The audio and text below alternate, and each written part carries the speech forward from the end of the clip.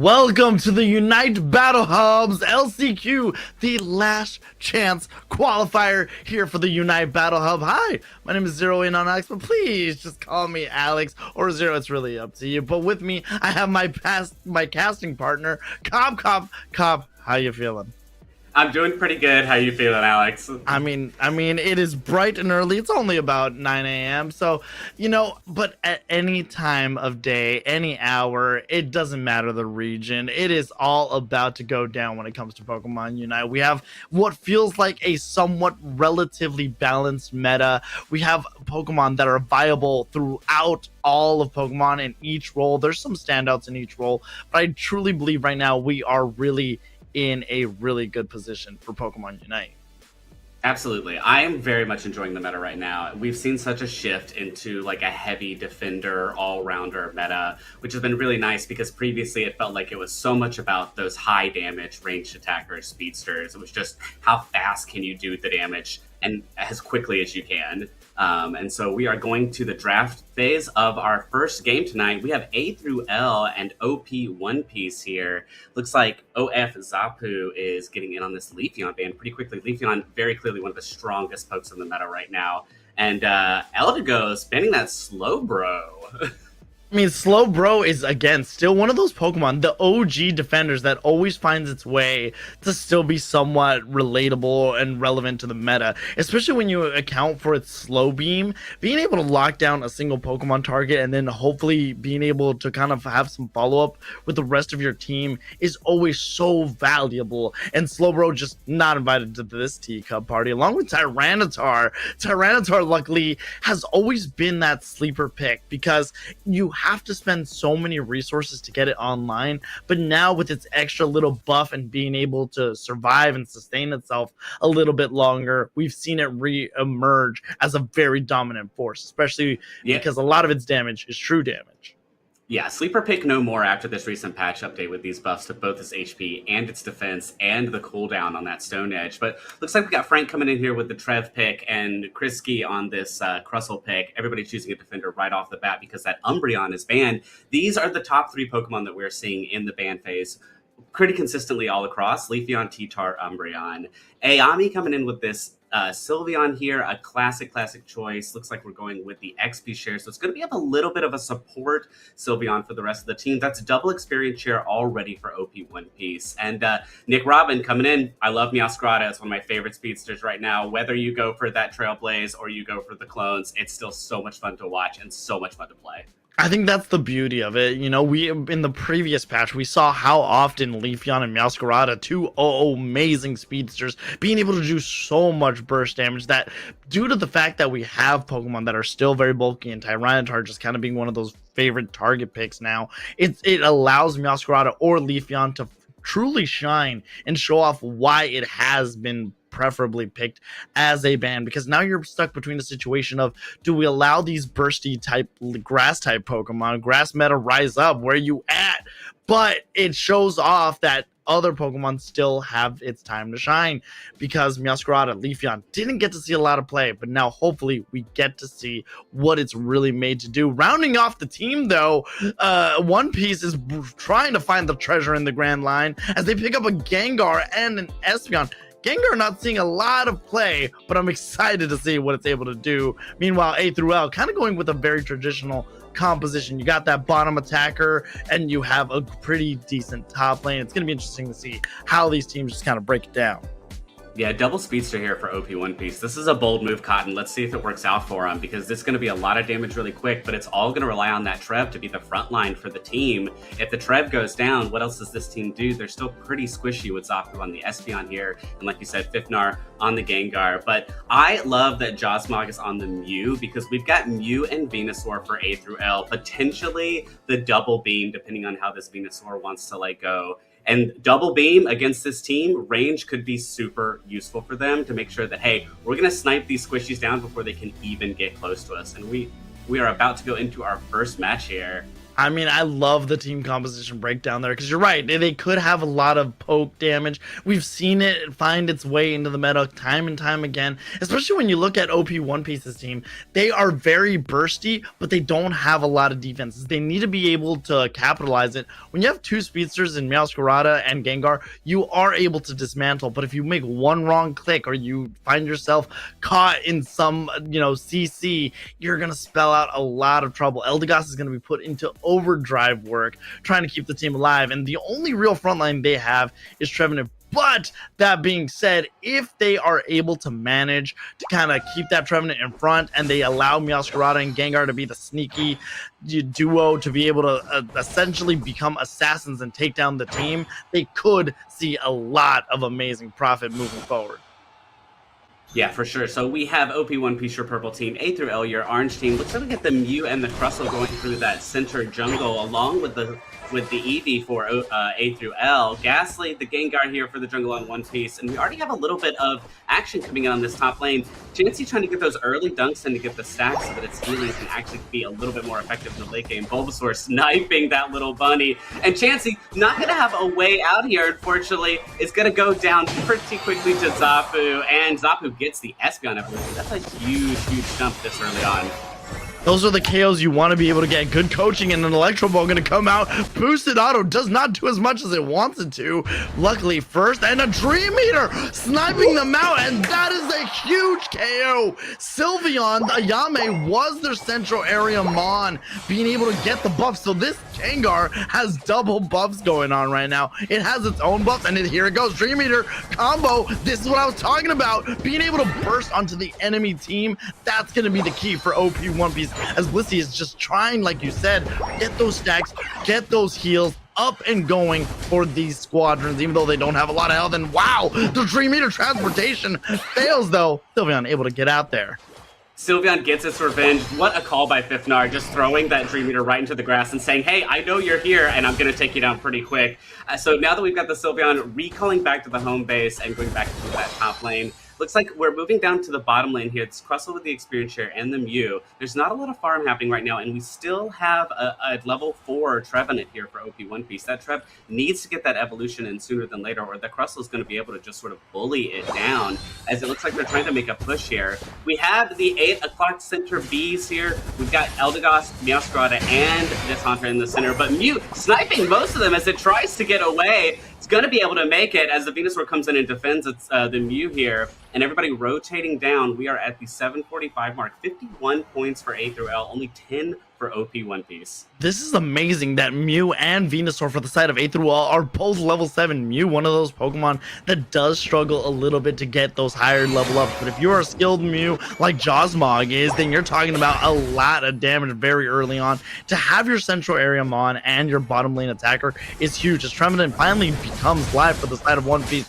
And here comes a big old cross damage there. Nobody wants to be able to fully commit. Meowscarada is already up. X-Scissor out of a Crustle can do a lot of CC, especially on a huge crowd. And then the follow-up when you have double poke, Solar Beam, Electro Ball, you end up profiting quite a bit. And now Blissey just kind of took up all the stored power. Here comes the Fairy Frolic, Mystical Mirage doing what it's meant to do, keep the team alive, and Crustle able to turn it around, and that seems almost like a full team wipe. That is 4 Mons down for the side of OP One Piece. Meowscarada is their last chance, but A through L able to secure, capture that Regirock, get some extra defense, and more importantly, it's Duncan time.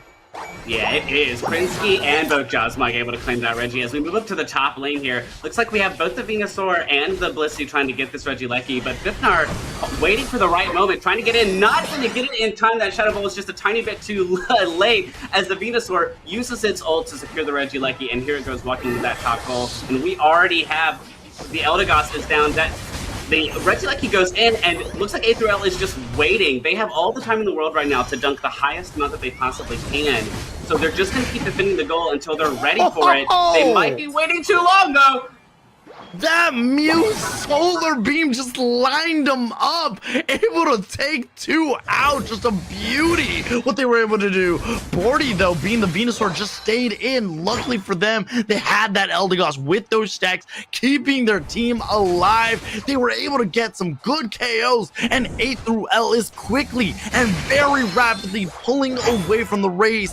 OP One Piece finally has their Gengar up, but that was still a Haunter at almost halfway through the game. Blissey throwing out a couple of egg bombs for Bordy, and Bordy has opted to decide to go a little bit more of a pedal dance. They are wanting to chase these speedsters down. That's what A through L needs right now. They need this Pedal Dance Venusaur because it is their front line right now. It is their bulk and their sustain to be able to keep the Mew in the back line, keep the Sylveon able to like get those back hits that it needs. And I was about to say the same thing. We had a Haunter so late that One Piece might be falling behind level-wise here, but A through L making a push on this second tier goal as all 4 members move in. Sylveon with that Mystical Fire, that Draining Kiss. Mew is the coaching trying to really give the team some help here. Electro Ball coming down from Mew, and the Unite from Meowscarada, but it goes down, not able to take a single member from A through L, as A through L still trying to find the poke. Are they going to get in, or are they going to have to retreat?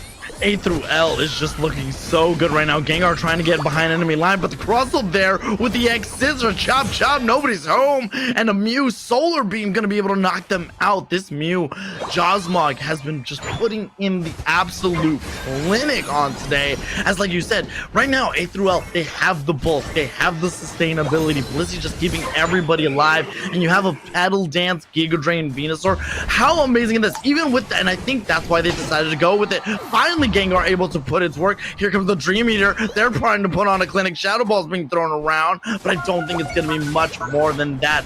Binu will be back in time for this, but right now, Meowscarada and Gengar trying to gain a little bit of leverage here as they are able to capture that Regieleki. And now their goal is to try to get into a tier 1 and hopefully try to get themselves closer into this match. Yeah, OP One Piece just trying to close one tier 1 goal here, taking down that Venusaur. Unite, Meowscarada coming in with the Unite, trying to get some clearance here. The Regieleki does go in. This is going to be huge for One Piece as they close that goal. 23 here for Trevenant, but still A through L 280 points to One Piece 93. It's still not enough as we are going into the 3-minute 25 mark, and right now One Piece has to find a way to catch back up here. We have a level 13 Sylveon, a level 13 Venusaur. OP One Piece just a little bit shy, just a little bit behind. But you know what? There's still a lot of farm on the map for One Piece. They got a lot of Indeedys in that top lane, so let's see what they do. One Piece needs to be able to quite literally find that treasure in the long lost sea here. They have to find the Grand Line, but this is what we talked about really in the draft phase. The burst composition that One Piece has is really, really good. If you're a team like A through L, you do not want to give up that very hefty lead you had. 93 to 280, still a big gap between the two, but like you said, with Indeedys having that much available to you, it can become very nasty very quickly. And if you're A through L, you do not want this team to be able to do what they do best. If they're able to isolate that Venusaur, you are taking out a lot. But I think for A through L, their biggest problem or thing that they're going to need to do to be able to secure a win is Ray is not their MO. They've scored a lot and they have a lot of bulk. They don't have all the rip in the world, but they could if need be. That being said, there seems to be a little bit of skirmish right before the big green dragon in the sky lands on Thea Sky Ruins. Espeon already dropping 10 seconds before the Ray here, and we have so many pokes already at like mid-health to low health. Venusaur, let's see, in the jungle here for A through L. I don't know if they're going to be able to make it out of this alive as the Gengar goes down. The Venusaur Unite just trying to survive. Eldegoss drops. Gengar dropped. That is 2 down for OP One Piece as the Ray is spawning. Trev trying to defend as Espen coming in with that Unite as well, just trying to push everyone back. Trev drops as well. That is 3 down for OP One Piece. A through L has the full team up, but they only have 1 Unite left in the Crustle. And while they do not need to take this Rayquaza, this might be the exact time to take it with 3 down for OP One Piece. The Meowscarada still here, still has Unite, could be the secure.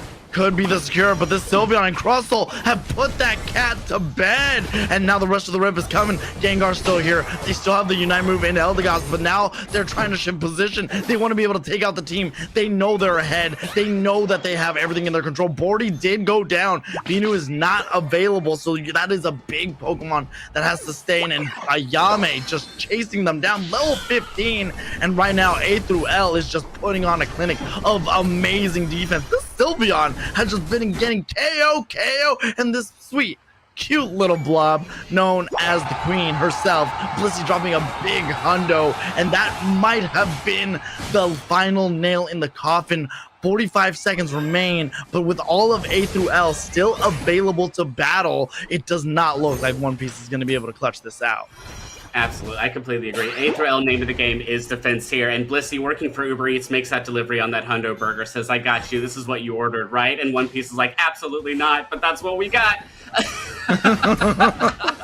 Gengar going down here for One Piece as well. They consistently are 3 pokes down. They cannot find the momentum to gather the entire team in time with only 16 seconds left on the clock. Looks like this is going to be it. 4 down for One Piece. Meowscarada responding, but again, not going to be enough as Trev drops to A through L. They succeeded in defending against this Ray, making a push for that top tier goal. Not going to matter here, but let's see if they can get any of these points. And Meowscarada not going to let them, and that is time. That is time, but I really want to see how much damage this Sylveon Ayame did, because it almost felt like each time we paid even a little bit of attention to them, they were getting 3 after 3. And it was Team Pink for the side of A through L, and 17 knockouts, 9 assists coming out from Ayame, 10 KOs from Jawsmog, and Bordy, while being a great kind of just wheel of damage, was not the Pokemon that got the most KOs, but 114k dropped by Ayame. You know, it felt like One Piece had a chance. They felt like they, especially when there was a bit of a turn when they had the Regieleki in the top path, but it just felt like here it comes the didn't fair matter as Mystical A2L was Mirage able to doing push what back. it's But even meant to looking do back, to keep the team early alive and on, Crustle. the way It they will were turn it able to around, and control that seems almost like a full tempo. team wipe. Reggie That is Rock 4 was the Mons big down. first capture, and they were able to Regieleki push goes out. in, And this is and where it looks like A through L Bordy is just is like waiting. They living have on a all the time prayer, in the world but the right rest now of to the dunk the squad highest use their goal that they body possibly to help can. Bordy get So out of they're just there. gonna keep Comes defending the back, goal until lines they're them ready up, for it. gets the They knockout. They and need Bordy this able Puddle to Dance plunge Venusaur because it in. is their front line right now. It is their bulk, and they're sustained to be able to keep the Mew in the back line, keep the Sylveon able to like get those back hits that it needs. Both those bottom objectives so late that One Piece might be falling behind level-wise here, but A through L making a push on the second tier goal as all 4 members move in. Sylveon with that Mystical Fire, that Draining Kiss, Mew is going to get in, or are they going to have to free? Give yourself A through L is just looking so good right now. Gengar trying to get behind enemy line, but the Crustle there with the X Scissor, chop chop, nobody's home, and a Mew Solar Beam gonna get him next time. Yeah, OP One Piece just trying to close one tier 1 exactly. goal. Taking down that Venusaur. Unite, Meowscarada coming in with the Unite, trying to get some clearance here. The Regieleki does go in. This is going to be huge for One Piece as they close that goal. Even just from top to bottom, I know Mew's not a very squishy, or is not very a tanky Pokemon, but due to the fact that you have Blissey being able to keep it alive, you have Venusaur who's this Tail Dance, Giga Drain, it can go into a big pit, survive on its own, but has Blissey, has some extra card tricks, might not be a Gekko, but they were able to do a lot with that. And Sylveon, again, could be the Secure, but the Sylveon and Crustle have put and the follow-up to bed, and now the rest of the Rev is coming. Gengar's still here. They still have the Unite move in Eldegoss, but now they're trying to shift position. They want to be able to take out the team. They know they're ahead. They know that they have everything in their control. Bordy did go down. Venus cannot find the momentum to gather the entire team in time with only 16 seconds left on the clock. Looks like this is especially when you're talking about the Mystical Mirage. I mean, Mew is able to escape any little bit of trouble, and we were able to see it. This is one of those times where I think, oh, One Piece needs to go back to the drawing board and say, hey, Gengar, I get it. It can be one of those niche fun picks, but especially when you're going up against a team like A through L who have shown themselves not only here at the Unite Battle Hub, but in UCS formats, it goes to show you that this is a team, a contender. We saw them in last month's Elite Tour, and we were able to see how well they play. So for right now, One Piece really needs to kind of tighten up their bootstraps, go back to the drawing board, and pick a little bit better of a team composition going forward, especially if A through L kind of keeps up their plan of having a little bit more of a bulkier composition. Yeah, I'm very interested to see how they're going to change up the team comp for this game too, for sure. The thing about Gengar is once you miss that Dream Eater, once you miss that first round Shadow Ball, you're just sort of waiting. You got to wait for those timers to circle back before you can re-engage. And that's the thing that makes Gengar so high risk, high reward. is that if you can land it, you can likely kill a poke, especially one of the back lines like that Mew, like that Sylveon pretty quick. But if you miss, you just sort of turn around and walk back and say, I'll come back at about, I don't know, 8 seconds. Like the cooldown, then you're right. It's very high risk because if you land the Dream Eater and the Shadow Ball combo, you're probably going to knock out a Pokemon, maybe 2, depending on who's within the vicinity. But if you miss, oh, well, I'm going to take my little top hat and I will mosey on out of here because I do not want to be part of the rest of this fight. I don't think that the rest of the composition was necessarily bad. I think Kapu on the Espeon was still very powerful. It's a good bot lane attacker. As we know, evolutions just kind of run the meta for the most part. They are able to do a lot. They have a decent early game and a even better late game. Eldegoss, still a solid supporter. Meowscarada, very good. Trevenant, I think for One Piece in that situation, they needed a little bit more bulk.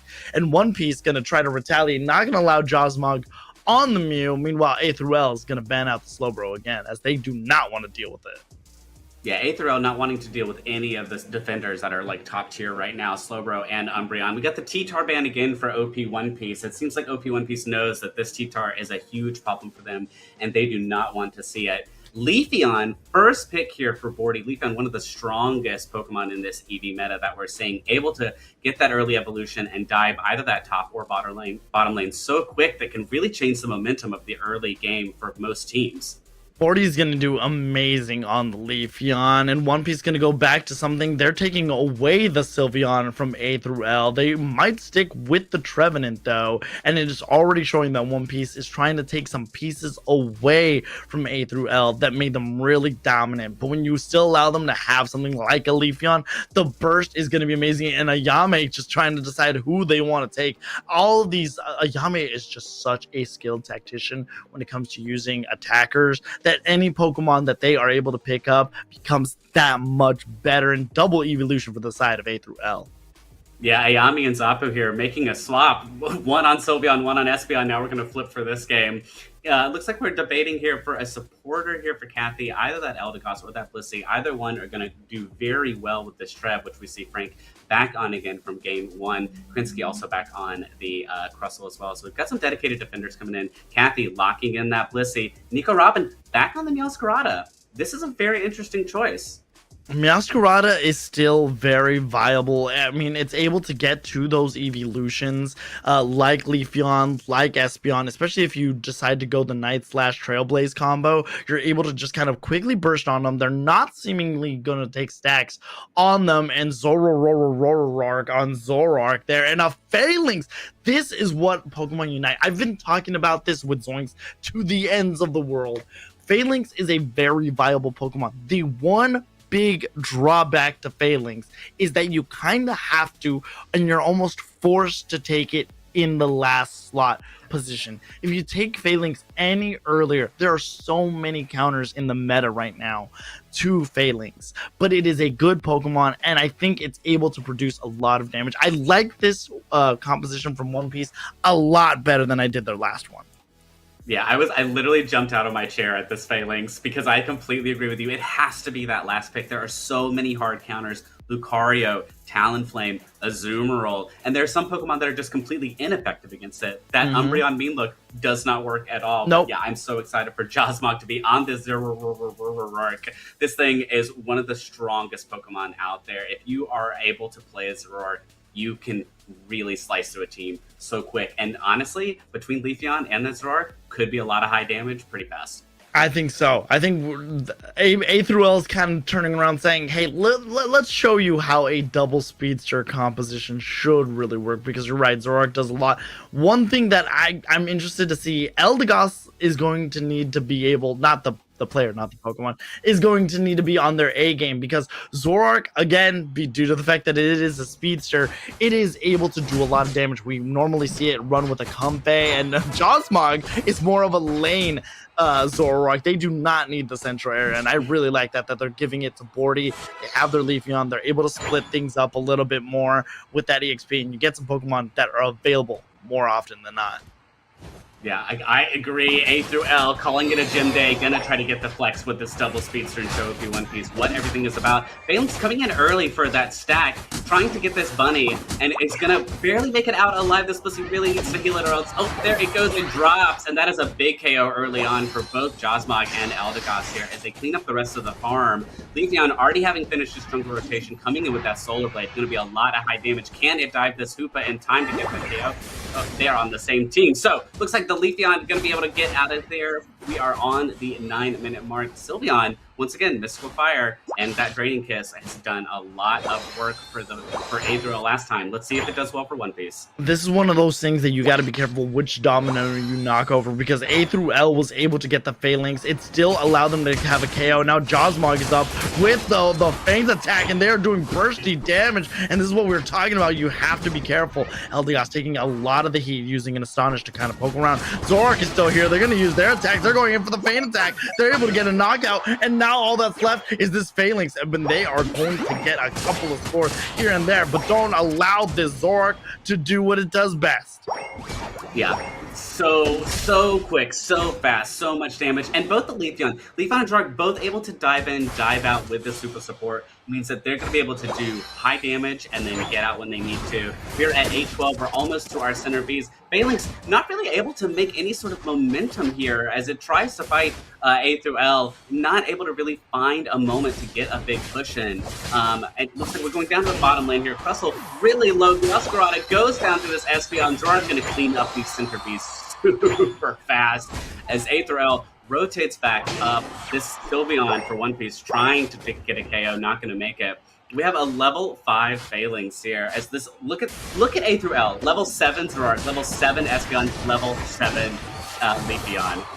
This is what A through L does. They gain their levels up. They do everything that they need to be to set themselves up, you know. And this Zora is looking so good, and they have their escape route as they have that. That is so amazing. I love that plan that they just did with Eldegoss, being able to just go in like that and have the escape route.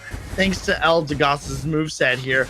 Again, a lot of people forget that you don't need to have the hyperspace hole to be able to travel through. Here they go, Emerald two-step. Put on your boots, because A through L is putting on a clinic. They're just pushing them out, and this poor little Eldegoss is moving around. But yeah, Phantom Force, it allows a team member attached to it to be able to transport back. We were able to see how deep Josmog was able to go and still have an escape route, and Bordy and Josmog right now are just running the show, the two speedster show. It's one of my favorite things to do is to put that Phantom Force onto a speedster like the Zorak, like the Leafeon. I love to put it on a Scyther. Any speedster that needs to dive in to be able to teleport out super fast, because you also get the heal with it. You can also gain the health back to be able to re-dive back in. And you don't see that a lot in solo queue. You only see it here in tournaments like this with coordinated play and talented players. Espeon Unite coming in here to try and push OP One Piece back. Looks like the Trev goes down, Phalanx goes down. The Sylveon might not have anything left. Hoopa getting the Reggie Icer on the side for A through L as they push this other bottom tier goal. And now A through L close both goals for OP One Piece. Masquerada, a sneaky little 40 here up at the top. As we see a big team fight coming into the bottom lane here. Is A through L going to continue to push this? Looks like they are. The only one left here is this Trev. They are really saying, hey, we own this map, One Piece. What are you going to do about it? They are asking for a response. They are the one who knocked. They are the danger. They fear absolutely nothing right now. And Trevenant became live very late into this game, 5 minutes, and they're only level 7. They don't even have their Unite move ready for them. And A through L just taking on the world. They might be going in. Hyperspace hole Unbound is here. They have an extra bit of damage, and here comes Zorak, zip zapping away. The phase attack using the illusion, get 2 KOs. This Phalanx is trying to take on the world, and they get knocked out. Masquerada trying to be the hero, and just like that, a triple for Josmog to take them down. A through L showing why they are a dominant force and should be not taken easily. That was an amazing team fight. Josmog really proving that they are quite skilled on the Zoroark for sure. As we have 8 seconds to the Regieleki spawn, A through L hopefully going to try and burn this down so they continue this aggression, continue this momentum to try and close that top tier goal potentially. Looks like Phalanx coming in here, trying to find an in on this Leafeon, dives in, gets some damage, but then Leafeon jumps back out, and Zoroark for Josmog already trying to take it in. There it goes. Regieleki burned pretty fast between Leafeon and Zoroark here. And now, are they going to continue to push this into the top tier goal, or are they going to rotate down? We have 10 seconds on a bottom, Reggie.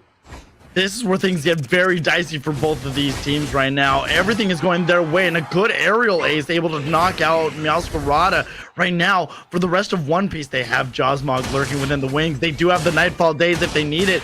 Big Unite move damage could come out at any given moment. Hoopa able to show up and save them, but bring them a little bit of a Salac Berry. They want this Regieleki to go in, but I don't think One Piece is going to allow that. Phase attack combo going in. Nightfall Days is still available. Nightfall Days is ignited, and there it goes. Regieleki finds its new home. Scores are going in. Come on and slam. Welcome to the Space Jam.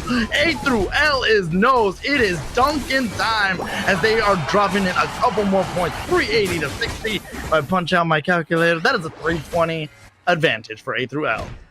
A through L losing 3 members here of their team to close that top goal, but you know what? It is going to be worth it. I was going to say, this is sort of like the moment where you either like win or lose here, pushing this Regieleki into the top tier, but it could work out for A through L in the long run, because now, if we get one more Regi spawn and they're able to push it into that home base, that's going to be lights out. That's going to be game. But here we are. No one is really on this bottom Regieleki as we still have team fights going back and forth. Leafeon needing to get out. That Phalanx trying to dive in, not going to make it. Gets pushed back by the Hoopa. Will the Phalanx be able to get out? Both teams diving back and forth. Zoroark taking down this Meowscarada, as it also is going to take on this. That's a 2 KO streak for Josmog on this Zoroark. Will he get the 3? Yes, he will! Jaws, Mog, and Bordy. A better combination in the world? I don't think so, because both of these are speedsters just going around, really showing, I think this is what One Piece was searching for. This was the One Piece treasure, but Meowscarada, Nico, Robin not going to try to let this Pokemon get away from them. That would have been a big KO, but Meowscarada now taking a lot of damage, using their Unite move, maybe a little bit prematurely, able to get absolutely no one, and 10 seconds left before Ray lands on the Thea Sky Ruins. But Zoroark and Espeon are down. This could be One Piece's chance to kind of go for a flip. This is it. This is such a great play by One Piece here. Even though that Meowscarada and that Phalanx use both the Unites to get that push, that Regieleki is now in that top goal. If they want to make a back cap, they totally can. As we have the Ray fight already having Hoopa dropping that Rings Unbound, as both teams trying to get Phalanx drops. Espeon gets the kill there, and it looks like we have... oh my goodness. The Trev Unite coming in. Is it going to be enough? There are 4 down on the side of One Piece with just Trev left. Trev trying to make a move here. It's not going to be enough, as there it is. The Zoroark takes down the Trev. Josmog, once again, being the MVP here. A through L, they do not need this Ray. All they need to do is defend. And so far, they have shown why they can defend. I mean, even Josmog was not even a part of this fight. One Piece has to be looking right now saying, man, we had our chance. The window of opportunity was there, but they were unable to capitalize on it. And now they're just trying to get their Unite moves. They will have enough time for another 1v1, but you have the Nightfall Days still available. Zoroark gonna go in. They know they have an escape route. They were unable to get out there using the illusion to dodge a lot of damage. Nightfall Days lands on 3 Pokemon, and their Trevenant's trying to stay on a prayer. Big Emerald 2-step coming out here, though. Bordy just trying to keep everybody nice and healthy.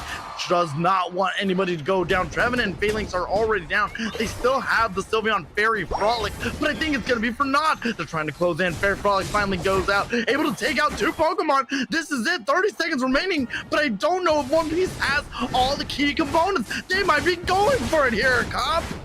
They need to go for it. 30 seconds is barely enough time to burn the Ray and get the dunks in, but they are going to be able to succeed. Only Josmog left on the Zoroark. Might go down here pretty quickly. Yes, it does. It is 4 down for A through L. Can OP One Piece get the dunks in time? We have 5 seconds left. Meowscarada, Hundo Burger, Sylveon, Hundo Burger. Can the Blissey get it in time? No! That has to be absolutely heart-wrenching, because if those 100 points matter as we go to the drawing board, it wouldn't have mattered. But it's one of those things where it was just so exciting to see. How amazing would it have been if that hundo drop right there would have been enough? But unfortunately, it would have been a little bit short, about 83 points short. So unfortunate for One Piece. They are getting knocked out on this round with A through L. This is so absolutely unfortunate. But I mean, A through L, Jaws, Mog, and Bordy, they were the stars. In game one, you had Ayame showing off why they were the king of attackers with the Sylveon. But this time around, it was all A through L. Absolutely. OP One Piece, a valiant effort here, as that rally was so well done on their side. But again, it just comes down to time. If they had even just 5 more seconds, they could have gotten a few more of those 100 points in and really secured the win. But you know what? They didn't have it, and that's where we're at. Again, this is a single elimination tournament, so OP One Piece is going to be out of this bracket. As we watch these replays coming in, with Josmog just getting all of these KOs. If we're at the Space Jam, Josmog, Michael Jordan, Bordy here, Charles Barkley, the A-team. I love that. I love that so much. And they were them. Bordy was just so good. And Josmog was never afraid to go in. Even when they knew the odds were stacked against them, that Nightfall days, to allow that Regia Lecky to go in. What an amazing squad. We have seen A through L just absolutely dominate. I like that One Piece had a little bit more of a fight and heart in game 2, but it just was not enough for them. And just the chase was always on of One Piece trying to chase down A through L. Yeah, but you know what? I call it scrappy. OP One Piece felt so scrappy in this game in such a good way. And I think their team comp was so much better this time around with that Trev, with that Phalanx, able to have a little bit more bulk and a little bit more damage. But A through L, knowing how to respond and saying, you know what, we've got this. These 2 pokes we are solid on. And clearly that worked for them, as they are going to be moving forward in our bracket. That is an amazing job, A through L. Honestly, they should be proud of themselves, and so should One Piece. I know One Piece is thinking to themselves, man, this is what we could have been, because they tried to bring a double speedster comp in game 1, and it just did not really work out for them. Overall, though, I think One Piece, like you said, I think you kind of called it best. They were very scrappy. They were able to stay alive a little bit longer. They took some pieces away from A through L as we saw them ban out the Mew. But overall, A through L, Josmog, just amazing work on the Zorak, and Bordy was always there to support them with the Leafeon. That being said, we're going to be moving on in our bracket, so don't go anywhere. We're going to take a quick timeout as we let these teams move on once again, and we will come back with some more here at the Unite Battle Hub final qualifiers. This is your last chance qualifiers here on the Unite Battle Hub.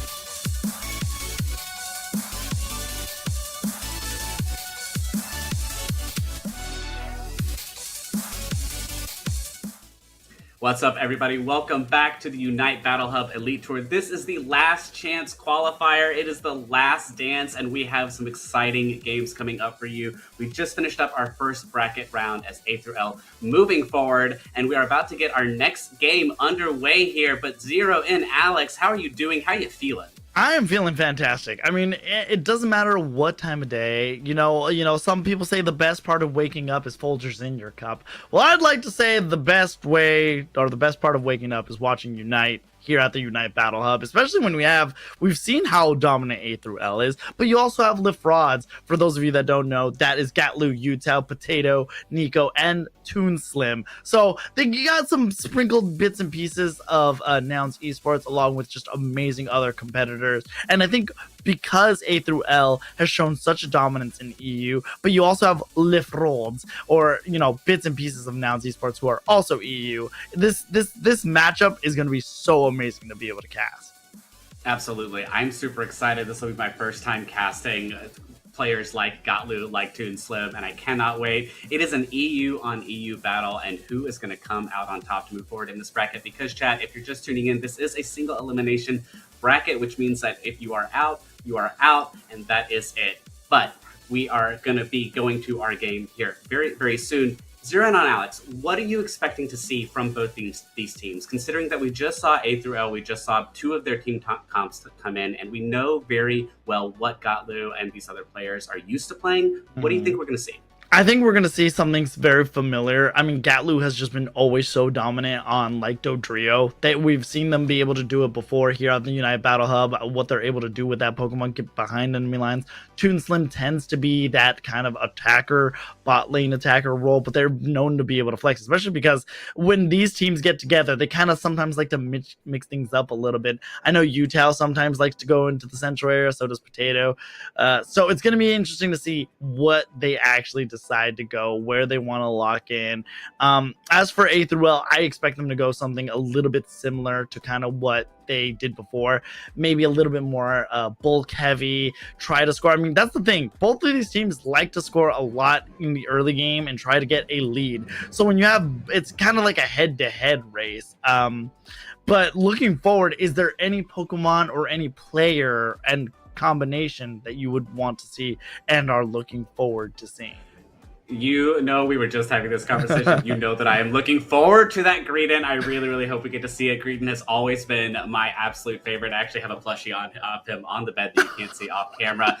I love that squirrel so much because its job is to annoy. It is a defender, and it does have built-in healing, and it does have a high damage output, especially with those buffs recently to Bullet Sleeve. But really, what's best about a Pokemon like that is it's just there to bully. It's there to get in the way, be a nuisance, cause a distraction, and I absolutely love that kind of gameplay. Oh, me too. It's so good. Like, I mean, don't get me wrong, when Green came out, I was not a fan of it, but I understand its role and what it was able to add to the game. I don't have to necessarily like a Pokemon to fully understand what it adds to the game. I know when Dodrio first originally was coming out, people were like, of all cool Pokemon, you chose to choose Dodrio, but look what Dodrio was able to bring to the game. This speedster, this Pokemon that could score a lot. I talk about this a lot where, like, in the end game, the only two Pokemon I genuinely trust to backcap at any point in time are like Sableye and Dodrio, because they have that mobility, that sneakiness. They're able to do a lot for a squad. That being said, both of these teams have shown why they are here. Again, this is their last chance qualifier to get to the Elite Tour at the end. That way they can win that sweet cash prize money for the month of May.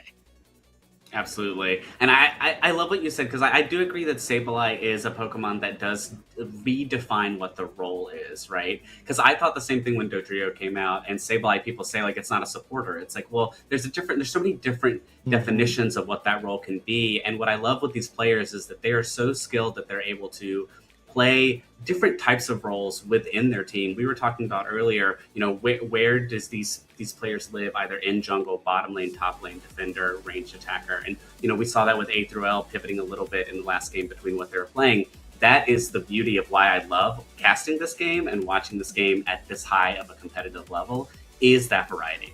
Exactly. Variety is the name of the game here, and you're right. These Pokemon redefine something. When Hoopa came out, this was now a redefinition of what a support meant. Could it heal by sending them back? Yes, but more importantly, you can now transition an entire team. Even though Greedent is a defender, they have a lot of bulk and they are a nuisance. They whittle away at a team. Sableye, they support the team by distraction. They confuse. They do a lot of things to the enemy team. But I'm excited to see where they go from this. Already, we see Gatlu and the side of LaFraud's going to be banning out the Umbreon top tier defender. They don't want to have to deal with it. And we have Tonslim over there. Toon Slim is Tonslim. I love the amount of variations I've seen with Toon Slim and Tonslim and all of them above is absolutely outstanding. But on the side of A through L, they do not. Very interesting pick in the Phalanx and Slowbro, while two evolutions are banned from LaFraud's. Titar's available, Leafeon's available, and so is Meowscarada. Yeah, this is pretty interesting here. The Slowbro brand we also saw in the previous match, A through L, really not wanting the Slowbro on the board. But yeah, clearly Gottlieb says, well, if you're not going to ban the Leafeon, it's going to be my first pick for sure, as it should be. Leafeon and Titar, two of the strongest Pokemon right now in the meta. And we have the Trev pick over here, confirmed for Krinsky. Krinsky we've seen play the Trev before. Krinsky's also been on the Crustle as well. Ayami choosing this Mew for sure. Ayami always playing this ranged attacker. We've seen Ayami on Espeon. We've seen Ayami do Sylveon. And now we're going to see some Mew. But Toonslim coming in here, confirming that Hoopa, a solid choice, as well as Potato on the Titar. This is where things start getting a little bit scary. This is where you allow LaFrauds to run away with some very powerful Pokemon. But A through L are going to try to counteract. They have the Trevenant. Like you said, Ayami has been that bottom lane attacker.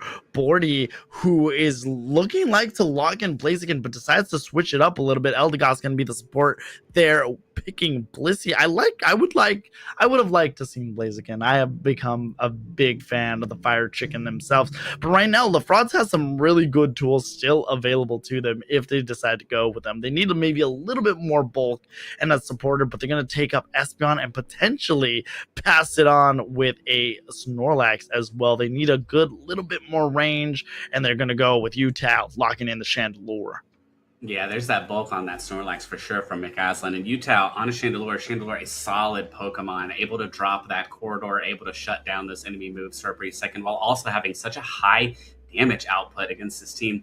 Bordy on this Caesar or Scyther, not really sure yet. Razor Claw with the Energy Amp. And the attack weight, those it can go either way there for Caesar or Scyther. So excited to see which one Bordy ends up going with. And Josmog on the Gardevoir. And previously, we've seen Josmog play that Zerark, a lot of melee, high damage, but now taking that ranged attacker role. Let's see how this works out. Got the Curse Instance as well there. Good, solid strategy. I really like this setup here, the way they have this going right now. I love the fact that if they decide to go Scyther, you have extra burst. And Josmog, we've seen what they've been able to do with a good amount of range. And Gardevoir is one of the best, especially when you get that fairy singularity down.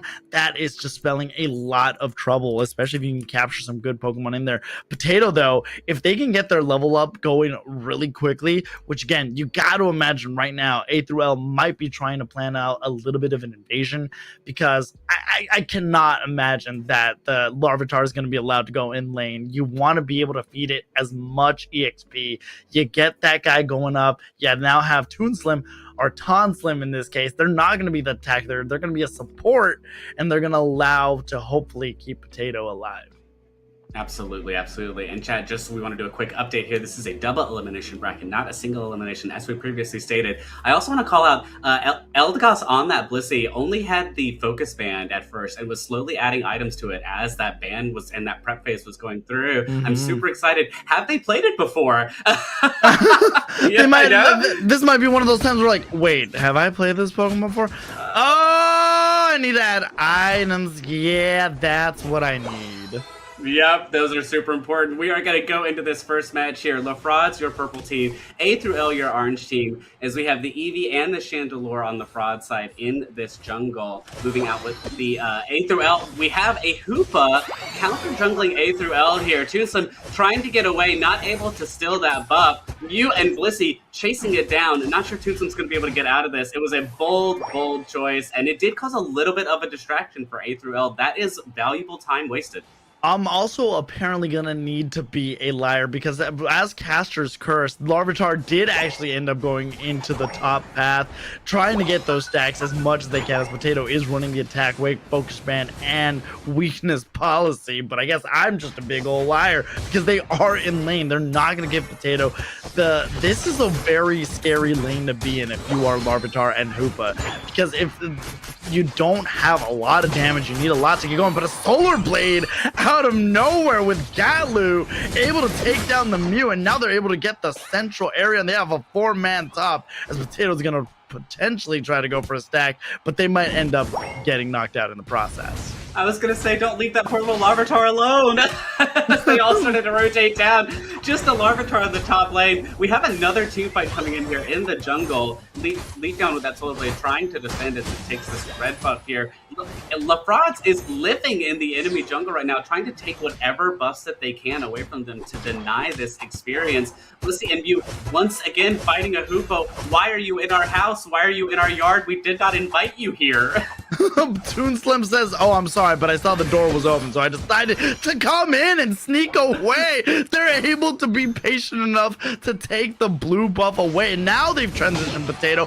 Big flamethrower coming out of Utah, though. The flamethrower is going to be really good to be able to chunk in against these Pokemon, against Blissey, against Mew, against Trevenant, and that's why they decided to go opt for it a little bit more. Utah quickly approaching level 7, and Pupitar and a good KO Gatlu knocking out 40. Good on Gatlu to be able to dodge around, and thank goodness that these Mew boosted autos are not doing what they used to. No, they are not. The reduction to damage on the boosted auto really hurt Mew. Everything else about it is still so viable, but like the damage output was so high on those boosted autos. We've got the V spawning down here at 720. Looks like this Pupitar is going to go down. Can it get out in time? Yes, it can. Snorlax's doing a great job defending its teammates as well, as we are very close to the Chandelure and the Pupitar. Shandy, level 6 right now, still has a little bit of ways to go. LaFraud's needs both the T-Tar and the Chandelure at their full evo in order to be able to make any sort of momentum. The scores super even right now, 22-13. Not big, heavy scores done around, but Registeel is going to be a viable commodity here. Mew's trying to set themselves up, though. Solar Beam absolutely whiffed, and the Trevenant is the Pokemon who's able to do it. Gatlu had the Solar Blade Emerald 2-step. It's time to go to the dance. They're trying to take one. They're trying to take two parties to the dance. The amazing Shedinja Dawn, the patience of Gatlu. Gatlu is upset. They wanted the Registeel, and they were unable to get it. This might be a 3 KO for Gatlu and the rest of the squad. They're moving in. They're trying to convert, but they have a Trevenant in the way. Crimskill does not want to allow these points to go in, but the Yawn heavy slam combo is able to do it, but you have Trevenant still trying to stay alive, but now you have Josmog able to make it back. Gatlu able to get one more KO, and the Mew able to knock out Toonslim as they try to escape. Josmog got there just in time to defend that goal for sure. As we move on up to this top Regieleki, Bordy on the Scyther, and no one here right now might be able to claim this Regieleki by themselves if they're able to get it. Taking the center bees here, Gatlu giving a quick Solar Blade to get it, and yes, confirmed Bordy does get that top Regieleki as it pushes into the top goal here against LaFraud. Will they be able to get it in, or will this T-Tar be able to defend it? We got a Sand Tomb T-Tar, which is very much on meta right now. Sand Tomb and Stone Age, solid choices. Guardian Unite coming in, takes the T-Tar down, and it is exactly enough what they need to get this Regieleki into this top goal. Now, what points are we going to dunk? They are trying to decide who to give it to. They're going to potentially give it to Bordy. They're going to try to wait every last second, though. Bordy going to be able to get another extra stack if they don't already have them. Gatlu, though, trying to take down Bordy. Bordy's in a little bit of trouble. Eject button to get the Solar Blade, and you're able to get the knockout. I kind of like this little transition. We used to see Leaf Blade so often, but now Aerial Ace, a move that can both work with Solar Blade and Razor Leaf, has worked out really well for Leafeon, being able to reposition themselves to land that solar blade. And Gatlu using the eject button and the aerial ace kind of confused dodge and weave to land the solar blade as the bottom lane Reggie is spawning. But it does look like T-Tar is just right now getting as much farm as they can. ToonSlim does have the Unite move if they need to be able to converge on here, as the rest of LaFraud seems to be trying to converge onto the top path. Yeah, this is such a great play by LaFrauds. We're going to try and push this top goal here.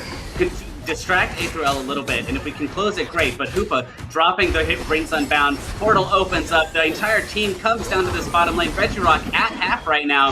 Gardevoir 2 KO streak, dropping the T-Tar and the Snorlax 3 KO streak. That is 3 down for LaFrauds. That Rings Unbound not able to secure this Regirock in time as it leashes back, goes back to full health. And we have Jawsmog just trying to poke, trying to find an in. Gatlu coming in once again. The Shedinja doll from the Jawsmog able to get away. And Shandy is back as well.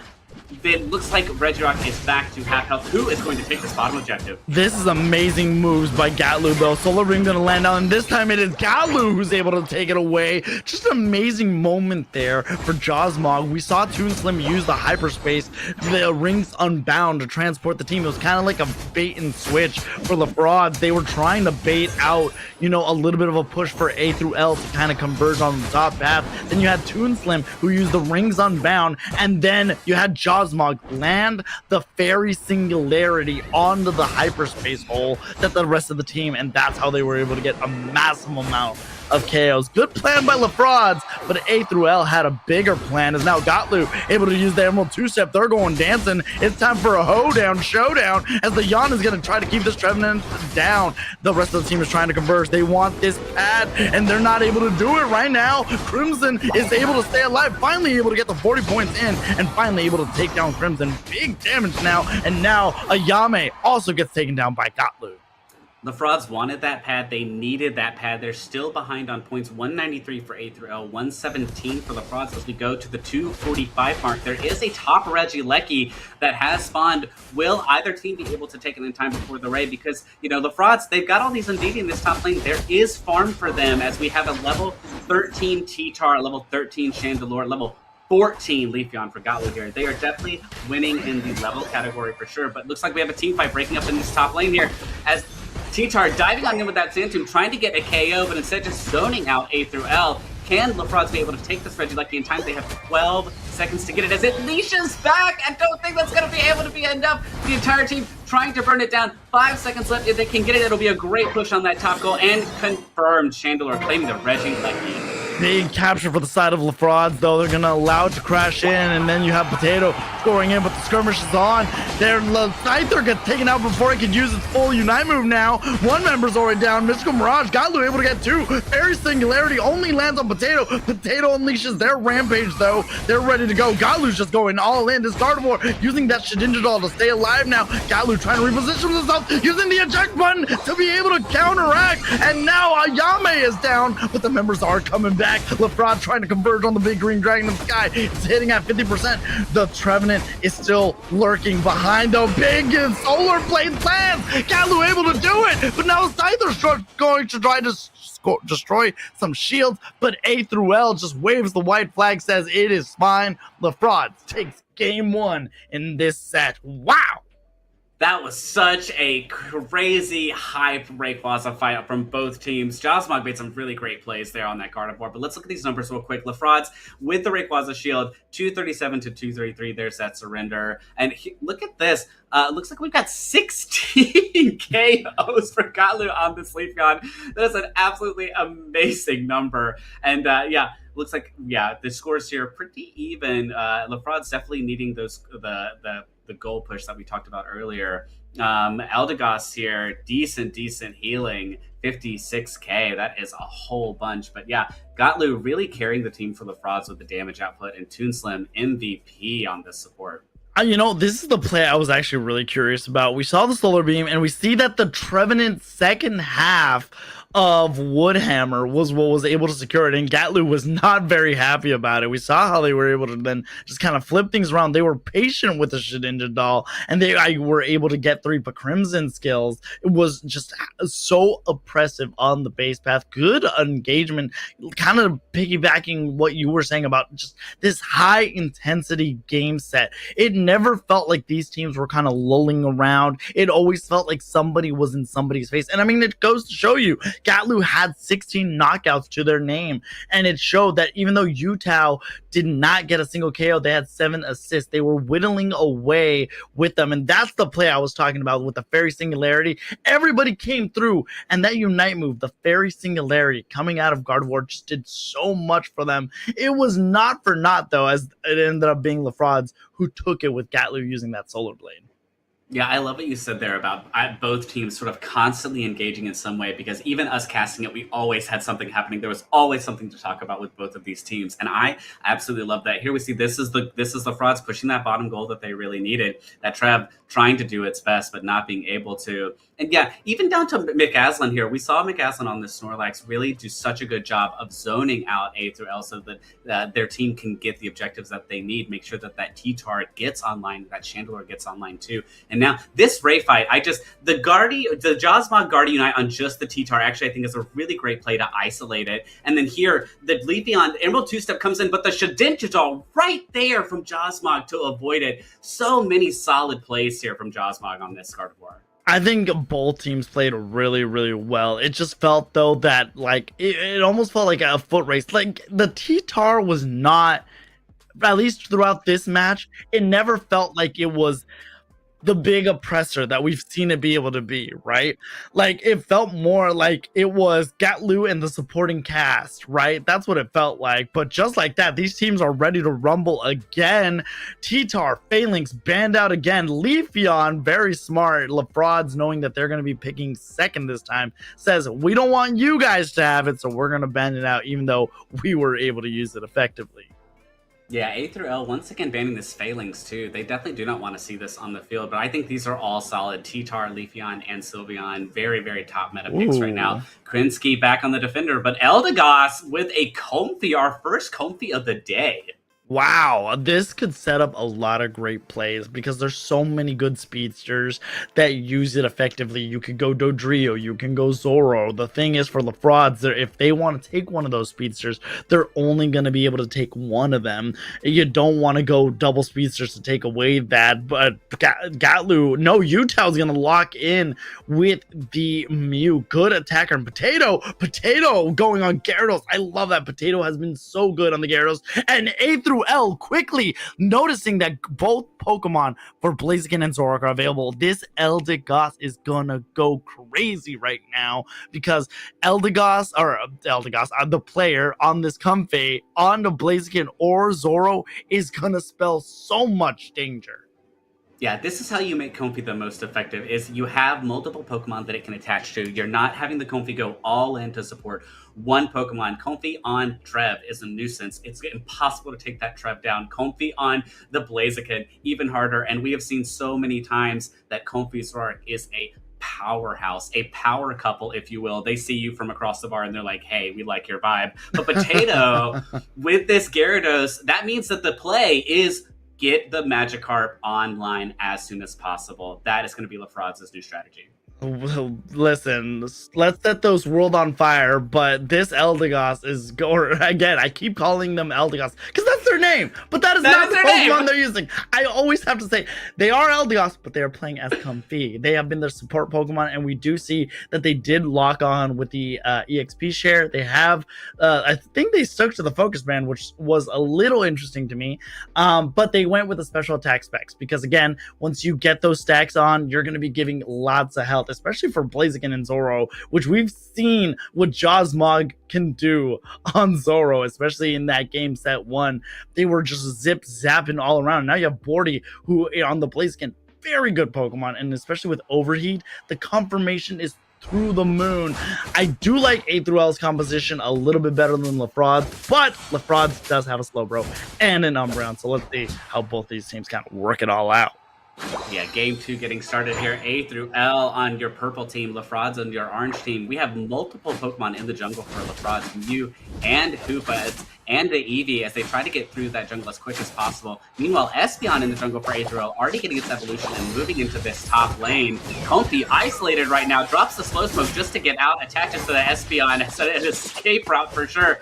I don't know if Espeon's going to be able to get any sort of KO in, as it does make a push against this Mew. Is it going to be able to take it down? It does. Oh no, Mew actually coaches up to the Magikarp, gets out just in time. See, that is what a coach does. They stay in the game and they know what to do. But they clutch moment for Utah to be able to escape any KOs is really good, because this does allow A through L to kind of slow down a little bit. We saw it before, where if they're able to get a good flank early on, they get their Zoroark, they get a good Pokemon available to do a lot, and that's really good that they were able to slow them down. Toonslam has made their way up top though. Uptown Funk you up. The Combustion is live, but they do get trapped by the Mean Look. They're trying to convert onto Bordy. Bordy is luckily able to get out of there in this 4-man push by Lafrod's, unable to do so. Potato in a little bit of danger. They get knocked out, but this also does lock down Ayame. Ayame trying to stay alive, and this Hoopa unable to do so, or the Comfey unable to keep them alive.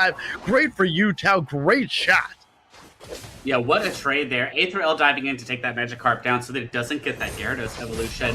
And then Lafrod's responding back saying, well, if you take our Magikarp, we'll take your Espeon. This Mean Look Umbreon is going to be so useful for Lafrod's, able to isolate Pokemon as they need to take them down. And we have a Gyarados online in the jungle, but that's Zoroark dropping.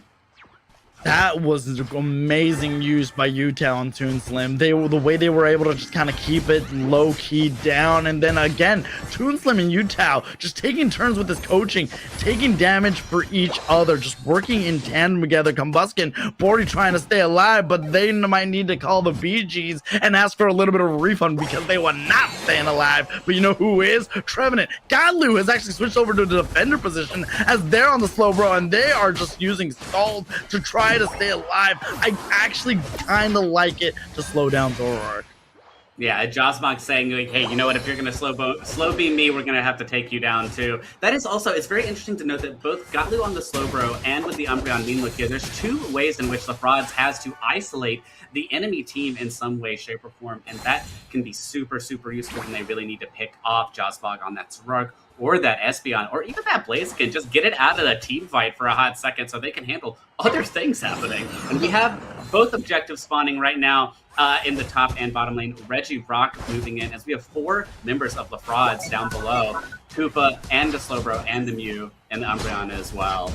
Teams are setting themselves up. They want to be able to get this buff. Lafrod's could really use it, but now they're seeing that they're trying to rip it. Big damage catching out here. Espeon, though, and this Regirock is living on 25%. Nobody seems to be wanting to make that final push. Big KO on Espeon, though, and Trevenant is still able to take it for their team. Everybody was surrounding them, unable to do so. Lafrod's, though, taking this opportunity.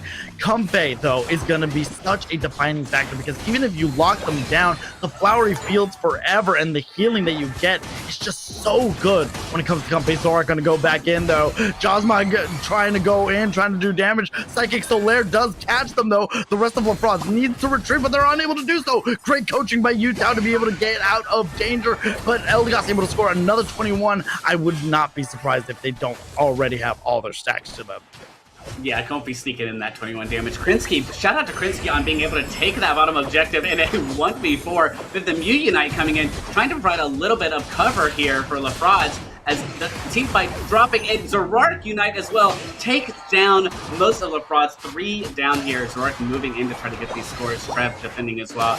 There it is. We've seen this before. The trick, and there it is. Zoroark closes 28 points. So we have 99 for Azrael, 14 for Lafrod's, and Gyarados, big old 40 in that top lane. They're trying to get their stacks. They know they need to be a viable piece in this puzzle because you don't want to get them out of the big slow beam, but Flowery Fields forever allows Zoroark to stay alive. And I talked about this. Yeah, you can lock it down, but the Comfey having those big heals along with their Unite move, Flowery Fields forever, quite literally, who needs Strawberry Fields forever when you have the Flowery Fields to be able to keep you alive? And now Bordy is a Blaziken, big confirmation tools and combat to be able to stay alive, slow down. Big bounce coming out though. Potato's trying to go 1v1. They use their Unite move, trying to chase down Bordy. Bordy though able to go back in, and now Zorak coming out of nowhere using their moves. Moonlight Prance does finally land, but Zorak does not care. What's up, Danger? They are answering that call. Rips the Umbreon so quickly and dives right back in here. Is it going to get, yes, another KO on the hoop, but Gyarados also goes down to the Blaziken here from Bordy. Mew Unite coming in as well, trying to cover this goal and the team, but it looks like A through L going to be able to take this Regieleki so fast. We have seen so much damage from both Josmog and Bordy, and that is the dynamic duo for sure. The Batman and Robin of A through L, able to really burn through opponents so fast. And Hoopa dropping the rings unbound, but goes down pretty quickly to Bordy on this Blaziken. Can A through L get this Regieleki in? This is an amazing job overall here. The tides are turning. LaFrauds is going down very quickly though, but they're able to take down the enemy team. They're not going to allow this Regieleki to go in. Great job by defense of LaFrauds. But man, A through L really gaining a lot of momentum here as Josmog and Comfey over here, Eldegoss, they have been working really well together, and they're able to get Bordy. Bordy's down now, and now they're trying to converge. They have Krinsky though on the defense side of things using their Unite move to stay alive, and they get taken out by Utah. Quick Math will tell you they're just trying to break at this point. They did not care about the overcap. They just want it gone. That way this hopefully final Regieleki can be a little bit more promising, and more so they control the top path. Josmog able to get the Regi. Rock defense are up. Both of these teams, looking at the game state right now, both have an even amount of levels all around, but both of these teams have just been going non-stop, and if you give Josmog the opportunity, they will punish you. Yeah, absolutely. LaFrauds saying, ain't nobody got time for that. We're just going to close this goal as best we can. Meanwhile, Aetherl taking a retreat here as the Potato coming in with that big Unite, takes down the Espeon, dives onto the Zoroark as well. There's that Comfey Unite coming in to protect Josmog here on this Zoroark, but no, Trev goes down to the Mew. LaFraud's able to push up against this goal. This might be the overdunk they were looking for in that top goal. 11 here for Slowbro, and they are now 206 to 103, almost exactly double the amount of A through L. Umbreon in a fight with this Blaziken up top goes down pretty quick with Gyarados diving back in. Meanlook being able to isolate that Blaziken just in time for Potato to rip through it. Can the Blaziken escape? No, it's not. That Dragon Breath going to take it down. We are at the 2-minute, 10-second mark. We are about to spawn our Ray as both teams trying to get what farm they can while they can. The Blaziken's gonna come back just in time. 3 seconds remaining, but nobody's gonna make that move. Everybody just wants to wait their time. LaFrauds has to imagine they're at least a little bit in the lead, but with only 103 points kind of differentiating the two, nobody wants to fully commit, especially because they know that that's slowing. You have to throw everything onto the Zoroark. Zoroark is public enemy #1, and they know this. Josmog and Bordy, though, the dynamic duo sticking together, though. Now they're trying to convince them, though, that now they're up at top. They're going to find a little bit of danger. Bordy going with the overheat. They're trying to catch him, and this slow beam finally does catch him. Do they have enough to follow up? They take down Zoroark. Zoroark's down for 24 seconds. The Eldegoss gets locked down. That's a big give, and they're able to latch onto Blaziken. Blaziken's their last hope, but they're trying to take down Blaziken. Blaziken not going to be able to get very far. They're able to lock it down. The rest of LaFraud's trying to do a little bit of follow-up here, trying to converge onto somebody. They take down Espeon, but Blaziken is still alive. That is a big confirmation tool, but they have just been notified that LaFraud's is in the lead. Yes, they are indeed in the lead. Zoroark has already respawned. That 20-second timer. It went through pretty fast. Blaziken and Zoroark trying to force the engage up top, which they did, but now we have a Gyarados. Sneaky Hundo Burger in that back cap might be enough to put LaFraud's definitely in the lead here as the Hoopa drops the ring unbound, saying, hey, Hundo Burger in, everybody reconverge. We've got a team fight happening in the center lane here. Comfey drops with that 25-second timer. Mew is down as well on the fraud side with the 30-second timer. Each team having lost one. Trev drops as well, and Zoroark. That is 3 down for A through L with Espeon getting pretty low. But the thing is, LaFraud does not need this Ray, and they know it. And there it is, the white flag. A through L, unfortunately, realizing that time was not on their side, and they knew once Comfy and Zoro were down, they just do not have the rib potential. They wave the white flag and say, hey, you know, we might not be able to beat you here. Maybe we can make a run back in loser's side of things right now. But man, just a great job by LaFrauds and A through L. A through L, though, just really was, you know, kind of on the heels of LaFrauds, but they were able to pull through, and Utah put on up numbers for that Mew.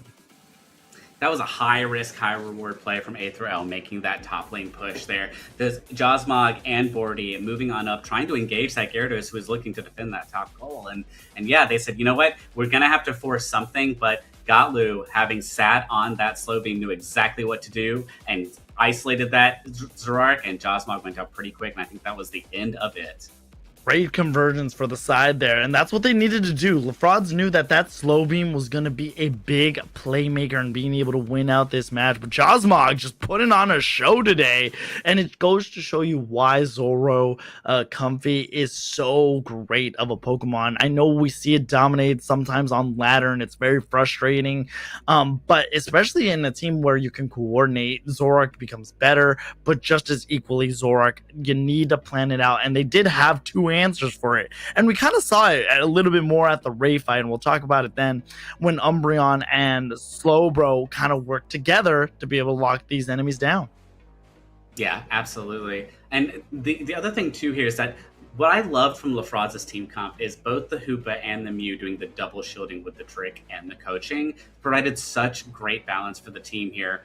And yeah, that's the thing about Zoroark Comfy is it has to be priority number one in every team fight, or else it's just going to shred through as fast as possible. But yeah, we see A through L here having to retreat as LaFrauds pushes this goal, and this is where it starts to shift momentum.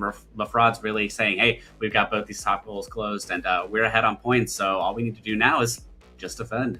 Yeah, no, they did an amazing job being able to lock them down, and unfortunately, A through L, they might be down, but they're definitely not out, as they're going to be heading on down to loser's side of things. But amazing job by both of these teams to show off. There were moments where I thought, I don't know, I did like the composition of A through L a little bit more, but in the end, LaFrauds was able to counter it. When you look at it, their whole team composition, Umbreon, Slowbro, with that combination, they were just trying to outbulk because they knew Josmog and Eldegoss, which again was the Comfy, not an actual Eldegoss, was trying to keep them afloat. But overall, just, I mean, I don't know how else to say it, Cup, but talk about high action. Yeah, high action. My heart is racing, honey. But like, that's the thing about these bans. You can't ban everything, you know. Mm-hmm. And A through L banning that Slowbro every time because they knew if we give it to Gotlu, it's not going to be great. But we can't ban Slowbro and Umbreon and T-Tar and Leaf. We can't just do all of it. So you have to sort of pick and choose what is the priority. And sometimes the match can be decided in that prep phase and that ban phase. And giving Gotlu the Slowbro really changed the way that game played out. But yeah, I cannot wait to take a breather here from those matches. They were such a high octane, high energy, and it looks like we are going to be getting ready for our next round of matches here soon, as the rest of the teams are finishing up the bracket. Yeah, absolutely. So do not go anywhere. This is the Unite Battle Hub. This is the last chance qualifier. So stick around. We will be shortly back, and before you know it, we will have more Pokemon Unite action.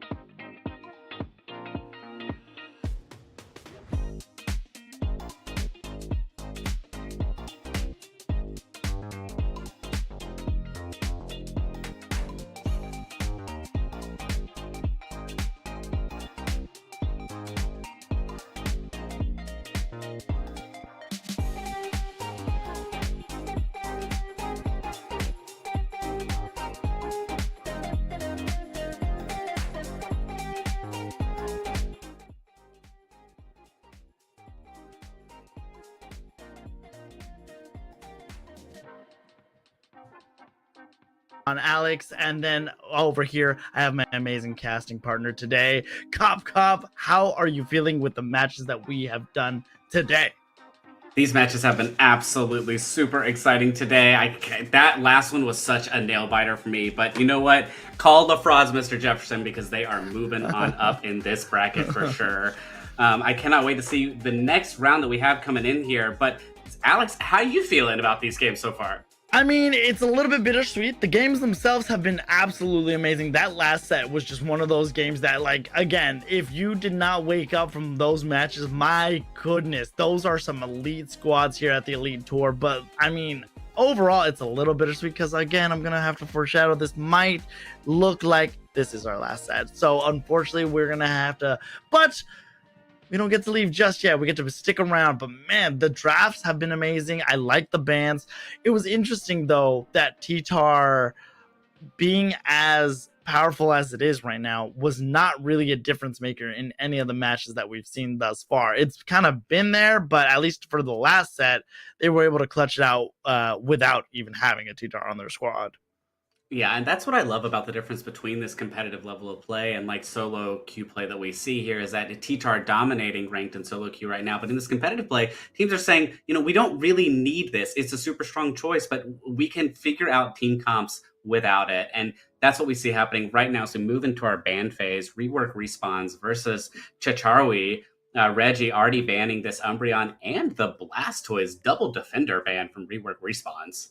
Interesting to see that Blastoise just kind of hasn't been even picked up. I mean, it's still a great Pokemon, but double defender there, I didn't even think about Blastoise being banned out, and then Zoroark and Tyranitar being banned out. But this does leave Leafeon, I would arguably say, one of the best Pokemon in the game right now. Yes, you can counter it. Yes, you can slow it down. It's not, you know, absolutely unbeatable, but I do understand that you want to be able to pick that up. And then this is a very classic composition from both of these teams as rework respawns. Just quickly going through this draft with Chichari, who, again, double evolution, really good composition. I do like that build on Sylveon, that it has gotten a little bit more popular. You can do some damage and your sustain is just out of this world if they decide to stick with it. And Dodrio being the last Pokemon being picked up, and without even second guessing, Scyther Scizor being the last pick for the side of Chicharwi.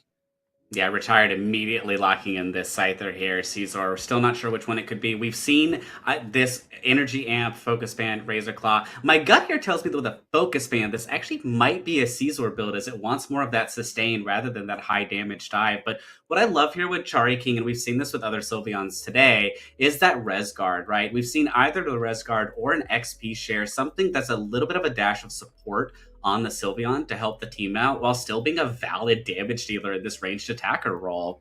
Absolutely. The way they kind of just fit into this squad is really good. Sherlock, though, locking in the Dodrio is going to be big to get behind those enemy lines. I do like that kind of analysis you have there, where Scizor, yeah, more than likely should be a Scizor because it can have that sustainability. It can slow them down. I mean, we've seen it in the OCE region. Shout out to Joe Megalo, who has already locked their team into Worlds, that Scizor can be a viable option in the right hands. I know a lot of people just kind of look at Scizor and don't even bother with it, but the way the team is set up, yeah, especially with that build, it's got to be a Scizor. I would be surprised to see a Scyther, but then again, it just kind of, depending on how it fits into the team, because Scyther could be one of those Pokemon to try to chase down and try to get a good KO on Leafeon. Yes, absolutely. Call Caesar Thomas the tank engine because it is always the little engine that could. But here we go. We are moving into our teams for the day. Rework Respawn, your purple team. Chicharwi, your orange team. This is game one of this bracket, and we see this Sylveon for Chicharwi in the jungle, as well as the Eevee on the other side for Rework Respawns in the jungle. That is going to be the Leafeon for them. And yeah, we already have the Chansey and the Scyther here trying to defend against this Doduo and this Hoopa. Doduo already trying to get in the stacks in as Espeon takes it down pretty early. Leafeon moving in from the jungle. It did not finish its jungle rotation. Very good job and very attentive there for Tieps on Espeon, being able to use that stored power to get that knockout. These early knockouts are pivotal for them, as we know evolutions, once they get online, they only get better from there. Poor Sylveon does not have the best confirmation, probably one of the worst of the evolution squad, but regardless, these teams are trying to show off what they're made of. Jonah, though, setting themselves up because they know these central area birds are going to be very valuable to them. They are up. They decide to wait. Big Solar Blade lands on them down. It's able to also land on Retired, and they are just looking absolutely healthy right now. Jonah, though, trying to back off, and now Retired does not want to engage fully deeply. And now we see Blissey, though. Good KOs coming out from the Leafeon overall. Great job from both of these teams. Chari, though, they are a squad that do not want to go down that easy. Charking already has the Sylveon up at level 5, and now they are just trying to retreat, finding their position. Time to retreat for sure, as the Sylveon driving it on the very just in time to make it out. This Charlie Sylveon living in the enemy jungle, trying to take what they can for sure. It's going to grab a bunny or two as the Electro Ball comes in and the Solar Blade. It got pretty far, but was not going to make it all the way, as we are 7 minutes 50 seconds. Center Bees have already gone. Both teams have all the goals still open as we get ready for people to set up into these objectives spawning very soon. The Hoopa dropping that hyperspace hole just to get the team members healed up for a bit, and a little bit of a breath from both sides. I like that Neon decided to go with the hyperspace hole, and this time we're seeing the more classical combination of Leaf Blade Solar Blade combo, because again, Leaf Blade, if you're able to get onto a group of enemies, it does charge up your gauge, your sun gauge there. They're just kind of biding their time. The big Leaf Blade does land on them. A Solar Blade not able to connect on a couple of enemies. No KOs whatsoever, but now the tree gets chopped down. Who needs a chainsaw anyways when you have the power of the sun? Sunny Delight Electro Ball able to take them down, and right now Rework Respawn is looking real healthy as Jonah and Reggie are quite literally heading down to the basement Reggie, which is a Reggie steal. Yeah, Hoopa opening up this portal to move the entire team down for sure. Trev already back in its respawn, but Leafeon able to take it with that Solar Blade as Rework Respawns taking the Hoopa hyperspace hole to heal and come back. They might continue this push, but now we have all 5 of Chichari in this bottom lane trying to defend this goal. Meanwhile, Dodrio up top for Rework Respawns, dropping a few points in just to get those stacks as it moves in on this top. Reggie Lecky isn't going to be able to burn it down in time before Chichari makes their way back up to the top lane. Chichari finally able to make it. They have opted to actually stay on the Scyther. Very interesting. They have not decided to evolve into a Scizor. They like that burst damage. Big resets are coming out. Regieleki finds its new home. It's free real estate, baby. And they're just trying to wait out the time. They don't want to give those Indeedis earlier than they have their Solar Blade Emerald 2-step. Just an amazing combo to get through. Unable to get a KO. They might not even try to break this. The way they are just kind of holding this down. And Dodrio says, no, I'll do it. I'll drop the big 39. Triple trample, able to get a good amount of enemies. Gets the drill peck off. Unable to get another KO, but they are still sticking around. Call me gagged, call me gooped. I cannot believe we have a Scyther instead of a Scizor, but you know what? It's working in Chichari's favor. Rework Respawns up ahead in points right now, 129 points to only 11 points from Chichari, as we have a small fight happening here between this Sylveon and this Crustle down in the bottom lane. Sylveon might not be able to make it out here as he drops that rocks, and you know what? It dives out. Russell breaks. Everybody say, hold on, we got 27 seconds to this bottom objective. Take a break, take a breather, everybody heal, get what farm you can. We got to get down to this bottom lane. But Scyther coming in, uniting on this Dodrio, trying to take it down in time, but not going to be able to make it as Dodrio hops into that Hoopa hole and gets able to heal itself back home and port back. Listen, I'm telling you, those hyperspace holes, even though we have not seen it as often, we've been seeing Trick Phantom Force more often, it's so good for a squad.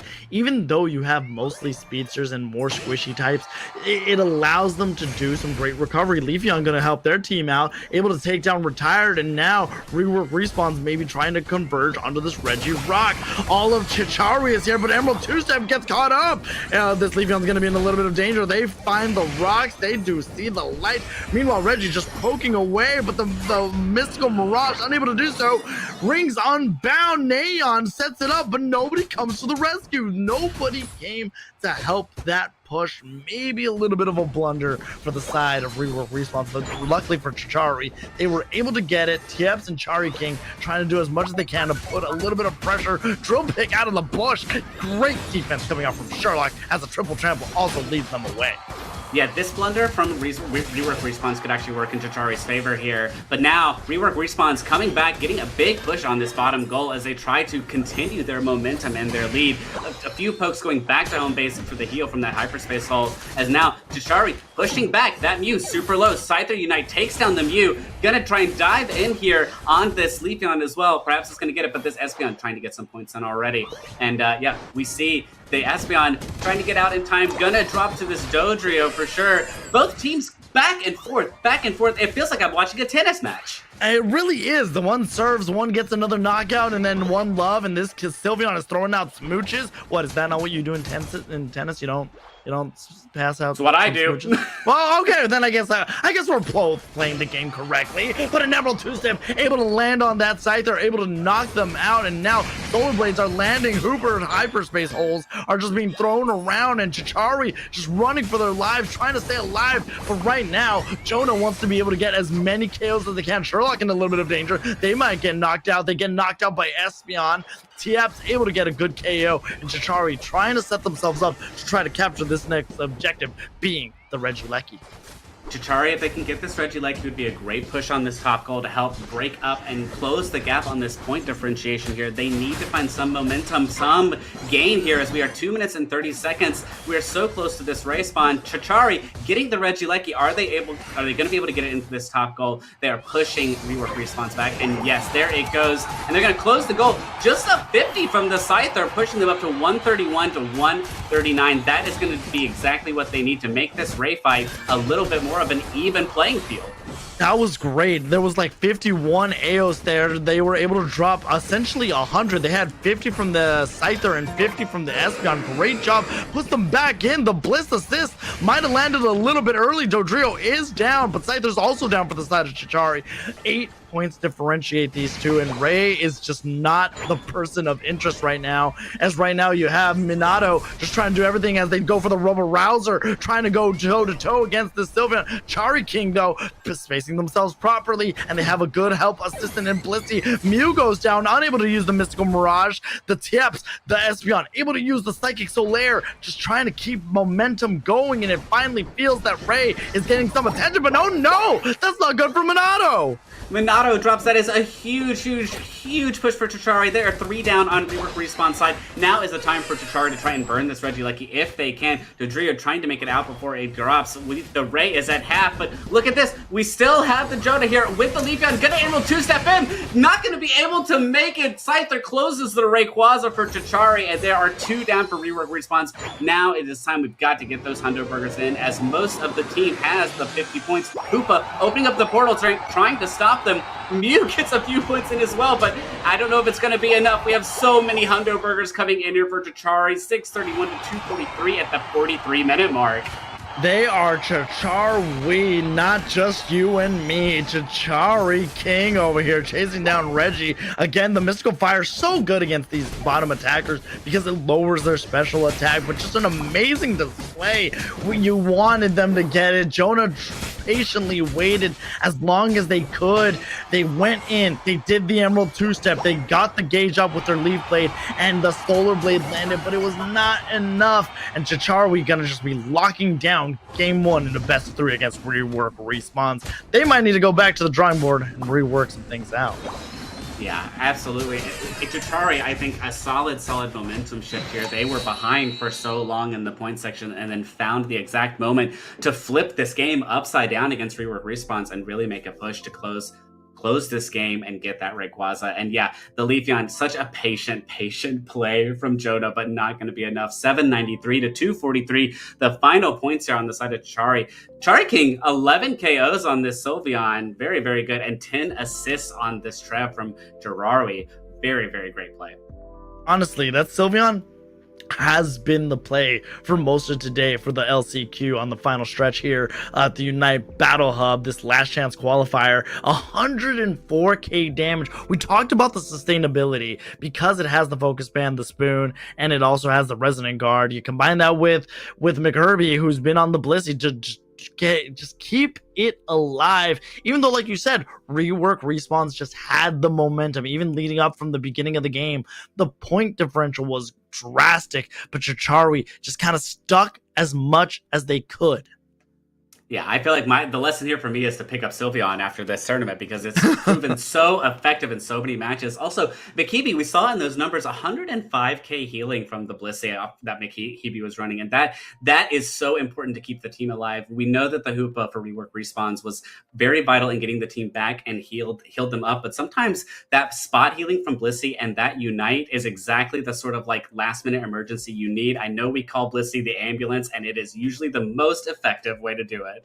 Absolutely. They are not a wambulance. They are the ambulance. They call the ambulance, but not for themselves. They call it for you because that face, I'm telling you, Cop, next time, just really look into a Blissey's eyes and tell me that that is not the bringer of destruction. You can't tell me otherwise. That pink blob has been just a maker. And again, we haven't talked about McHerbie, how they've been able to just kind of keep the team alive, and the Fairy Frolics. Sylveon and Blissey, the two pink squad duo, was just putting in massive amounts of damage and massive amounts of work. Pink Squad for life. I will definitely have to look into the Blissey's eyes next time. I'm usually more afraid of the hand, as those slaps are always enough to secure those last hits on those wild pokes. But congratulations to Charlie on their first win of this set. We are about to go into our second game, but Alex, what do you think we're going to see here from Rework Respawns? How are they going to rework the team comp?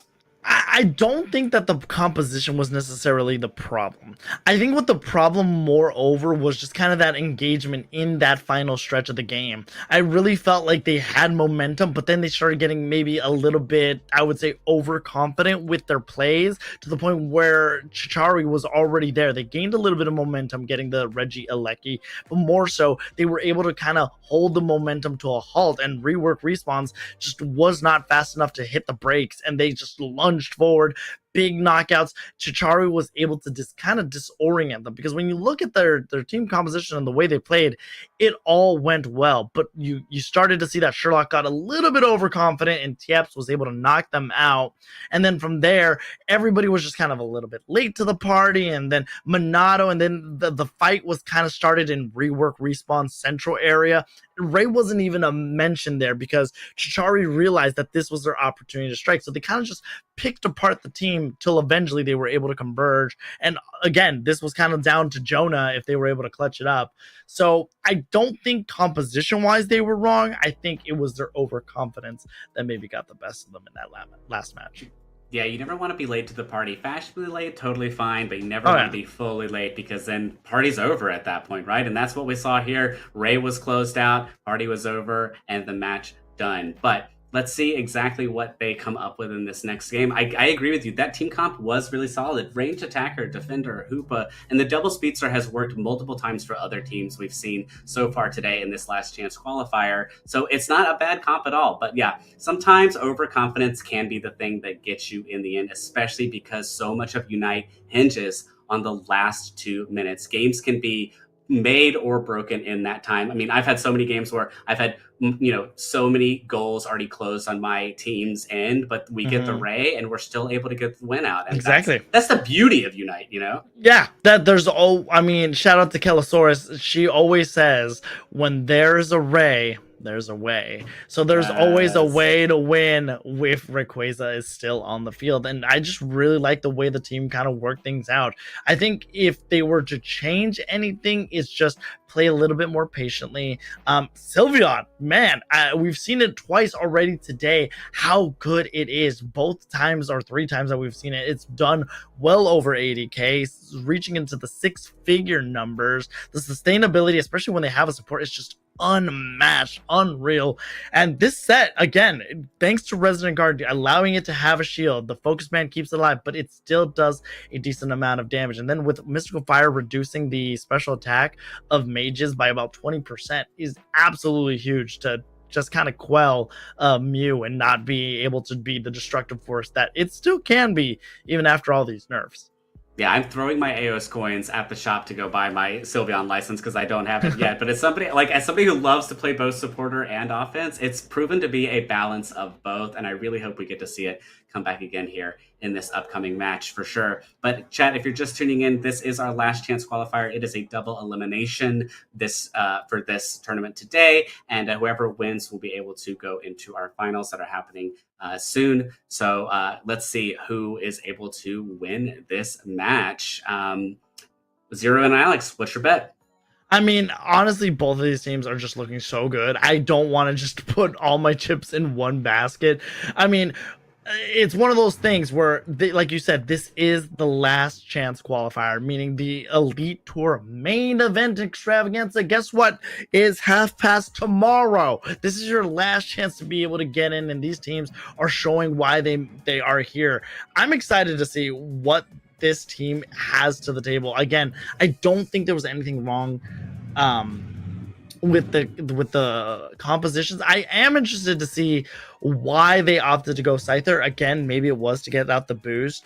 I do want to see a Tyranitar actually pop off. If there was a Pokemon that I could choose right now that I really want to see pop off, it would be a Tyranitar, because again, I think it's one of those Pokemon that's just really great in ladder, but that's also because you don't have great communication or coordination with your teammates. If you're a solo queue to trio player, the coordination just isn't there. So Cheetar can just completely pop up. But in this sense, you gotta still put in a lot of resources to a Tyranitar for it to be able to pop off. But all things said and done, I'm interested to see what these teams bring to the table. Is there a Pokemon that you want to see to absolutely just dominate a game?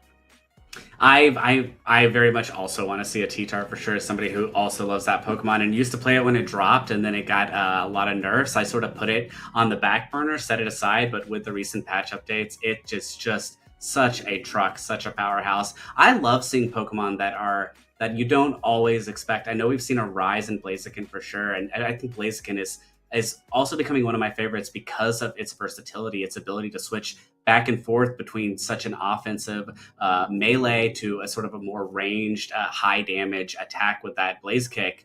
Blaziken's very much something that I've been keeping my eye on a lot as it's been growing and growing and growing in the competitive scene, especially with the supporters like we're talking about, whether it's that Comfey or that Blissey, or even an Eldegoss sometimes.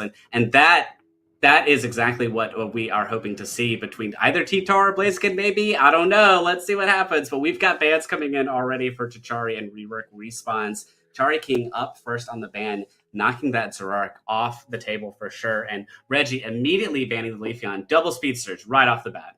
Very great to ban these two out. Both of these Pokemon, we've seen how they're able to burst a lot of damage in a short amount of time, especially when you combo win Leaf Blade. You go into the Emerald 2-step Solar Blade combo. You can knock out or do heavy amounts of damage. T-Tar still not able to see the light of day, and Trevenant being the defender of choice. But this does leave Chari available if they decide to opt to go for the Umbreon, of course, right on cue. But no, they're trying to decide with their team who is better. But you gotta imagine it's gotta be Umbreon. But Crustle for Jirawi. This leaves Umbreon available for rework respawns.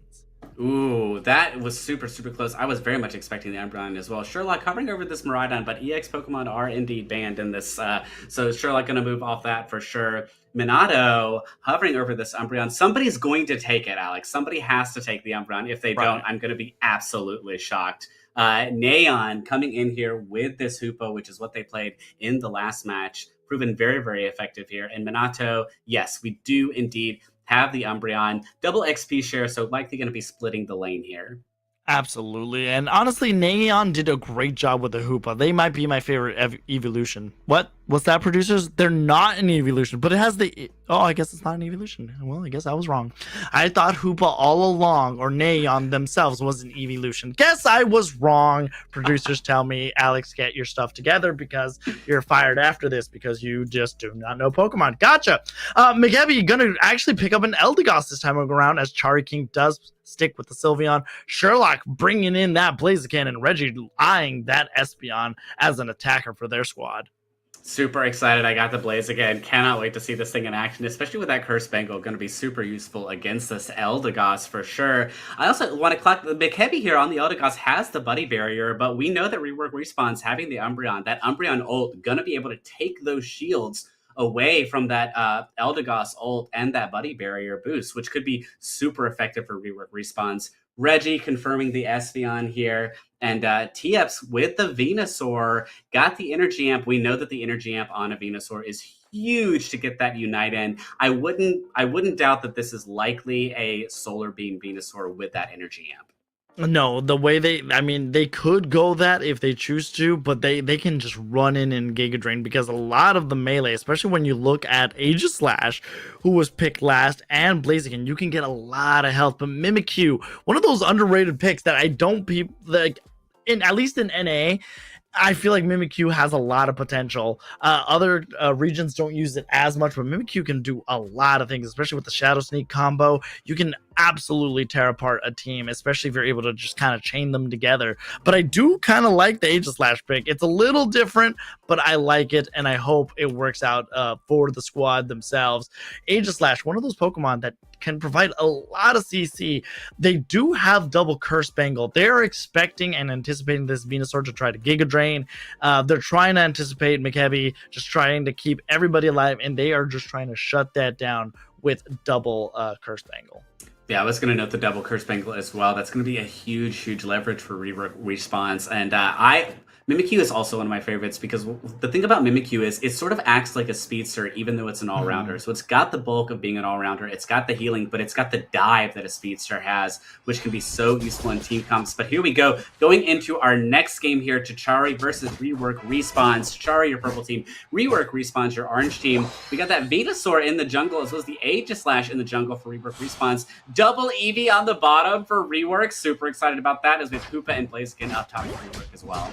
So much Eevee frolicking forever. That should be a move, because that sounds absolutely adorable. Retired in a little bit of trouble. Gonna have to burn their eject button to get through and find safety. Neon doing a great job with Sherlock. Both of the teams sticking together. 1 KO already happening in the bottom path, but both of these teams just kind of poking at each other.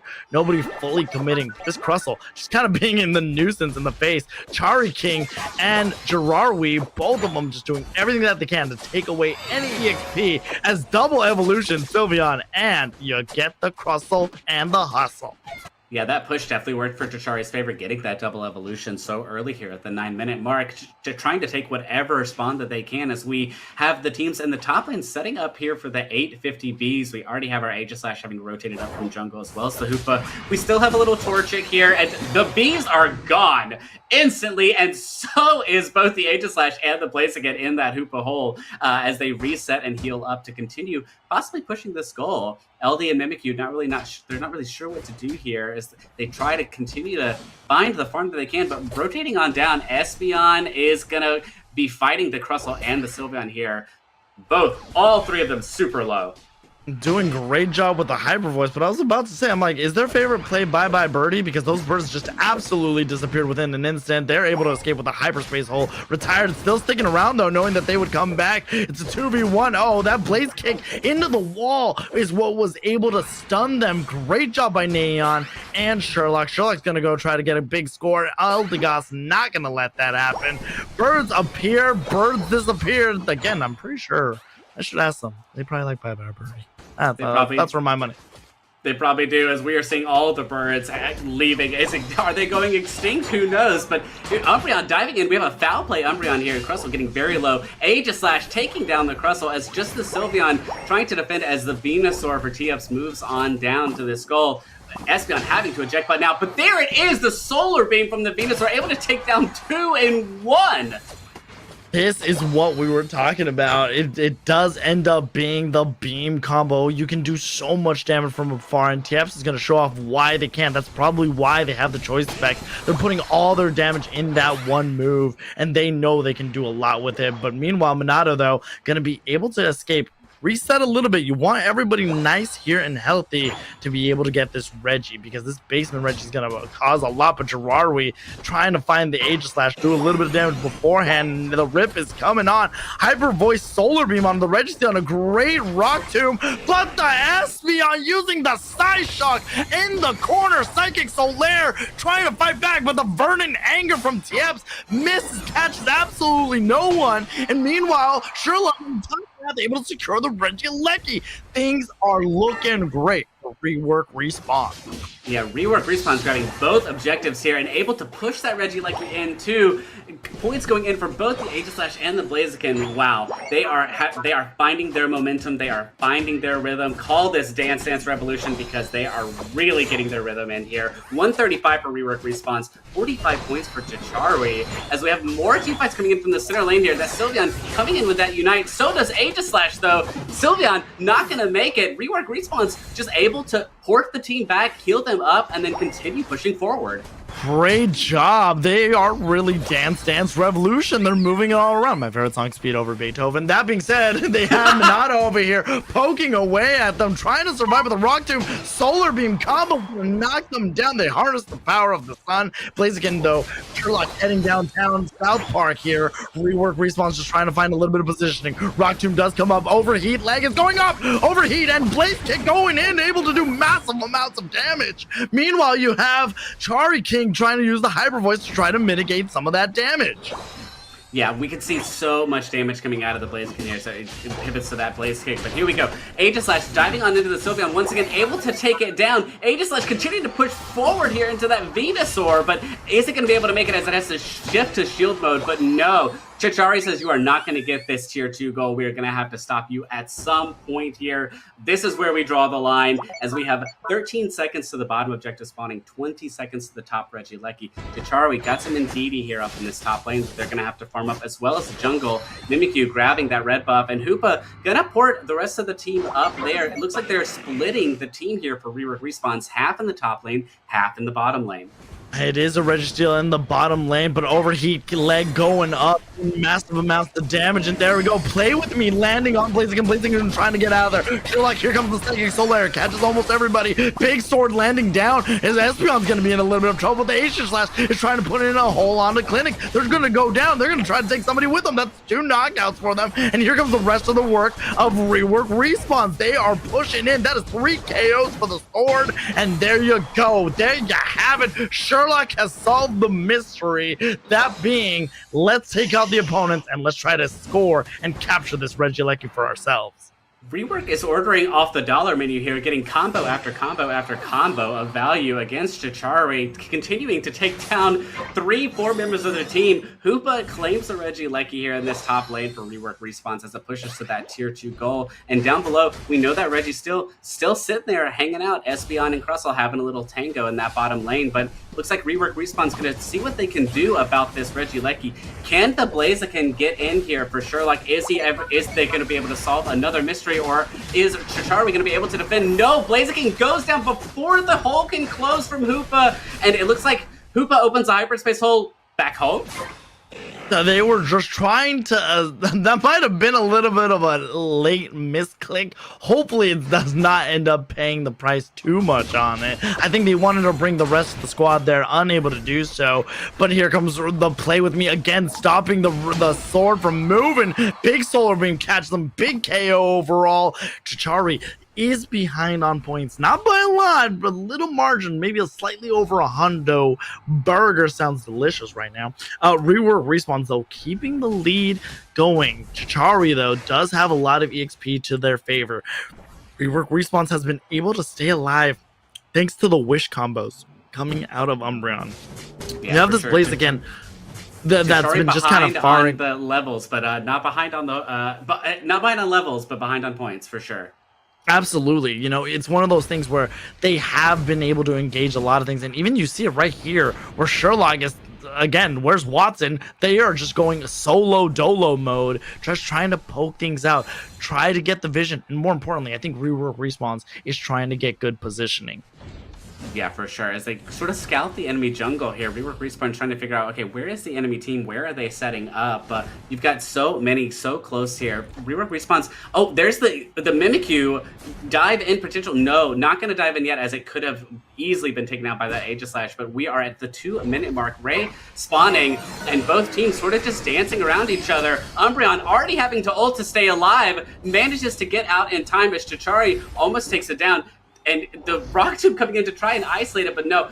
TF's just sort of tapping here with these solar beams. Umbreon having to take that portal home to reset. That is going to be the advantage that Rework Respawns has here, to be able to reset the team for every hyperspace hole that gets dropped. That is very unfortunate that the Moonlight Prance had to be used so early, but now that we see more Unite moves being knocked out, Venusaur's already knocked down. Chachari losing Venu is huge, but there you go. Rework Respawns, there goes Mimikyu. Mimikyu trying to show off what they are still here to play the game. Neon in a little bit of trouble. The Hoopa rings them down are taken out, and now it's time for Chachari. They're trying to converge. They don't have the numbers. Blaziken is still searching around though. Overheat is a big playmaker here. They're trying to stay alive. They called the BGs. BGs did not answer the phone, and now Chachari trying to go for the complete convergence here. I'm not gonna go for one last dance, but no, Mimikyu able to lock the key down, and Chachari has the numbers. Do they have everything?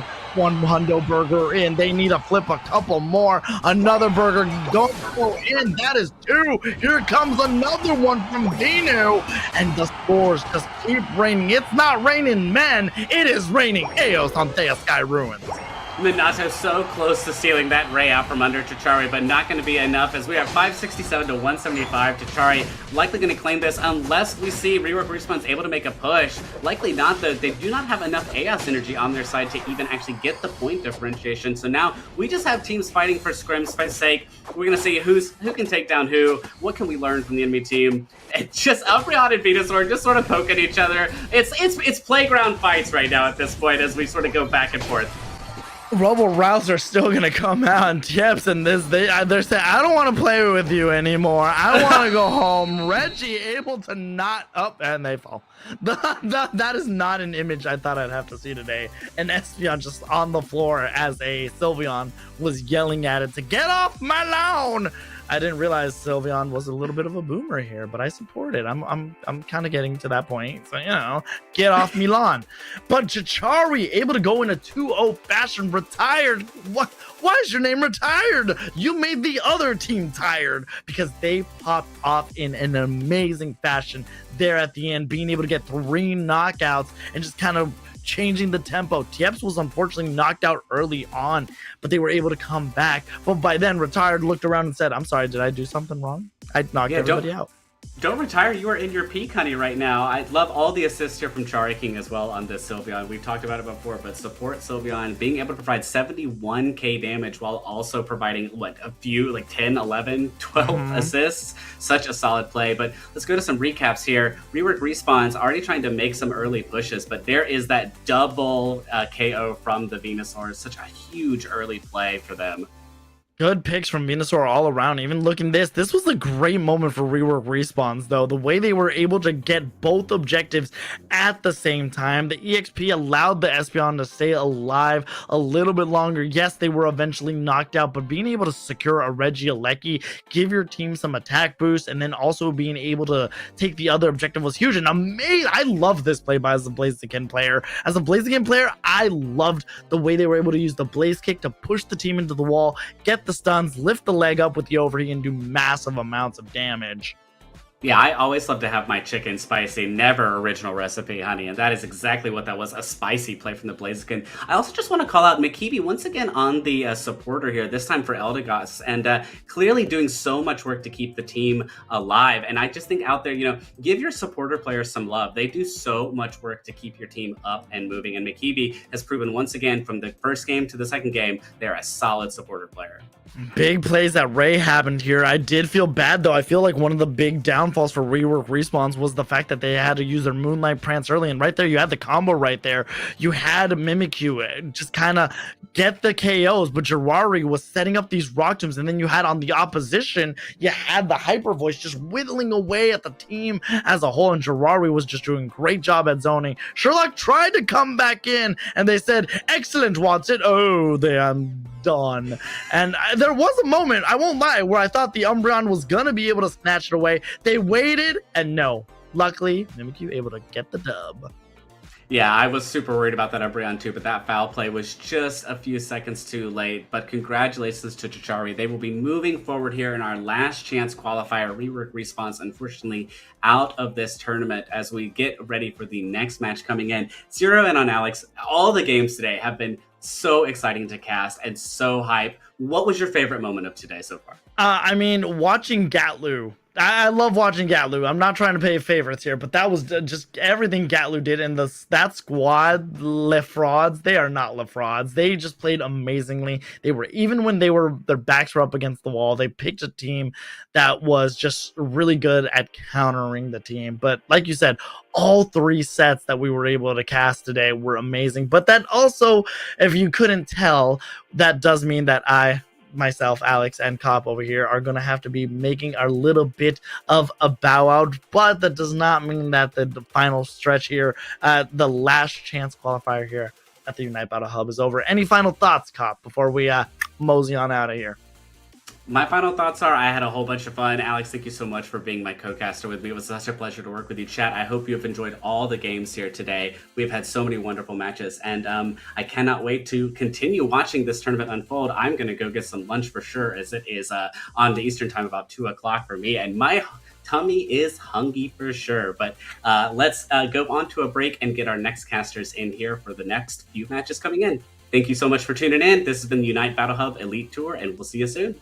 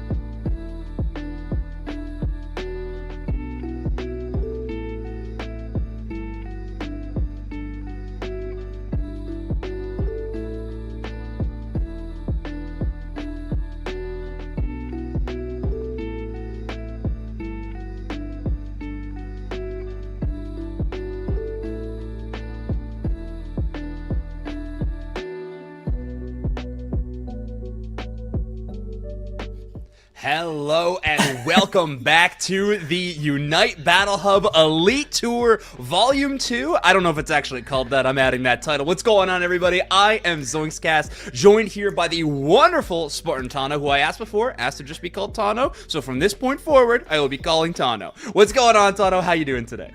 I am great, thank you, Zoinks. I'm really excited for this. I've been catching the games as they've been going along. We've had some really exciting games as it is already. So this tournament is shaped up to be one of the best that I've seen so far. An amazing time, and I'm excited for what's coming up as well, Zoinks. Yeah, we got a couple more games left in today's LCQ. It's been an awesome journey to watch of the Elite Tour. It's the first time that I have been able to jump onto this specific tournament, but I've been loving watching it from the sidelines. Of course, we've had multiple qualifiers for EU, for North America, all leading up to, of course, the grand event, which will be happening tomorrow. Before we get there, we gave these teams one last chance to qualify. We've already had 2 chosen from our LCQ today. We're going to be choosing 2 more with these next matches. The next one coming up, Tano, is going to be Win, Rack, Lose Game versus A through L, A, B, C, D, a bunch of letters, whatever you want to call this squad. It's really personal preference. But one of these teams will be qualifying for the main event tomorrow. The other will be going home disappointed. Tano, what are you excited to see on the battlefield today? Because there's been a lot of cool new Pokemon rising to the top, some new showcases, and then, of course, some old favorites. So what are you looking forward to today?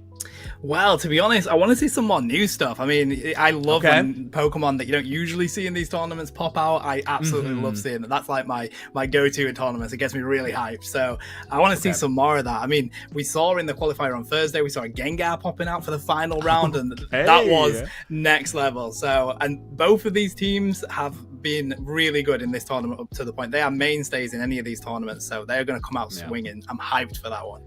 Yeah, we might get some crazy stuff between these two squads. So, win, rack, lose game, I believe hailing from North America, which, I mean, I cast them in a lot of North American tournaments. Either they're staying up way too late or their home base is, of course, NA.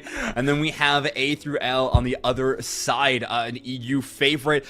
Very good performances throughout the EU region's UCS tournaments. And then, of course, Battle Hub EU lovers. A through L always having deep runs in any European tournament that Battle Hub likes to run. So if you're a fan of this channel, and I know you are because you're tuned in, then you obviously have to be fans of A through L. Some exciting Pokemon choices there that you don't see in too often in other spots on it. One of my favorites, of course, is A through L's signature Absol play. They love picking this Pokemon, a speedster that is extremely powerful in the right hands, and in my opinion, is the best speedster to match up into very tanky compositions. Normally speedsters prey on the squishy targets at the back, but Absol and the Psycho Cut and just high crit chances ignoring that defense tends to kind of shred tanks apart. So I'm looking forward to seeing some of that. Win, rack, lose game though, who knows what we're going to see out of that squad. Yeah, I mean, this is it though, isn't it? You don't know what they're going to pull out, and they know that A through L run those kind of Pokemon. And going back just to that Absol, I'm a huge Absol fan. Don't know if you can see it, but I'll try and show you. I have an Absol tattoo on my arm. Wow, you came prepared. I am. Speedsters is my thing. So yeah, I'd be hyped to see that. So it's going to be interesting to see how win rate lose game will know going into the game what A through L have and what they might want to try and target ban, or do they just try and go for bans that is going to mean that they can run a certain comp? Do you know what I mean? How are they going to work that? That's what I want to see.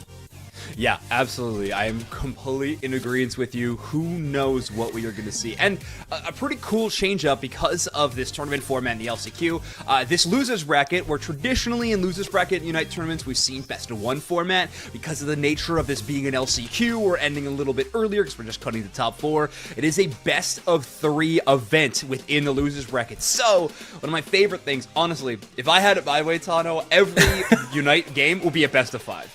Because I adore what happens in draft when you start to see those things. We see initial bans tend to be pretty tepid. We're just testing the meta waters, seeing what the team likes to lean towards, seeing what they can actually pull off if they have comfort picks, if they are just reliable, powerful picks. And then the draft just begins to evolve and change game to game. I think Grand Final best of fives are amazing because of that, but in best of three, at least we'll get to see that just a little bit. However, A through L is one of those notorious teams that we have seen immediate target bans. So we'll have to see if that happens in game number one as we jump into it. This is for qualification into the Elite Tour main event tomorrow. Let's get after it, Tano. Game one, win, rack, lose game versus A through L. Yeah, and the first ban that we see coming in there is a Trevenant. I mean, Trevenant is so important in the meta at the moment. So I can see it's a very, very strong defender. I mean, most defenders are quite strong in the current meta, but Trevenant is probably up there with the best. Absolutely. And, and then, of course, we see the Slowbro as if to prove my point home coming in as the next ban as well. Yeah, actually, that's really interesting. I mean, Slowbro bans are usually because your team intends to pick a hyper carry, a strong speedster, or something like that, but due to the nature of this tournament and being multi-region, ping is definitely a conversation that has come up frequently, so picking a speedster or just a mechanically demanding Pokemon is sometimes a big challenge. But the final ban will be that Tyranitar, just this menace of the metagame these days. We see it so often, but there it is, the first pick of the Umbreon. L Raptor Arms loves the tree and the Umbreon, those two options, so banning one, choosing the other makes a lot of sense. Yeah, it really does, and you can play it in that defender slot. You can play it even in a bit of a support slot with the amount of healing that Wish does. But then we see the Leafeon getting locked in there for A through L, and with a Comfey as well, Zoinks. That's a really interesting thing. That's a very powerful, strong one to be getting with the early game that it has. But then with a Comfey as well, it's going to be interesting to see what they're trying to work into that. This Comfey pick first actually is so fantastic to me, Tano. The two natural predators of Comfey are both Slowbro and Mimikyu. The Unite moves of either of those Pokemon hold down basically a 2-for-1 deal with their Unite, and Comfey can't use any of its abilities while locked down by that option. They can't heal, they can't detach, they can't use their Unite move. So having both of those Pokemon banned away makes this Comfey pick look so much better. WinRack lose game, though, to adapt to that, are expecting that high burst damage from maybe a double dive style of composition, are going to go very, very tanky. Two defenders and Sylveon, who is definitely one of the more bulky of the evolutions, not to mention have a lot of abilities that lean that direction as well. Yeah, 100%. As if to answer that, we see an A9 locked in Zoinks, which I love to see because I feel like an A9, whilst it does kind of, get picked below other attackers, the CC that can come out from A9 is so strong. And I feel like when you pair that up with a Blastoise, it may have been nerfed recently, but the CC is still pretty decent on a Blastoise. It means that they've got a lot more CC on that team. Yeah, and okay, it will be that double dive composition. Leafeon, Zoroark, and of course that Comfey to go along for the ride. Blastoise and Alolan Ninetales here are interesting picks. Obviously, you were reminiscing about how good the crowd control it was, but still is, like you mentioned, even after the nerfs, it still has its power position within the meta. The interesting thing is, normally when we see Alolan Ninetales on the team selection, it's because you're afraid of the dive ability of the other team. Alolan Ninetales may be one of the best anti-dive Pokemon in the game. However, you gotta think about the option of picking Alolan Ninetales to your side prevents WinRack from picking it on their side. So now, Leafeon and Zoroark have very few Pokemon that they're really afraid of jumping into the fray against. Maybe a mean look Umbreon could be one of the biggest challenges for them to deal with, but still, WinRack lose game are gonna have a challenging time protecting this Sylveon and this Gardevoir from just the relentless onslaught that A through L are gonna be able to achieve in this game number 1. I love that as well. I love that the mind games. Like, let's pick the one that we're most concerned about going up against, and that's huge. I love playing into that with the bands. So some really good comps that we've got here. Some both really good teams. It's going to be exciting to see them come out swinging. They're going to need to keep a very close eye on the dive that's going to be coming in. So, do you think we're going to see a Hyper Voice or a Mystical Fire Sylveon here? Interesting. So, I think traditionally in the Blastoise matchup, you would always lean that Hyper Voice. However, into Double Speedster, it feels like Mystical Fire is going to be your only reliable way to do damage. So, if I'm wielding this Sylveon in-game, I'm picking Mystical Fire at Draining Kiss every single time, but I am not the player right now. I've seen crazier things, but I have to imagine we are going with the Mystical Fire build. Yeah, 100%. As we see in that jungle, we see the Zoroark coming into lane there with help from the Comfey. We have got the evolution quite early on the Leafeon, so we know how strong that can be. It has its power spike already, meaning they can be more dominant in this lane. So it's going to be quite interesting to see how they manage to get their Evos in this top lane with a Leafeon there that's quite oppressive. Oh my goodness. Yeah, that early burst damage is absurd, and it is going with the Solar Blade. It's actually a bit of a surprise to me. It's more of the mid-range damage dealed rather than the all-in on the brutal dive that it can pull off with the Aerial Ace that we normally see, or rather the Eraser Leaf. So instead, we are going with Solar Blade, a great option though for burst damage, and of course the secure potential is just through the roof. And almost as if they see it in response, we see the Sylveon come up to the top lane. So we have 4 to WinRack lose game here. We see a huge load of damage coming in. They do manage to pick up the Zoroark there, those Zoinks, with the little Torchic getting it, with the bees as well, the birds even. We got some oppression coming in from the Sylveon. They've managed to score some points, but of course, that Leafeon's still there with the Solar Blade. It does a lot of damage, but they pick up Leafeon anyway. And it seems like this top lane is all WinRack lose game. But with a Zoroark coming in and the Comfey there, they're going to have to retreat and try and get back to that pad. And the Screamion emerges, so this Hyper Voice that I was not expecting to see is the option they're leaning into. I guess the last thing we didn't really consider when discussing that, Tano, is the special defense shred that Hyper Voice gives you. Every tick reducing the defenses of the enemy will really allow Gardevoir to hit incredibly hard, another Pokemon who has defense shred as well. So combining those two Pokemon together are definitely a formidable threat. The question is just going to be, can they land those hits consistently with Zoroark dashing around and Leafeon staying at that very dangerous range? Yeah, 100%. And I feel like Hyper Voice doesn't get enough respect for how difficult it can be to pull off well. But here we go. We see a lot of damage coming in this top lane. They pick up the Leafeon again. Leafeon's not managing to do just quite enough yet because of the damage coming in from the other side. Are they going to be able to pick up the Zorak with a mean look securing that down? All Comfey can do is just try to retreat, try and break some ankles, but there's too many people around at the moment. Are they going to be able to score this? They get some CC onto the Sylveon there. They're going to try and get maybe a cheeky scoring, but no. There's too many people there for a lowly little Comfey. Oh, tough for Comfey trying to survive as long as they could to see if maybe a teammate could swing in to pick them up, but just with Blaziken on the other side of that engagement, too challenging of a task to pull off. On the other hand, Zoroark does hit level 8, very close to that level 9 Unite move, but all of the battling has been held in this top path. Winrack lose game looking extremely good. Honestly, credit to ABC though that they have been able to find these levels still. Zoroark almost at 9, Leafeon in that same boat, but the Regieleki objective going to go handedly towards the side of Winrack lose game. Nobody's messing with that Blaziken secure. I mean, I'll give a shout out to the Comfey trying to get their face there and see if they can grab and steal. But we do see the Regirock going down to ABCD down on that bottom lane. We have a lot, as you say, continued aggression in this top lane. If that Lecky does win, they could probably get a really good overcap there. And that's exactly what they try and do. That's a 29 overcap there, Zoinks, which means that it's 125 to 117, a very close game. But as if Leafeon trying to say, nah, Caster's Curse, I'm going to score again, pushing themselves even further ahead on that lane there.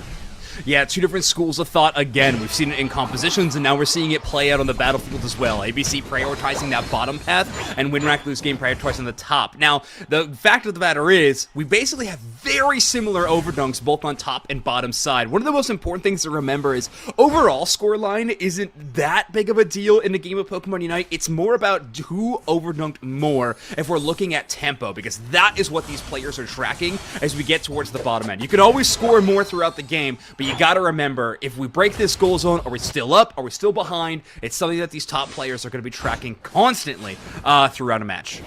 Yeah, 100%, especially when you come into that Rayquaza. If you're not 500, 600 points ahead, which is very rare in this game, it is anyone's game coming on to that final objective. So we do see them trying to keep this aggression on up in this T1. It's been very aggressive in this top lane. It's interesting to see ABC putting that in there, but we see a lot of Unite moves coming out there. We see the A9 move coming out. We see the Unite from the Gardevoir, which is enough to pick up the Zorak. Comfey managing to just leech onto the Blastoise with the tiniest bit of health. You've witnessed there, Hydro Typhoon coming out from Blastoise. That's going to be enough to put a bit of space for them, and they should be able to retreat out of that lane at least. Blastoise is just a perfect target for Comfey to jump on. You can see the HP bar of Comfey right now. It is essentially non-existent, but the good news is that Blastoise has one of the biggest in the game. Defenses, HP pool, everything that you can use. So a great target to make a full escape on. Oh, perfect dodge of the mean look with the illusion from Zoroark. While that eye is closed above that Pokemon's head, you can cleanse it with the illusion, and Zoroark's gonna get money for it as well. Gardevoir goes down. Unite move for the Zoro is powerful, and the Comfey tries to double up as well. Fight onto the goal zone, but the Blaziken and Umbreon are mounting a pretty incredible defense so far, but nonetheless, Zoroark undeterred keeps on fighting, but it's getting bleaker and bleaker as the battle goes on. Yeah, wow. I mean, they finally pick up the Blaziken there, but what a defense coming from them. I feel like the Umbreon might be a little bit too much. We get the Gardevoir coming in. The Comfey does manage to get onto the Zorak, but it seems like they do not just want to give up. They're going for a rip on the Lecky with the Umbreon there. We see the Sylveon rotating up. We'll see who gets that in a second. It looks like the Regice is going to be going down to ABCD down there. Who's going to grab this? The Hyper Voice comes in, but no, it's the Leafeon with a really good secure on that. Then we see the Leafeon Unite popping out. It's 3 people defending on this T1, but of course you have a Lecky that can drop a lot of damage itself, but with Mean Look, it's so hard to be able to get in there and drop that damage with that coming on you. They're going to have to back up a Blaziken. They pick up the Umbreon, meaning they can keep the aggression on. This is going to go in. If it goes in, they can get another overcap on this, a huge overcap, and there we go, a 39 overcap on that goal, Zoinks.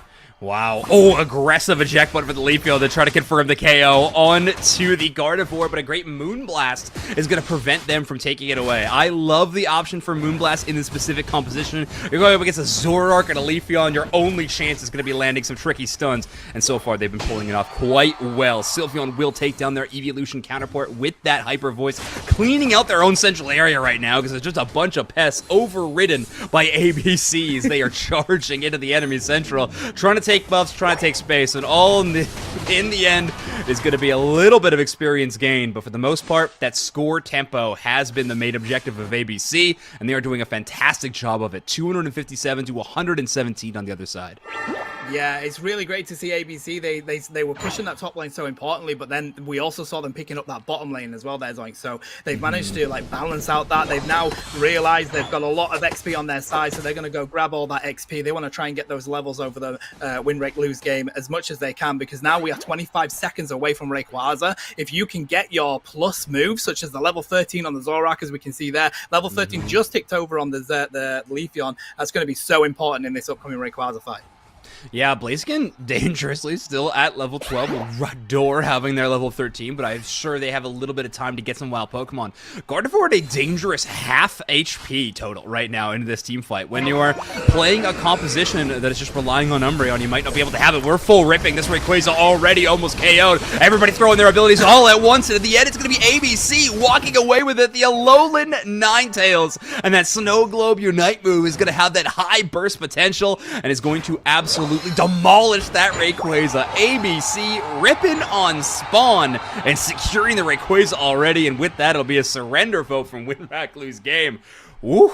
Well, wow. They definitely lost the game, but they certainly did not win Rack. ABC with that objective gameplay. Look at the top side of your screen. That is so many objectives throughout the match.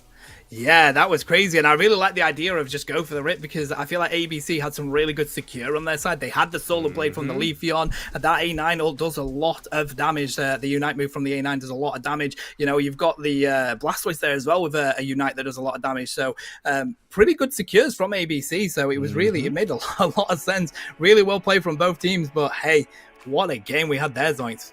Yeah. Oh, I love that you brought up the Blastoise Unite with the Secure too, because yeah, it has a high damage output, but I think if Blastoise is on the other side, that entire game plan doesn't work. Hydro Typhoon, one of the best options at like countering an enemy's Secure. That's so much area controlled with that crowd control Unite move. It just pulls everybody up into the sky. No one can use their Secure moves. It gives a lot of timing for your team to be able to pull it off, and that's why you see ABC very, very confident in that play call. But it wasn't just that. You can see on the replays, they were having some huge ones. The early game definitely looked like Win, Rack, Lose games to, you know, to succeed in, but Blaziken taking the Regieleki, I think that was the only objective that went to Win, Rack all game long. Outside of that, it was Reggie's in top, Reggie's in bottom, everything sliding the direction of ABC. Yeah, it was really good to see ABC sort of acknowledging that they were having difficulty up in this top lane in the early games. So it was really interesting to see that they were putting more presence on aggression in that top lane to almost counteract it. They also had the bottom lane with the Blastoise staying in there, so it was really good counterbalancing throughout the game for ABC to stay in it and keep at it. I mean, we came to the Rayquaza and it wasn't like it was anyone's game at that point. It was pretty even, so really, really good response from ABC after a really strong early game from Win, Rack, Lose game. Yeah, Win, Rack, Lose game are definitely going to have to remind themselves that that is a thing that ABC likes to do in the final moments of a match. They're going to need to be very aggressive with positioning if they don't want something like that to occur again. However, I think Win, Rack, Lose game are very capable of kind of defending against something like that. They've been on a heck of a losers bracket run. Tano, Win, Rack went down earlier on in the losers bracket, but have cruised through, taking down pickup stack, and I believe having a first round bye as well. But honestly, have made it all the way to this moment. One came away from qualifying to tomorrow's main event. They want this, I think, more than most of these teams. So ABC in that same boat, though, having a fantastic game number one, putting themselves in a great position to take down this series in 2-0. If things go like that again, I think it'll be pretty unquestioned about who's going to be walking away with the championship spot right now.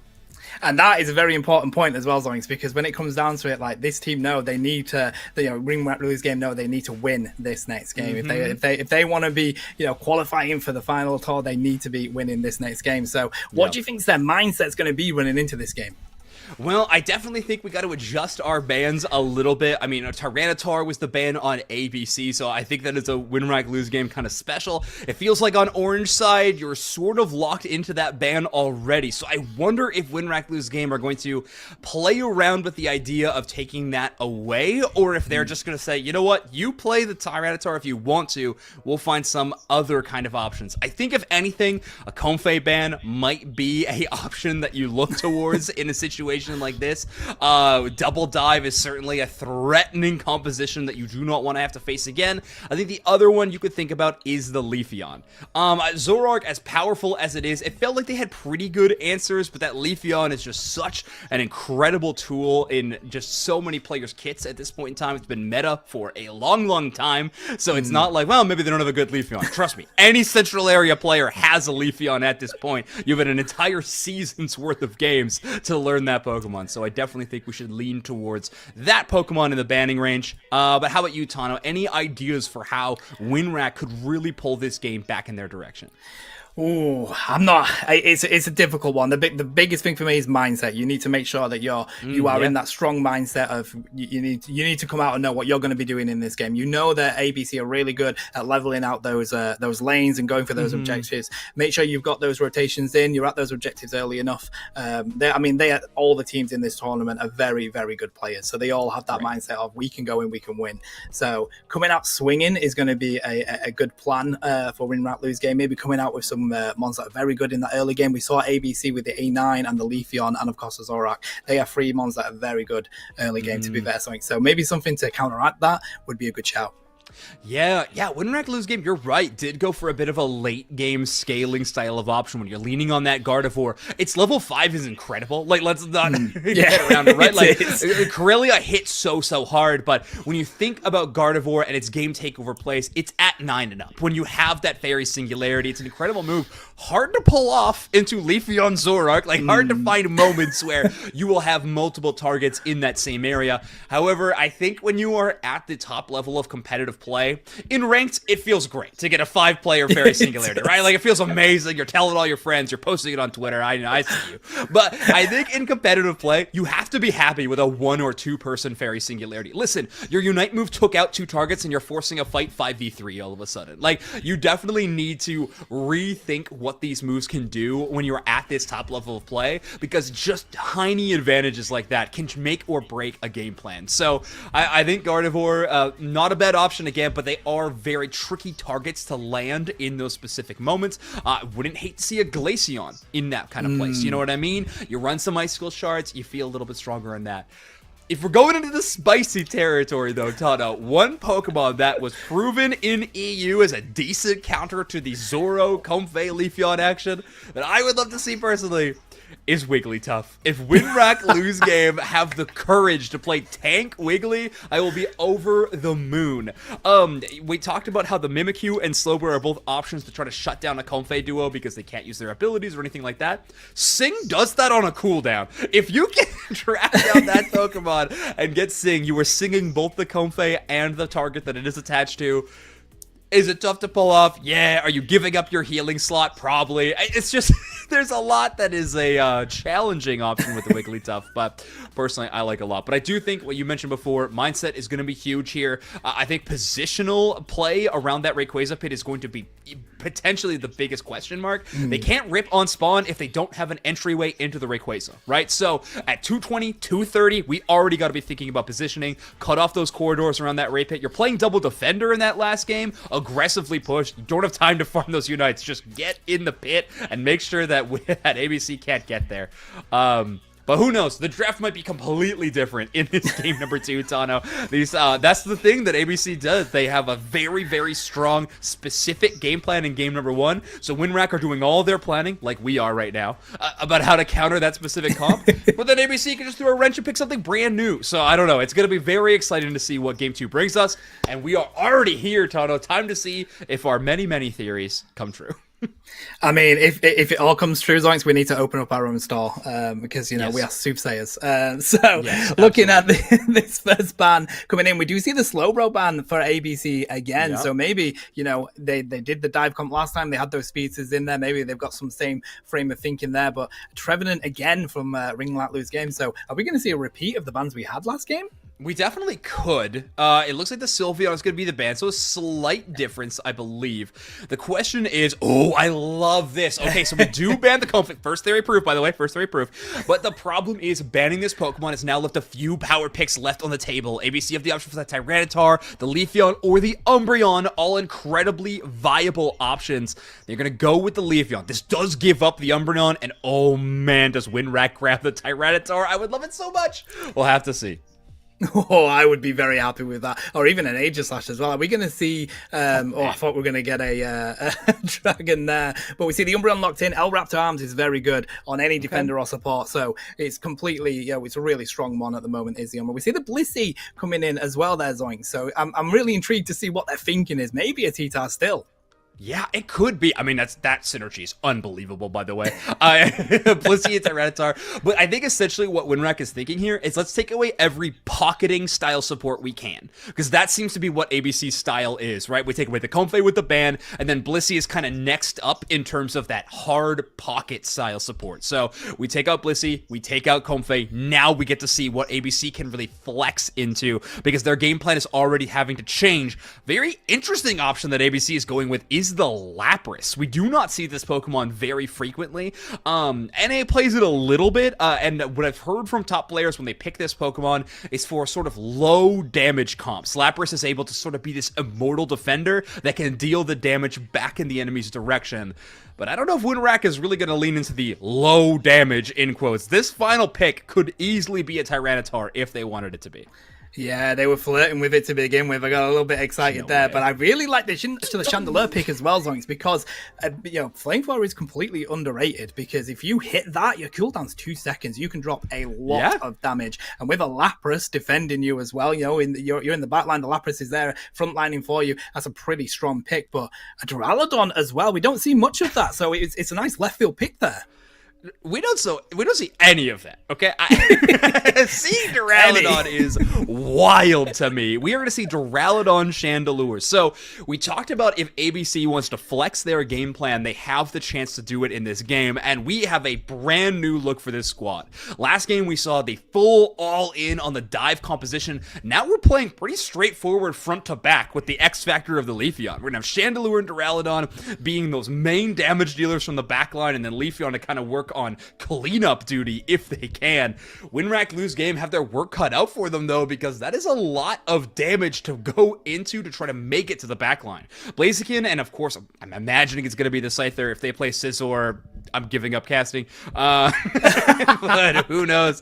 We'll see. I've said I was way too confident about the Sylveon pick earlier, so maybe I should rethink the bets I'm making with myself. But I do imagine we're going to see the Blaziken and Scyther try to work to make it to the way to the back line. It's going to be hard though. Whenever they show up, they'll most likely be at like half HP because of all the damage that Chandelure and Duraludon can do from range. But hey, if they want to rip that Rayquaza, they got quite the squad to do it. Leafeon, Duraludon, like, this is kind of a who's who murderer's row of Rayquaza threats. So we'll see what happens here, Tano. Yeah, I mean, that was my chain of thinking there, was like, if they do want to go for a rip again, they do have some pretty good rip there. So it may be a chain of thought with it, especially with the slow row ban. But, we see pretty much the same as what we'd expect coming into this game here. We do see the little Litwick going into the jungle there. We do see an Invade coming in from the Hooper, probably going to try and cause a little bit of nuisance, maybe keep that Scyther in the jungle a little bit more. But we see the Leafeon evolve straight away there, so we're going to see the aggression come into the top lane. Are they going to be able to secure that? Oh no, Scyther with a tasty bit of damage to secure the red buff. Something EU ping. Yeah, Scyther's gonna walk away with the red buff, but yeah, very good amount of secure even in the early moments. I am so curious to see what this Duraludon chooses for moveset. Traditionally, I would say the more competitive option would of course be Dragon Pulse, that huge secure option. However, more and more Flash Cannon Duraludons have been showing their face, and one of the best synergies in this entire game, and I say best by most fun, is the Lapras Unite and the Duraludon Flash Cannon. It's essentially a Warthog from Halo 3, and it's absolutely sick. So I would love to see that. I don't know if we will in this game, but it's definitely on my wish list. It would make me very, very happy. I mean, I don't know whether they'll want to with the Cypher being there. We can't confirm It's that not is actually good. a Cypher, but it's fun. That's the main thing. Exactly. Oh, I'm so happy you agree here, Tano. So they picked up the Torchic there, and I mean Cypher just trying to get aggressive because we see the Solar Blade again from the Leafeon. So maybe they've got the secure. So it does seem like that's the kind of comp that ABC wanted to run with a little bit of rip and secure there, Zoinks. Yeah, I'm not gonna lie, this is like catastrophic for win-rack lose game of the early game. We still have a level 4 Torchic at 8 minutes. Like, that is such a problem. Obviously, at that first 8-minute mark, you'd really love to at least be 5, so you have access to Blaze Kick, a great option that helps pull wild Pokemon towards your side and make them easier to secure. But Bordy has been absolutely shredding in this top path, level 7 already, matching the enemy central area Pokemon of that Scyther. At the bottom path is no different. This Chandelure Lapras. Litwick versus Mew, by the way, and Chandelure is at level 7. It's incredible to see, and we've seen a lot of stacks going in for the Leafeon as well, so they are in a pretty strong position here. Huge portal coming in from the Hooper to get them nice and tasty with their HP, so they're going to be able to continue to be aggressive. They pick up the Blissey there. The Mew's coming up to try and be a bit of salvation, but with them being able to get back to that pad and the Duraludon here, they pick up the Cypher still, and it is all going to the side of ABC here. And I believe that was Dragon Pulse. I think we finally got our answer. Yes, okay, there it is. So Duraludon is going with the less fun, I'll say it, but powerful move of the Dragon Pulse. So if we're looking to secure Rayquaza as quickly as possible, we absolutely have the toolkit. First option that we're going to be trying to take away, though, is the Regieleki. We, of course, have Jawsmog hanging out in the tall grass just to Phantom Force stun anybody who tries to get that secure when no one's even in the same zip code. As Blaziken finally gets their level 7 evolution, does not have access to their weird Unite move that lets them change forms yet. That's at level 8, but Chris Smith at least has this overheat to contend with. Yeah, and it seems like they're going to try and put a really strong defense onto the Lecky here, but the Duraludon living with it doesn't even have any health on its health bar there, Zoink. Living on literally -1 HP in a dream, but Blaziken is going to be too much for it. In the meantime, though, we do see that bottom objective go over to ABC, and they've managed to break that T1 there as well. So scoring-wise, as we say, it is anyone's game to begin with, because unless you are 500, 600 points up at Ray, it doesn't matter, but 189 points to 35 at the moment, some good XP going onto the side of ABC there.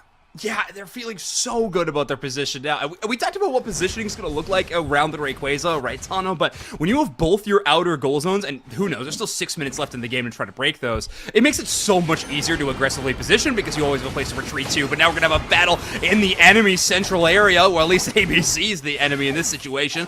Blaziken going to take down that Chandelure, though. That's a ton of experience going their direction, and the Scyther is looking for the Leafeon as well. Carves through that target. Now it's just Lapras and Hoopa, the last two stalwart defenders of ABC, and I say defenders with quotations as they're fighting in the enemy central, but they do eventually go down. Win-rack lose game with the first breath of life it feels like they've had in the last 6 minutes, as now they're going to try to mount an offense onto this goal zone.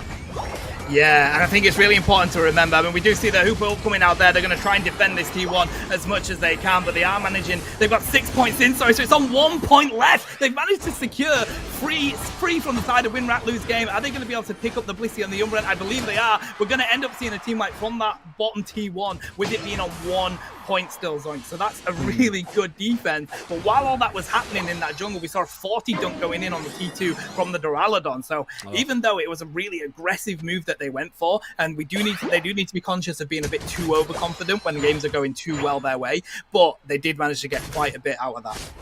Yeah, that 40-point Zug honestly makes that entire fight worth it, in my opinion. I'm right there with you, Tano.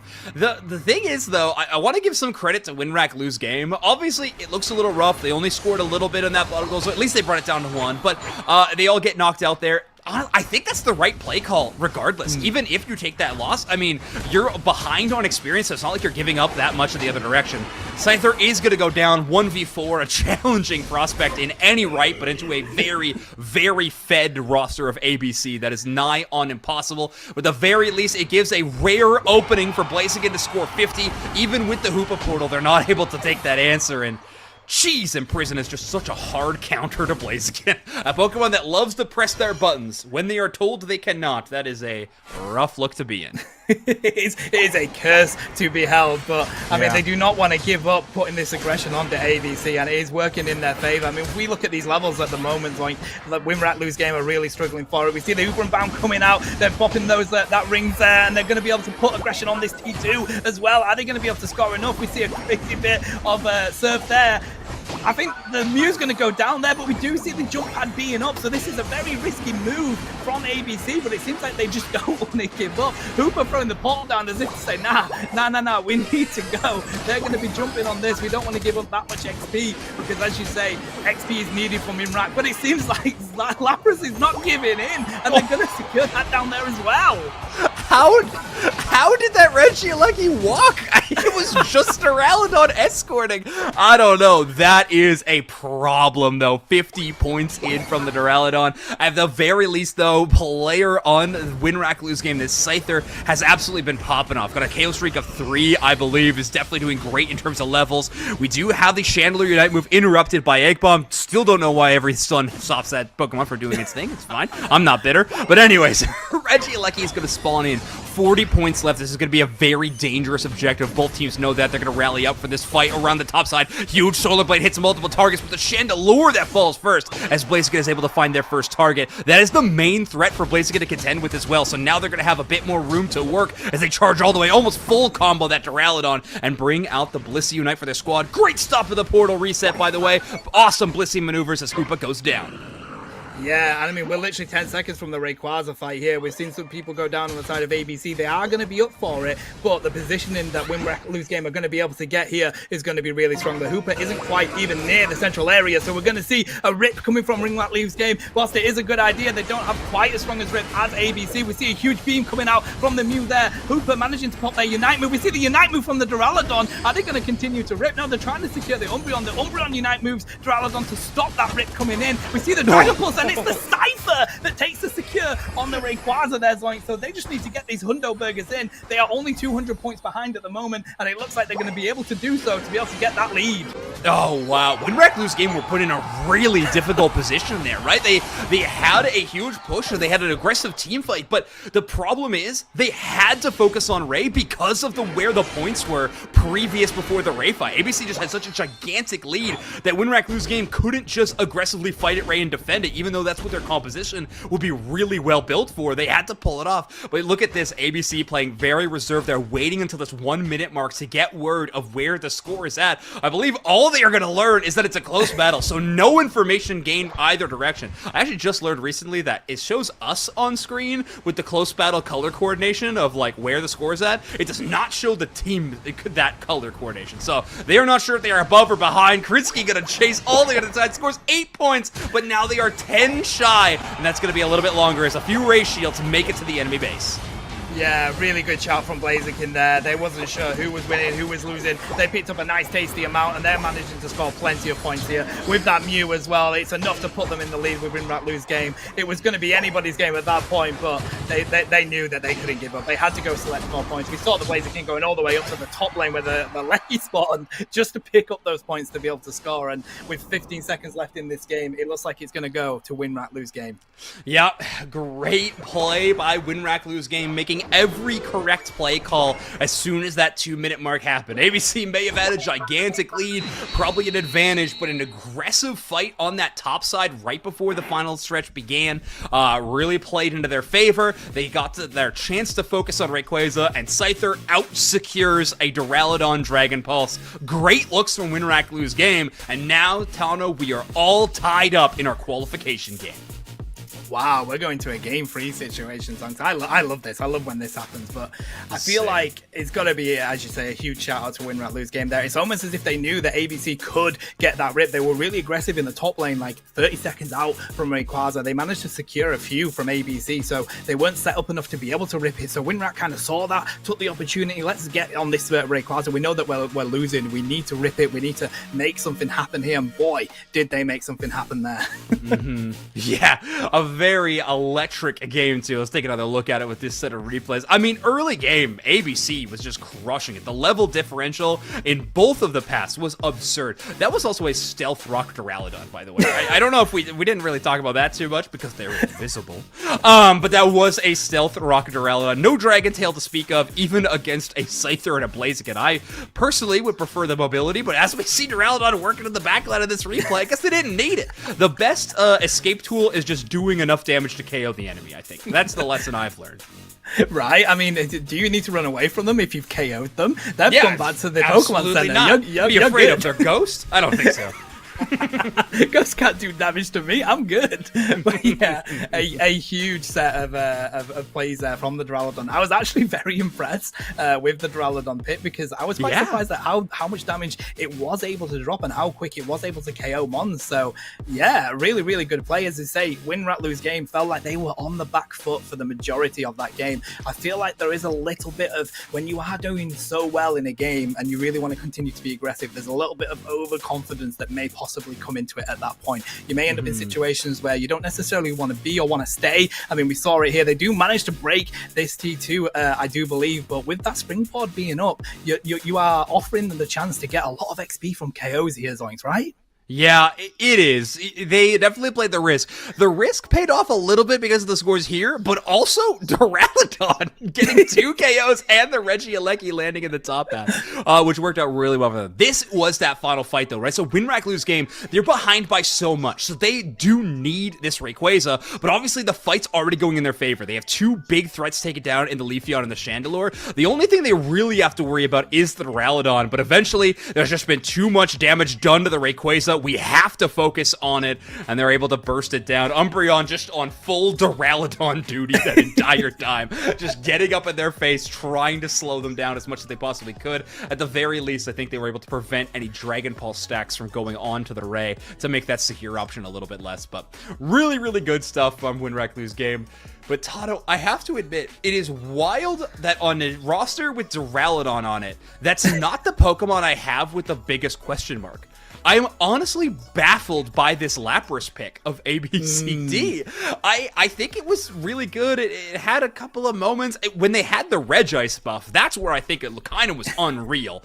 Healing bonus onto Lapras already one of the best self-sustained Pokemon of the game. Was really, really strong. But I feel like if you just put Tank Blastoise in that same role, they look so much better. But I don't know. That's just my opinion. We'll have to see what we do in game number 3. But Tano, here we go.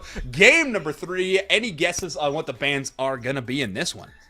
Duraludon. Yep, Duraludon, Comfey, Gengar, maybe. I don't know. Let's just throw the most important bans, get them out of there. Exactly. But no, we do see the Trevenant and the Slowbro. So, you know, it's almost as if both these teams have the comps in mind that really do not play into those well. They really do not want to play with those mons. But we see the Comfey ban coming in from Win, Rat, Lose game. They don't want a repeat of the first game. They know that ABC can cook with that in certain comps, so they just want to shut that out of there. I think that's a really good shout.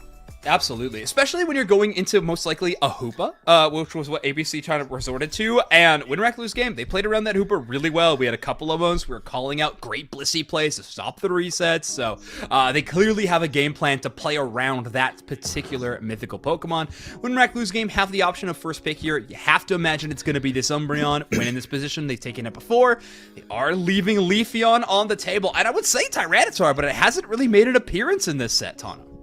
No, it hasn't, and I am very surprised at that because they have the accessibility for the mons that work with it very well. We see 2 evolutions getting locked in there by ABC, probably 2 of the strongest at the moment when you can't get the Umbreon, so the Leafeon is going to be really, really important in these games. The early game that you get from it is huge, but a Cramorant pick as well, though, Zoinks. Let's go!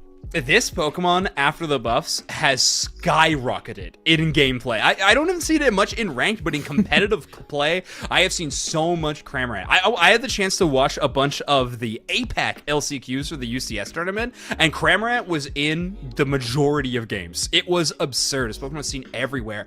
It is going to be cool to see J. Rapagata switch to this Pokemon, though, because they were targeted banned. That Mew being banned away by ABC, direct play into J Rapagata. So I'm curious to see what this team can do with a brand new look. They're also going to take that Venusaur, and with that build, I mean, that is a pretty clear pedal drain build, if I've ever seen one. The muscle band, we are going to stick with the energy amp, so a slight change, but still, I think that is looking like a run at them kind of strategy coming up of Winrack lose game. Yeah, and to be honest, I kind of like it. I mean, look what they're coming up against. I mean, you've got a Delphox, to be fair. The Delphox is likely going to be running that Fire Spin, right? So, yes. it does make it a lot more difficult. But I love running into this as a Venusaur with a Blissey there with you. If you've got that Giga Drain, you've got the Petal Dance, I think you can be doing quite a bit. That's quite a tasty thing to run into. With that Cramorant throwing the damage from behind as well. I really like this. And I like that we're seeing different comps coming from both of these teams. We haven't seen the exact same comp in all three games here, and I love that, Zoinks. Yeah, we're seeing so much variety. Honestly, I've said it before, I think we are in one of the best metagames that we have ever been, at least competitively. In the game of Unite right now, I am loving it. Look at how much variety we've seen here, and it's not just variety, right? Like, it's excellence, too. We're seeing players go to Pokemon that they are fantastic on, but it's also a new look that we haven't seen from them. So it's not like, I don't know, just pick that. We'll see what happens. Like, teams are practiced and are looking really, really good on some of these interesting picks. When it comes to the Cramorant, though, Tano, I am very curious in build in where this player is going to go. So J Rapagata is definitely the mage player, and we see Cramorant in lane historically, and I'm talking old school history, like pre-Season 1, back when this game first released, before mobile release. We were seeing this Pokemon played primarily with that Surf Hurricane style build. We've seen that show up again. We have seen the Dive Air Slash, of course, a ton. And we've also seen, for some reason, Dive Hurricane. So who knows? I am curious where this Cramorant is specifically going to go, because Cramorant definitely feels like they have a lot of viable paths in terms of their leveling. Yeah, and I mean, with what we've seen already tonight, I mean, we saw the Duraludon with the Stealth Rocks and the Dragon Pulse, so, you honestly have no idea. But we see the Leafeon here trying to get some stacks that they can try and grab, trying to get that Evo with getting those stacks in the meantime. They do manage to get the 2. They're just short of their level 4 that they'll be able to pick up from any of this back farm. The Sylveon is already in this top lane, and that just shows how strong it is when you put an evolution in the jungle and you share it to begin with. Yeah, Christmas again with another really slow and passive Blaziken game. So not going for early stacks, and they are going to get knocked out as well. I think you just have to be so afraid of that evolution clear that you just can't play aggressive at all. Even if you're hanging out by your base, though, you're not safe there either, as Josmog and the Leafeon from ABC are just going to run at you and take you down. Yeah, and what I do like about this is you've got the really good early game of the Sylveon and the Leafeon, and you've also got that sort of later game with the Delphox down here. So paired with the Crustle, which is a great early game as well, it's going to be tough to get going when you have 4 of the side of Winrack lose game down here. Umbreon very close to be able to get evolved. If Umbreon does get evolved, that's even more aggression that they can do down there. But as I say, they've kind of balanced it out of ABC with early game and late game, and I really like that. Yeah, I love this adaptation from Winrack. I like this rotation of the Blaziken into the bottom path. It's been a great look for them already, seeing as they're hitting their evolution at 8:30 this game as opposed to 7:30. So a whole minute on their best time so far, I think, is something to be rewarded. And currently, they're feeling pretty good about their early game, at least in terms of level. Score-wise is another story, though. ABC, very aggressive on their early stacking plan, as they have 73 points already. Yeah, and we see the Leafeon hitting level 7 there, so it's not going to be long before they do manage to pick up their Unite move, which is really huge before that 7 mark with those objectives coming up. We see the Dwebble just trying to get into their level 4. They do just get it, just as I say it, so all these mons are evolved on the side of ABC. That's a very good position to be in. Just a little bit more needed on Winrack lose games there, with the Chansey not quite getting that Evo yet. Oh boy, 4 players going to charge forward. I guess there were defenders there a moment ago, but the Leafeon made quick work of those. We are going to just hold off on this score to allow Sylveon to get a couple more stacks. Delphox as well, and we're not going to overdug. Stacks are important, all right? Who knows? I'm sure the team comms are being very nice and calm right now. Leafeon is going to do full offensive measures towards the Venusaur, as it is a full KO. 0 to hero as that poor Venusaur goes down. Yeah, and I love the fact that, hey, we may have not got that overcap on that top goal, but you know what? We'll go scoring the T2 anyway. We're just hitting 7 minutes. They don't have that springboard yet, Zoink, so they are able to get in there, put some aggression in. It is 52 points left on that goal already if you want to continue that, but we do have these objectives up now, so they know that they need to get back and try and secure one of those. Delphox going down there, not able to get into that portal, so good position to be in, but now they need to concentrate on getting some objectives. Yeah, Cramorant is going with it air/dive, so kind of the assassin style of Cramorant. One of my particular favorites to see. What's very interesting to me in terms of movesets is this Delphox is going Fire Spin, which we definitely thought, but also Mystical Fire. So kind of lower on the overall damage output you can get, but the frequency of abilities you can throw is going to be a little bit higher. Maybe all focus on cooldown reduction as they can get it. However, Sylveon is going to be the one to take the spotlight in this last fight. Big Solar Beam from range, though, gonna make this team fight a little bit stronger and this goal zone siege a little bit more difficult. Great shot from Venu there. Yeah, and I do actually like the fact that they've gone for the Solar Beam on the Venu. They've got that assassination build on the Cramorant, and they just want to be able to have that really good secure, really good poke that they can get from the Venusaur. So I think that's a really good shout. Very good secure for Venu there, but it looks like they're just going to back up from here. It's everybody from ABC down on this bottom lane with just Leafeon being a nuisance up there. They're just going to score what they can. Currently 200 points on the side of ABC. They're just trying to be as much of a nuisance as they can be, Zoinks. ABC just the masters of the early game at this point, right? I mean, obviously their draft is favored for it, but they are showcasing that this is where they like to play the most. Huge Fire Spin, and there's that Mystical Fire. As soon as it lands, it is a very, very powerful combination. So Delphox making this very atypical build look great. Yeah, and we see Leafeon trying to be a little bit sneaky up here. They see the Blaziken, want to try and get some scores, but we see some Unite moves coming down here. The Cramorant Unite move just dropping so much damage, as well as that Delphox. They've managed to defend that goal pretty well so far. A huge Venu Unite coming in, and an Eject Beam to pick up the secure on the Crustle there. That's a huge amount of damage, but unfortunately, there isn't enough to back them up. Blaziken is here on their own at the moment, and with the Hooper popping that ult there, they're going to be able to get a 49 overcap there. Oh, great stun play by Hoopa as well, just to take up that space. Level 1 Eldegoss. You know, a tough name to really to think about it that way, but J-Rapagata gonna go down as well. That Cramorant, the assassin build, does make them a little squishier, susceptible to that damage, and ABC is just going to run all over them. Mystical Fire, Sylveon and Josmog on the way out, and Delphox getting very, very close to that level 11. Level 11 is where this whole game plan from Delphox hinges on. As soon as they get that plus value of Mystical Fire, that's when the cooldown reduction of landing those fires is going to actually happen. So they need to get to that level breakpoint for it to really work out. But good news for ABC is they're doing just fine before their damage carry gets to that point in time. 2 Regielekis to their name, and they're about to add a Registeel to that tally as well, as they're going to be uncontested ripping this off the map, and they haven't even lost a goal zone yet. Win rank lose game, really struggling to find an answer to this ABC early aggression. Yeah, and it seems like, as you say, they are the master of that early aggression. The thing is, though, we know that we break cards in this game unless they get those points ahead, and the T1s can be quite difficult for that as well, Zoinks, obviously, because if they're still up at Rayquaza, they're easy to score in, making that tough. But we see the Unite moves coming out from the Delphox, the Cramorant as well. Cramorant falling down there. They haven't managed to grab anyone from ABC. It seems like they're just so aggressive. They have so much tank, so much CC that they're just not able to do anything. Raptor Arms trying to back out, but a huge Crustle wall stopping them from getting to that goal there. Oh, and that was just the second pop-off moment for Krinsky in that last little team fight. I mean, they shut down the Umbreon super well. The Cramorant Unite move was completely negated by Krinsky. One of the best options you could do in a Cramorant, because you can't specifically target the targets you're looking for. You just get your defender right in the face of Cram, and you just press your Unite move. Crustle gains a ton of shields and defense, and just absorbs every single one of those fish, and you make sure that no teammate is close enough to have those bouncing fish hit them as well. So fantastic play by Krinsky, working really, really well around that specific Unite move that can be dangerous, but just good anti-defender play. Well done. Yeah, and I mean, coming into this Rayquaza fight in about 30 seconds here, Zoinks, look at the level difference that we have in this game. A level 15 Leafeon, 13 on the Sylveon. We've hit that 12 on the Delphox, but, you know, the Blissey and the Umbreon on the other side are just level 10 at the moment, so they've struggled a little bit. They've got the EXP share, but it's going to be an interesting fight coming up in this 15 seconds here, chat.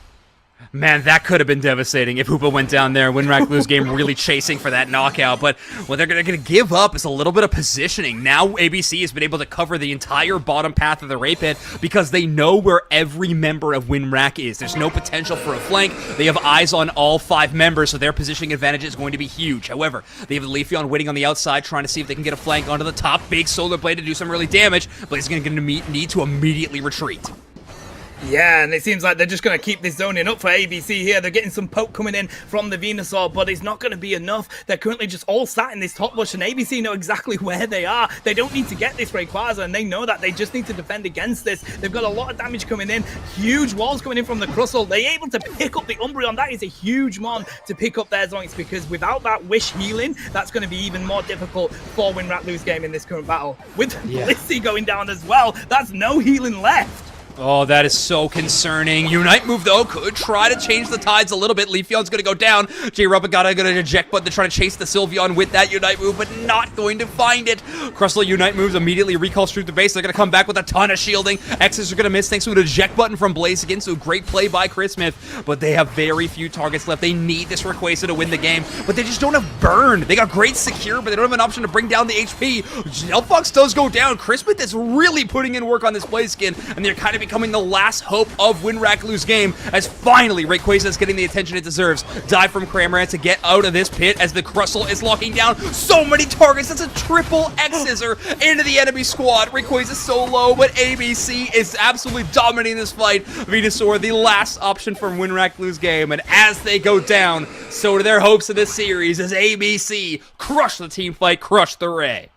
Oh my god, I don't have enough words for the amazing fight that Crustle put in that Rayquaza there, Zoinks. It was incredible. I thought it was getting KO'd at one point. All of a sudden, it pops the ult. It's got 3 people in the X-Scissor. It was incredible to see a really well-fought Rayquaza fight from ABC there. It was going either way. It felt like they were nearly going to get caught out when that Leafeon went down and the Delphox went down, but no, they did not give up. Crustle put a shift in, the Hooper put a shift in, and they have managed to win this game, and they are now secured for the final for the Elite Tour. Yeah, they have secured themselves the spot in the finale tomorrow with a 2-1 win over a very, very formidable WinRAC lose game. What a squad. I mean, Christmas Blaziken was almost changing that entire game around in that moment. But again, that's a huge shout out to Krinsky on that Crustle. They were doing a really good job of just defending the outer sides of the Rayquaza pit, making sure people couldn't get in. But eventually, there's a job as a defender that dawns on you sometimes. It's like, you know what? I'm just going to find the player that's doing the best and make sure they can't do anything.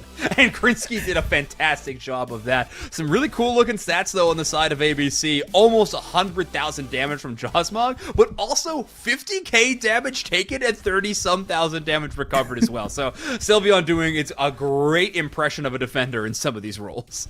I mean, Sylveon, he does a little bit of everything, and that's I think that's one of the reasons I love it so much in this meta at the moment. Yeah, it was a really great game to watch as well, Zoinks. It seems like ABC just didn't want to give up any of their aggression in that game, and there were moments where WinRAC lose game were actually really pushing back really well. Really good plays from them, some really good Unite moves. The beam here that we see from the Venusaur was incredible to defend this goal, but ABC just did not give up the entirety of the game, and as you can see here, they do manage to get, I believe, a 49 overcap here, and it was just too much for WinRAC lose game. Yeah, just not allowing Blissey within range to egg bomb the Leafeon. Really cool stuff. Aggressive push by that Hoopa and the Sylveon. It's so fantastic. Yeah, this is that moment again. Krinsky popping off. You can see the rest of the well, Bordy does get close. They pay for it. You can see the Leafeon definitely hurting from a couple of those Aracudas, I believe they are, that were doing some damage to them. But at least no Pikachu. That would have been an instant KO. But they are able to still make that fight look good. And this was that final moment around the Rayquaza. This is really where it started to all fall apart for WinRAC lose game. We lose that Umbreon. Blissey gets trapped in that fire spin and then has to go for a long run. Krinsky's rock to make sure they have no escape, and they just immediately go down as well. Cramorant and Blaziken start doing some fantastic stuff around the top side, but just not enough to clinch the game. I feel like if there ever has to be a quote for this game, it's going to be the Crustle saying, "Call an ambulance, but not for me." Every time Cramorant United, they were there to take all that damage. It was really, really huge. But yeah, I mean, I like the play from Wimrat lose game, trying to grab the Hooper, because if you grab that Hooper as Rayquaza spawns, you are in a very strong position. But unfortunately, they weren't able to do that, and they just ended up being a little bit out of position there, and it just meant they were playing on the back foot for that Rayquaza game. It felt for the entirety as that was up. Huge X's are coming in from Crustle there, as we saw, but it was a really good effort, but unfortunately just a little bit too much for them there.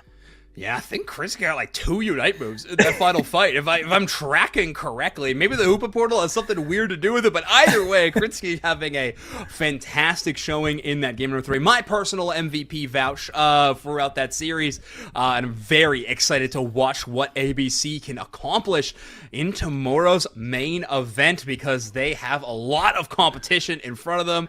We got the Frauds who are going to be there, which is kind of Nouns Esports with some other players thrown in. There's a lot of good teams going to be competing in that one. But Tano, do you have a personal MVP vouch, or are you with me on the Crustle MVP? I honestly cannot compete with what we've said. The MVP for me, again, Crustle as well. So I think you're 100% right there. I mean, the 2 Unite moves in the Rayquaza fight, being able to take as much damage as possible from that Cramorant. So hey, GG's. But we are going to go over to a break now, I do believe. So thanks for watching that game there, chat. Do bear with us. We'll be back with you very, very shortly.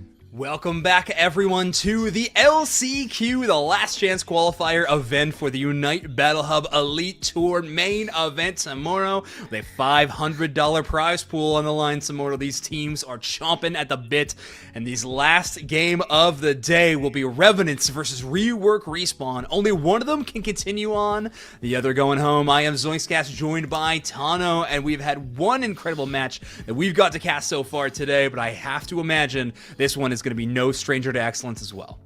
Oh, 100%, especially when you know this is the game that secures you that position in the main event tomorrow. So I'm going to be expecting both of these teams to come out with everything that they've got. I'm really excited. We've seen a little bit of Rework Respawns and Revenant so far tonight already, so it's going to be interesting to see if they stick to the same stuff they've been running, or if we do see a little bit of a mix-up in this final battle here.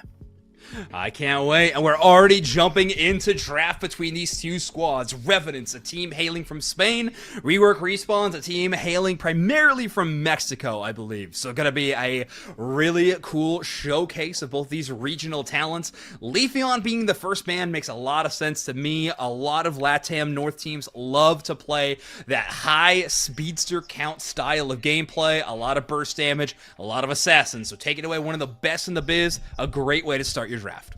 Yeah, and as if to return, they're taking away the Blastoise, which is interesting to see. Despite the nerfs that they had there, Zoinks, they are still considered a ban because of the CC that it can do. And as we said, that Unite move, one of the best secures in the game, alongside the Slowbro that has just been banned on the side of Revenants there. So it seems like they're concocting something that would be a plan to avoid that Unite move.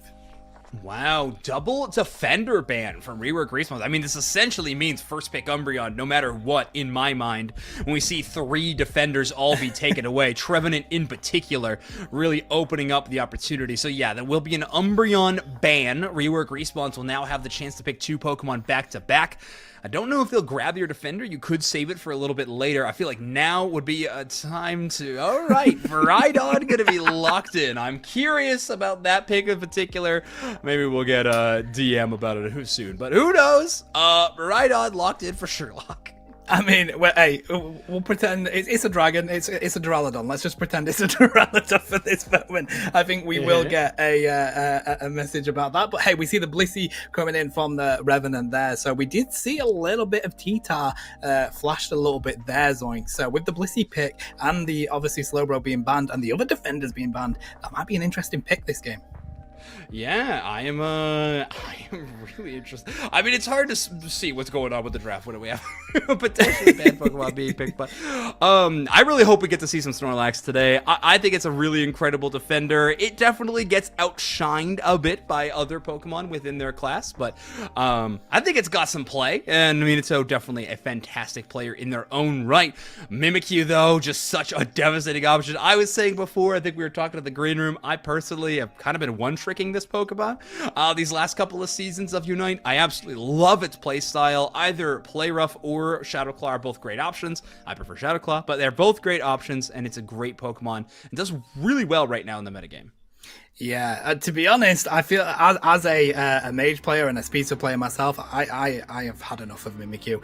Let's yeet it out of the game, for my opinion. But no, I mean, it is a fantastic Monzox. You are absolutely right. It does look like we will possibly see a remake of these drafts at the moment, because obviously that EXmon being picked. I'm just keeping an eye on the admin chat that we've got here, and it does seem like that will be a plan. But you know, it's interesting to see, because we did see the Cinderace locked in at the end of that. Now, whether that is we're not going to be playing this game, we're going to redo draft, let's just pick a Cinderace, or if they do decide to run a Cinderace, that would be very interesting. So it's because we saw one in the Thursday games, we saw a Cinderace, and it did play very, very well. We saw Nachos on it. Unfortunately, it did lose the game, but absolutely cooking. So if you can get that to the end game, being high in levels, it does drop a lot of damage.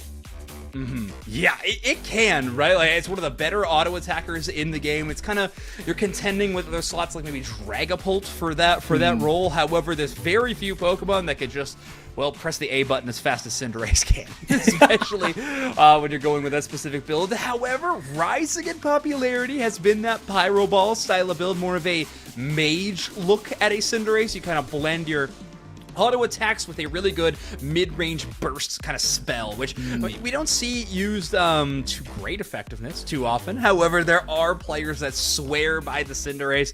I know EU in particular really likes to go back to the old haunt of the auto attackers, so maybe we'll see it. It's tough for auto attackers out there these days, right? I think mostly because Spoon is a option that was chosen. It was a item that was put into this game, and it has been unbelievable for special attackers. So that's why we see so many more of them compared to the auto attackers. It just kind of pales in comparison. Rapid Fire Scarf is kind of there, but it doesn't do the same level of just devastating damage that the Spoon can really access to. So yeah, who knows? We'll get to see. But by the way, just a bit of an update for everybody. Our mod team is working in the back end to make sure that we can get this whole situation sorted with the, misdraft and things like that. I'm hearing potentially a player drop his controller. Bummer. So we're most likely going to be looking at a redraft situation. We keep you all updated. But Tano, you're the one that brought up that Cinderace. So I have to imagine you have some at least affiliation or appreciation for that Galar starter. So how are you feeling about Cinderace right now? I mean, I used to play slightly competitively in this game, and that was back when Cinderace was a pretty good pick. We had a good player on it on our team, but I play mostly solo queue. So my opinion of Cinderace is it's either amazing or you sit in a bush and you wait to ult Ray. So, when you have a bush named after you, right? Like, I mean, maybe that's the spot you should be. Yeah, so I'm kind of half and half on that pick. I mean, we do see some pro players, and we mentioned this on Thursday with some of the picks that we saw. One of the best things about this game, Zoinks, is that if you are good on a Pokemon and you can make that work in the team, it can be incredible. Like some of those left field picks can be quite smart in a draft because some people might not know how to compete against it, especially if it's not something you usually go up against because it's not that big in the meta. So it could be a smart play, but we're going into the draft now. We'll see if it is something they do eventually pick. All right. Well, I have to imagine the bans aren't going to change too much between these teams. Maybe they do. I don't know. Who knows? But we're going to probably see a very similar banning phase. It might have to be the same. I'm not sure. But it'll be a lot of defenders again. Slowbro was gone. Trevenant was gone. Looks like we're going to hover over the Crustle for Minato. So a lot of defenders taken away. Of course, that Blastoise. I mean, we've talked about it a few times, Tato. The nerfs. Did they really change this Pokemon? At least competitively, you know what I mean? Like, this Pokemon is just such a nightmare to deal with at the top level. Hydro Typhoon really is, I think, in contention for the best Unite move in the entire game. Maybe Hoopa is the only other Pokemon that maybe comes close. I don't know. It is so powerful. So we're going to be seeing a lot of Blastoise, I think, until this game is no more. I have to imagine it's going to be forever. I think you're absolutely right. It's interesting to see that out of all the Kanto starters is the one that everybody constantly plays. But as we see plenty of defenders banned. We see that Leafeon getting banned. So you're going to see the Umbreon. I mean, what else have you got? You've got a Crustle, you've got a Snorlax. This is why you do see those other defenders when so many are banned coming out, and it is quite exciting to see that. So let's see what Wigglytuff defender, you know. Yeah, I'm probably not getting my way, but I still think it's good, and I will not give up on that moment. But yeah, the Umbreon, of course, one of the best in class, so no problem first picking that Pokemon. Bit of a surprise, though, is Rework Respawn is actually going to first pick the Zoroark. This Pokemon tends to be one that you choose later on throughout a draft, but they're actually going to be pairing it with the Hoopa. So not as all in on that specific speedster strategy, as in they're not pairing it with the Comfey or the Blissey. They're going to go with Hoopa, a very team-oriented support Pokemon. They're going to pair it up with the Speedster of the Zoroark. Yeah, I mean, it's an interesting one because picking it so easily, means that they could counter it if that's what they wanted to do, but that would mean changing, the comp that they may already have in mind. But with a Blissey getting picked, a Sylveon getting picked, we might see that rotate more into the. It does like it could be a mystical fire just to try and dodge that. But Crustle coming in as the second defender, yep, that is confirmed there. So probably with the ones that are currently banned, the two best defenders you could get in the game are currently going into this game. Yeah, Crystal and Umbreon. I mean, if you're not getting banned, you may as well pick them. We did see the Snorlax in that first kind of fraudulent draft, which I would have liked to see this time. But ooh, I'll get another one of my favorite options potentially if Revenant's gonna lock it in, and they do. Randa and R will grab the Garchomp, one of my favorite brawling style of all-rounder Pokemon. I think, as you could see, I have definitely been talking a lot about all-rounders. I tend to play a lot of these Pokemon, but Garchomp, one of my personal favorites. Dragon Rush, a really, really good ability just to prevent targets from getting a little too crazy in your backline. A good Dragon Rush, Dragon Claw combination can lock down a specific target.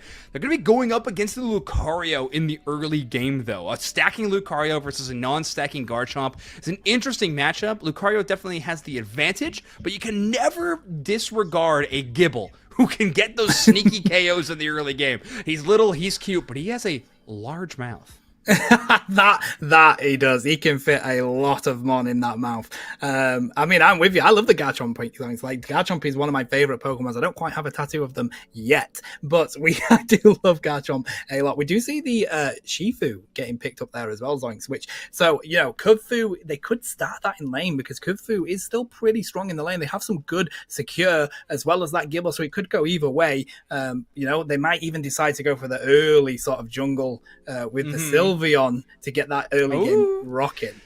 Yeah, I have to imagine if you have the opportunity to split jungle and get that level 4 quickly, you're gonna take it. It's so powerful. One of the best aspects that evolutions bring to the table is their early power spike, of course, in the evolution, and their United 8. So if you could take that, split central, do it as efficiently as possible, that is going to be an awesome look for your squad. So I think that is what we are going to see in this game number 1. It's going to be very interesting, Montano.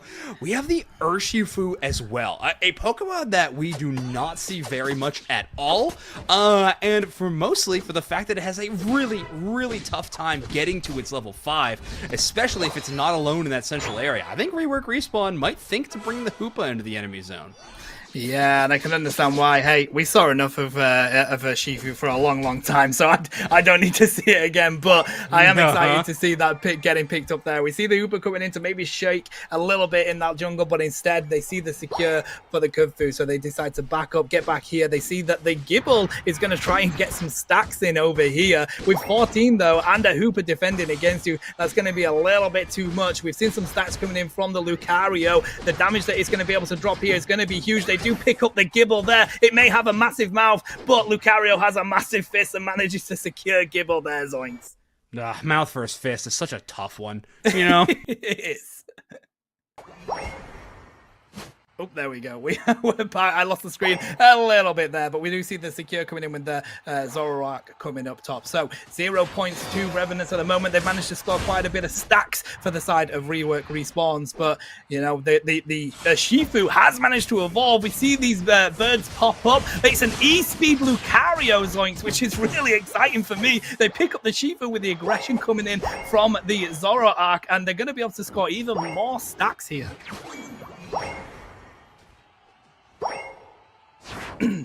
Okie dokie, so bottom lane we do have, we got a cheeky little bit of a jungle invade here, chat, and it seems like they're going to be able to pick up the red buff. Are they going to be able to go down and steal the blue buff? They want to. The Hooper Portal is going to be enough to get them out of there, though, because we did see the Sylveon and the Blissey coming in to defend. That Crustle came back, though. The Crustle came back, and it seems like the Zoroark has also come back. They fancy getting really aggressive here, Zoinks. Alrighty, I mean Zoroark is set up ready in the 8 minute. In the mid birds are ready. They are ready to secure them. There's nobody else there with them, so they have managed to grab all of that XP, chat, and it looks like it's going to be a lot of XP going to the side of Rework Respawns at the moment. It is a really interesting game. They've managed to keep the aggression on, have Rework Respawns. Currently, Gibble is not managing to get that Evo. They're going to pick up the Shifu there. No, they don't. Unfortunately, the Lucario doesn't drop enough damage, but the Zoroark does. Zoroark comes in and secures 2 of them. That is crazy to see. And then the Blissey just trying to get some CC down there as well. They're not going to be able to do much to defend against this. Rework Respawns are not giving up at all. There is 0 points to 103 points, chat. This is crazy. This first objective is going to be popping. We do see the goal getting broken there. 36 points going in from Zorak. It does mean that top lane XP is up and ready to go for Revenants. But with the secure on this Regieleki completely uncontested, it seems like Revenants have gone down. They need the XP. They want to get that Regirock because they know what that can offer. But is it going to go their way? It looks like it is, with the Gabite managing to secure that. That's a tasty load of XP, but the rotations from the Hooper mean that Rework Respawns are down here and ready to defend this bottom lane. That Hooper, sorry, not the Hooper, the Regieleki goes in. A huge Unite move coming out from the Zorak. They managed to secure the Gabite, but with that T1 doing a lot of healing, is it going to be enough? We see the E-Speed coming in and the Unite move from the Lucario chat. Unite move from the Espeon is doing enough to defend, but hey, the aggression from Rework Respawns, as we've already seen in this game, is too much for Revenants to put up, and they're going to score even more points down in this bottom lane chat. It is 0 points to 194. Woof, this is crazy. It's going to be interesting to see how Revenants try and get themselves out of this hole here, because they are currently lacking a bit in this XP, but that Gabite is not too far from being able to get evolved into the Garchomp. They're going to score some points up in that top goal. Hopefully they do manage to get that Evo very shortly. That does give them it, just as I say it, so they're going to be able to put on a lot more aggression, but with the Lucario scoring these 40 points, they've managed to get the 30 in of Revenants, but it's 234 to Rework Respawns. It is all going the way of Rework Respawns at the moment. This is a really, really tough game. I'm hoping, I feel like I've slightly lost audio there from Zoinks, but I think you can hear me. I'm not sure if you can hear me or Zoinks, but I'm going to keep talking anyway, just to make sure. So, as we see, the objectives are coming up on the maps. They are 25 seconds out. It seems like we want Revenants are wanting to come down into this bottom lane, try and score some points, try and get that objective if they can, but Rework Respawns have spotted it. They are down here ready to defend, and it's going to be a tough fight. We see the Zorak diving in on the Shifu. They know that that is their target. They managed to drop a huge amount of damage, but the Garchomp with their Unite move manages to pick up not only the Zorak, but also picks up the Hooper. That is a huge bit of damage there. They're going to be able to score some points at Rework. They've managed to put themselves back into this game, chat. 127 points they've managed to score now, but in return, they are getting some points scored against them. The Registeel is going to be going down here. Will Crustle manage to get the steal? The mean look from the Umbreon stops that from happening, and it seems like with the Rebel Rouser getting pops there, the Crustle's going to try and do whatever they can to get away. I don't think it's going to be enough, chat, although we do see the Espeon coming to their aid. Are they going to be able to fall? We do not know, but Sherlock on this Lucario up top, ripping the Regieleki. It looks like this is going to go to the side of Rework Respawn. So, really interesting here in chat. There's a lot of XP on the side of Revenants. They really want to go back and grab that XP because that level is going to be really important coming into the Rayquaza fight. But it seems like Shifu does not want to give up the damage that they can pop. They want to try and get some KOs here. They do manage to unite the Hooper. They pick up the Hooper with that unite, but an Espeon, a Crustle, and a Zorak are there to stop them as well. They pick up the Espeon. That's 2 KOs for the Shifu. That's a really strong set of KOs that they can pick up there. This is crazy to see. Zorak with a good unite move. They just missed the Umbreon, but it looks like they're going to pick them up from the damage anyway. No, the Umbreon unite in return manages to give them some health. But now Zorak, with a last second of health, manages to pick up the Umbreon. They are trying to run from the Sylveon. Sylveon knows they can secure that Zorak, but with those dashes, it just gets away way too quick. The Garchomp is down here to be able to help put it up. We see the Hooper pop in their Unite move because they want to get some assistance. Garchomp with their own Unite move, they're going to be able to secure the Crustle here. I'd say that it is very, very strong though. Zoinks, we are seeing crazy amount of aggression coming in from Rework Respawns. They are really leading this game. Oh yeah, they're looking amazing. I am so sorry to leave you alone there for a bit, Sato. I don't know what was going on microphone-wise, but I am back. And yeah, what an incredible game. Well casted by you, by the way. Absolutely crushing it.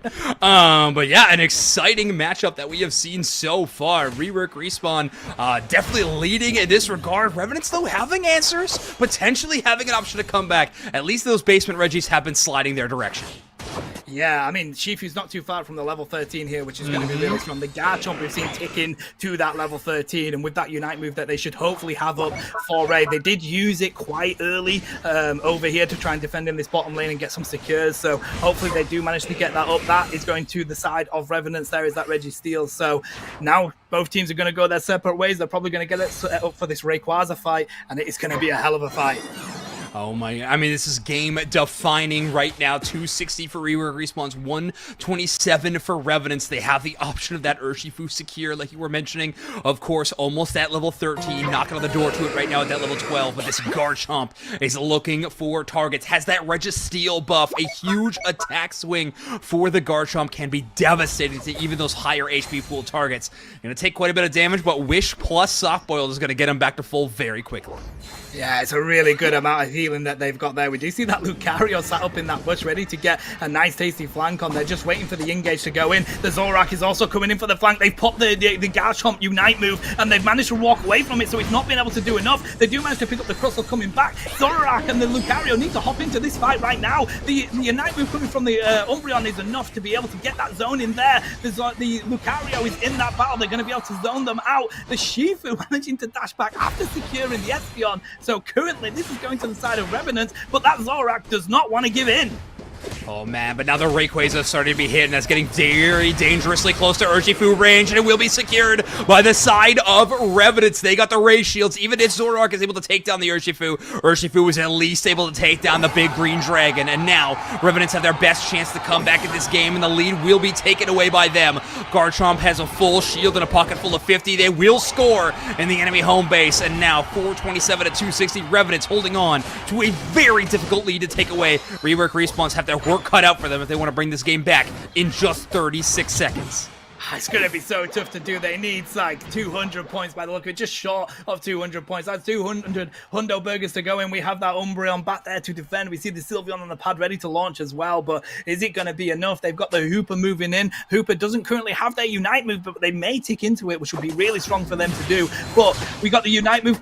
We've got the damage coming in there from the Umbreon. It's going to be a bit too much. Hooper going back with the portals. Zorak is going down to really low health. They're going to be able to pick it up with a Mystical Fire there. That means they're not going to be able to score any points from that Zorak. 50 points on the Hooper is going to be too much for them to be able to secure without a Rayquaza shield there. This is going to be Revenant's game, Zoinks.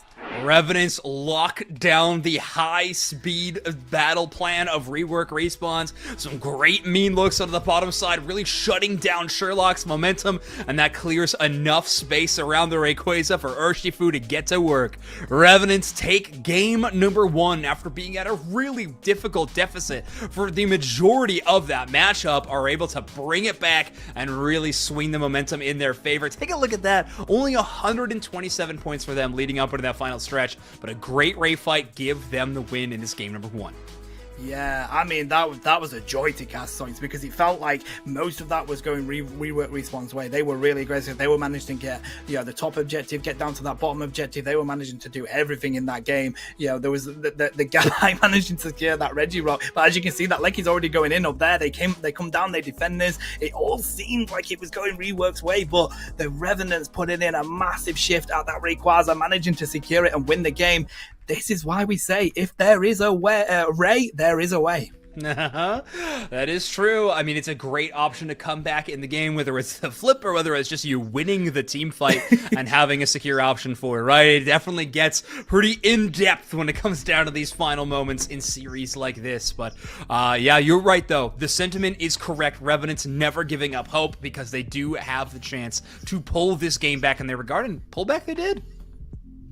Yeah, I mean, what a fight. Really, really well done. We see some really good Unite moves coming in to be able to pick up a bit of a fight back here. It was really great to see, and the Unite moves were used really well, but they did manage to dodge the Garchomp Unite move at the Rayquaza fight, did Rework Respawn, and that was interesting because that is a lot of damage that they can avoid, but they come back, they managed to secure those KOs, and as we can see here, a lot of damage coming in. The Shifu managing to secure the objective there and getting the win for Revenants. Yeah, they looked good. I mean, that Urshifu, you pick it for usually one reason specifically, right? And Revenants used it in possibly the best fashion they could. I really liked Revenant's game plan. I apparently wasn't able to cast much of it, so thank you again for taking care of it. But I liked Revenant's game plan of playing around that bottom side, Rework Respawn, just really struggling to find answers to that aggressive level scaling opportunity that Revenants were able to take. So now they're going to have that 1-0 lead. But before we can continue on with the series, we are going to be jumping to a very, very short break to figure some stuff out on the TO end of things. When we come back, more Elite Tour LCQ.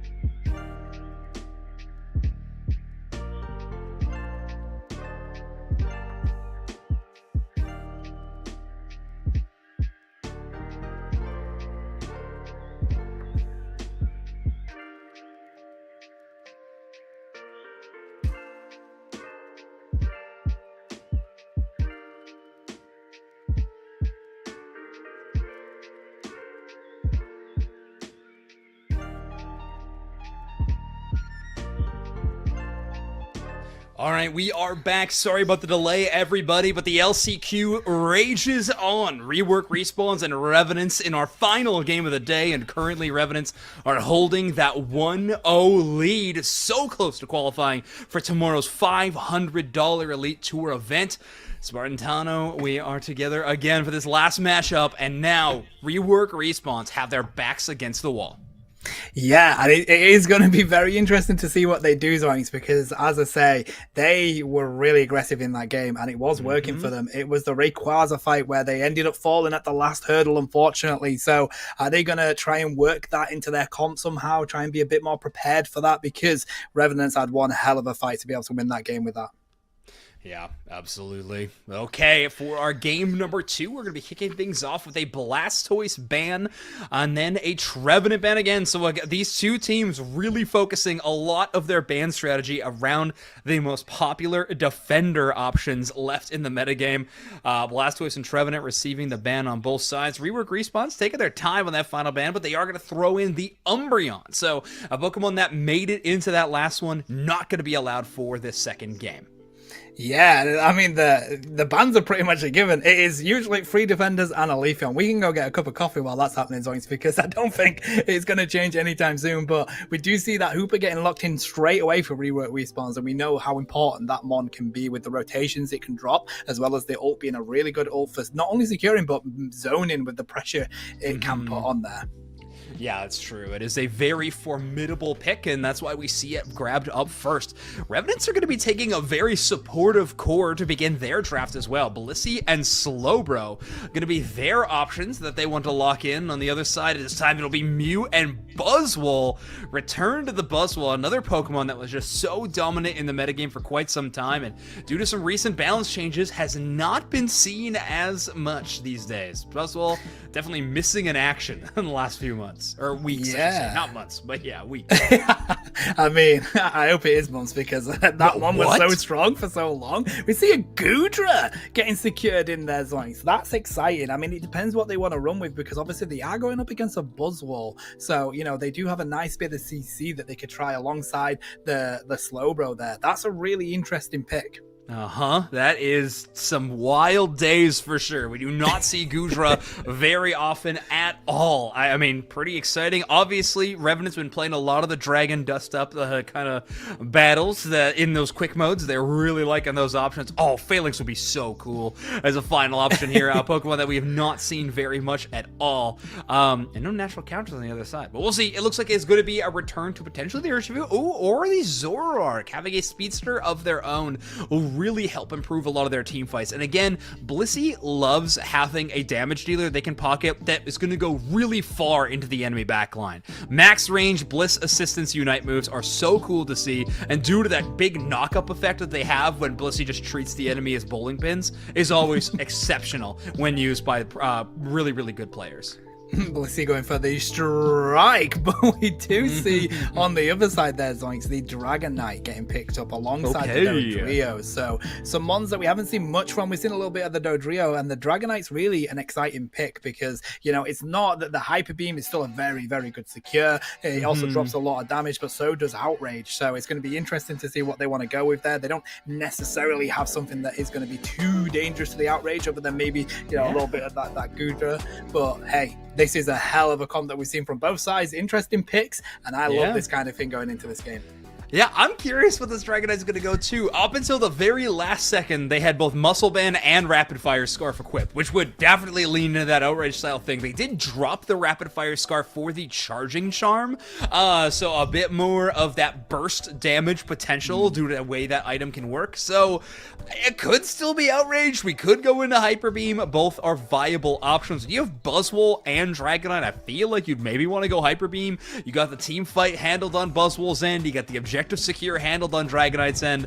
I don't know. There is a few directions you could take this. One of the more interesting things in the build of these Pokemon, though, that I saw from Rework Respawns is the double curse item. So Dodrio actually bringing the Cursed Bangle and Mew bringing the Cursed Incense. So Goodra gonna have that natural healing capability slowed down a little bit by the healing stoppage on Rework Respawns.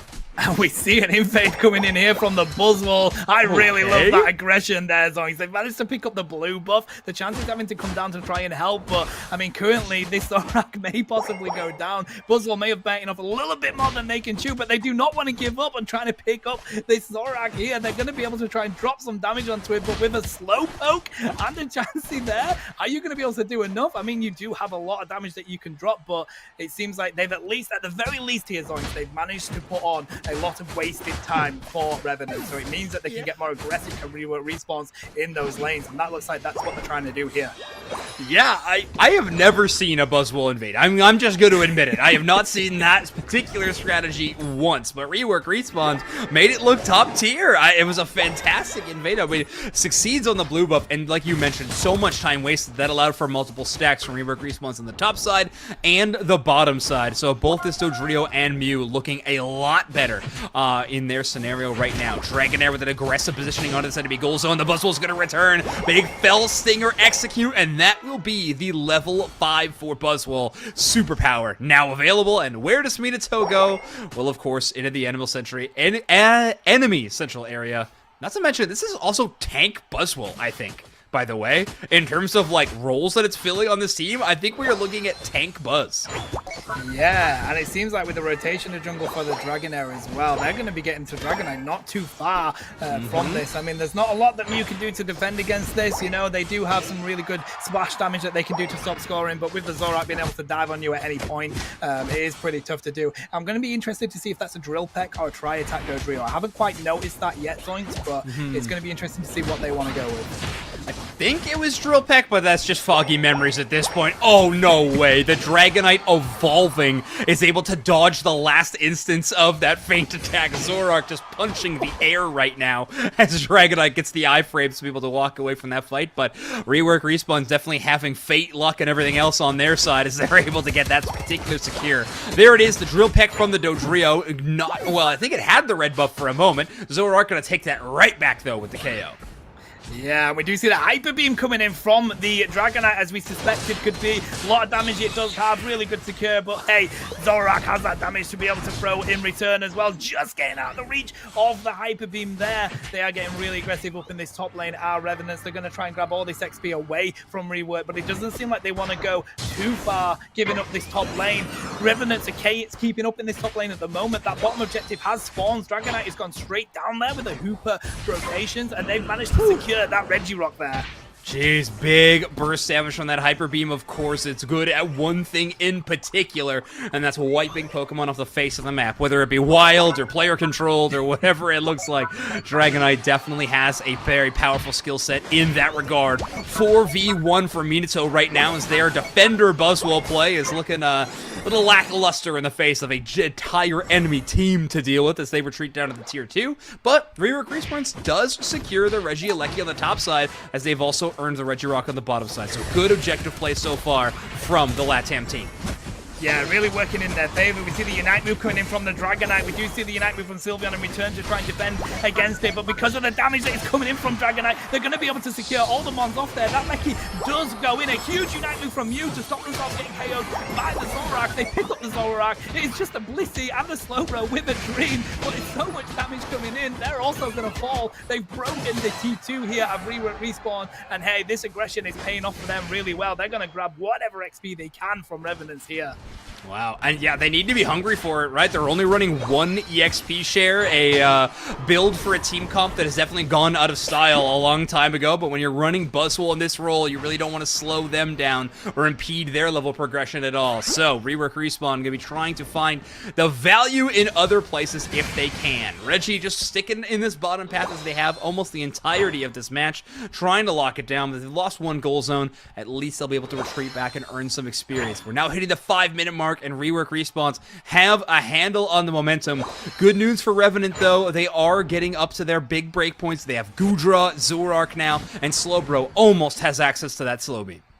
Yeah, I mean, this Dragonite is currently at level 12, which is a really good position to be in with 5 minutes left. Really tasty beam going in there. It did seem like Revenants were going to be the ones in this bottom objective ready for it, but as it spawns, it's actually rework respawns that are down here ready for it. We've got the beams coming in from the Mew as well as the Hyper Beam from the Dragonite, and it is going to be the Hyper Beam from the Dragonite that secures the Regite there, trying to get the Unite move from the Sylveon to secure, but that's so tough to get a secure from it. They're just going to push onto this goal at rework respawns, but you see the Zorak preparing to dive in there. The Dodrio knows that Zorak's there, manages to back it away, and that is going to be a tasty overcap on that T1 there, ones.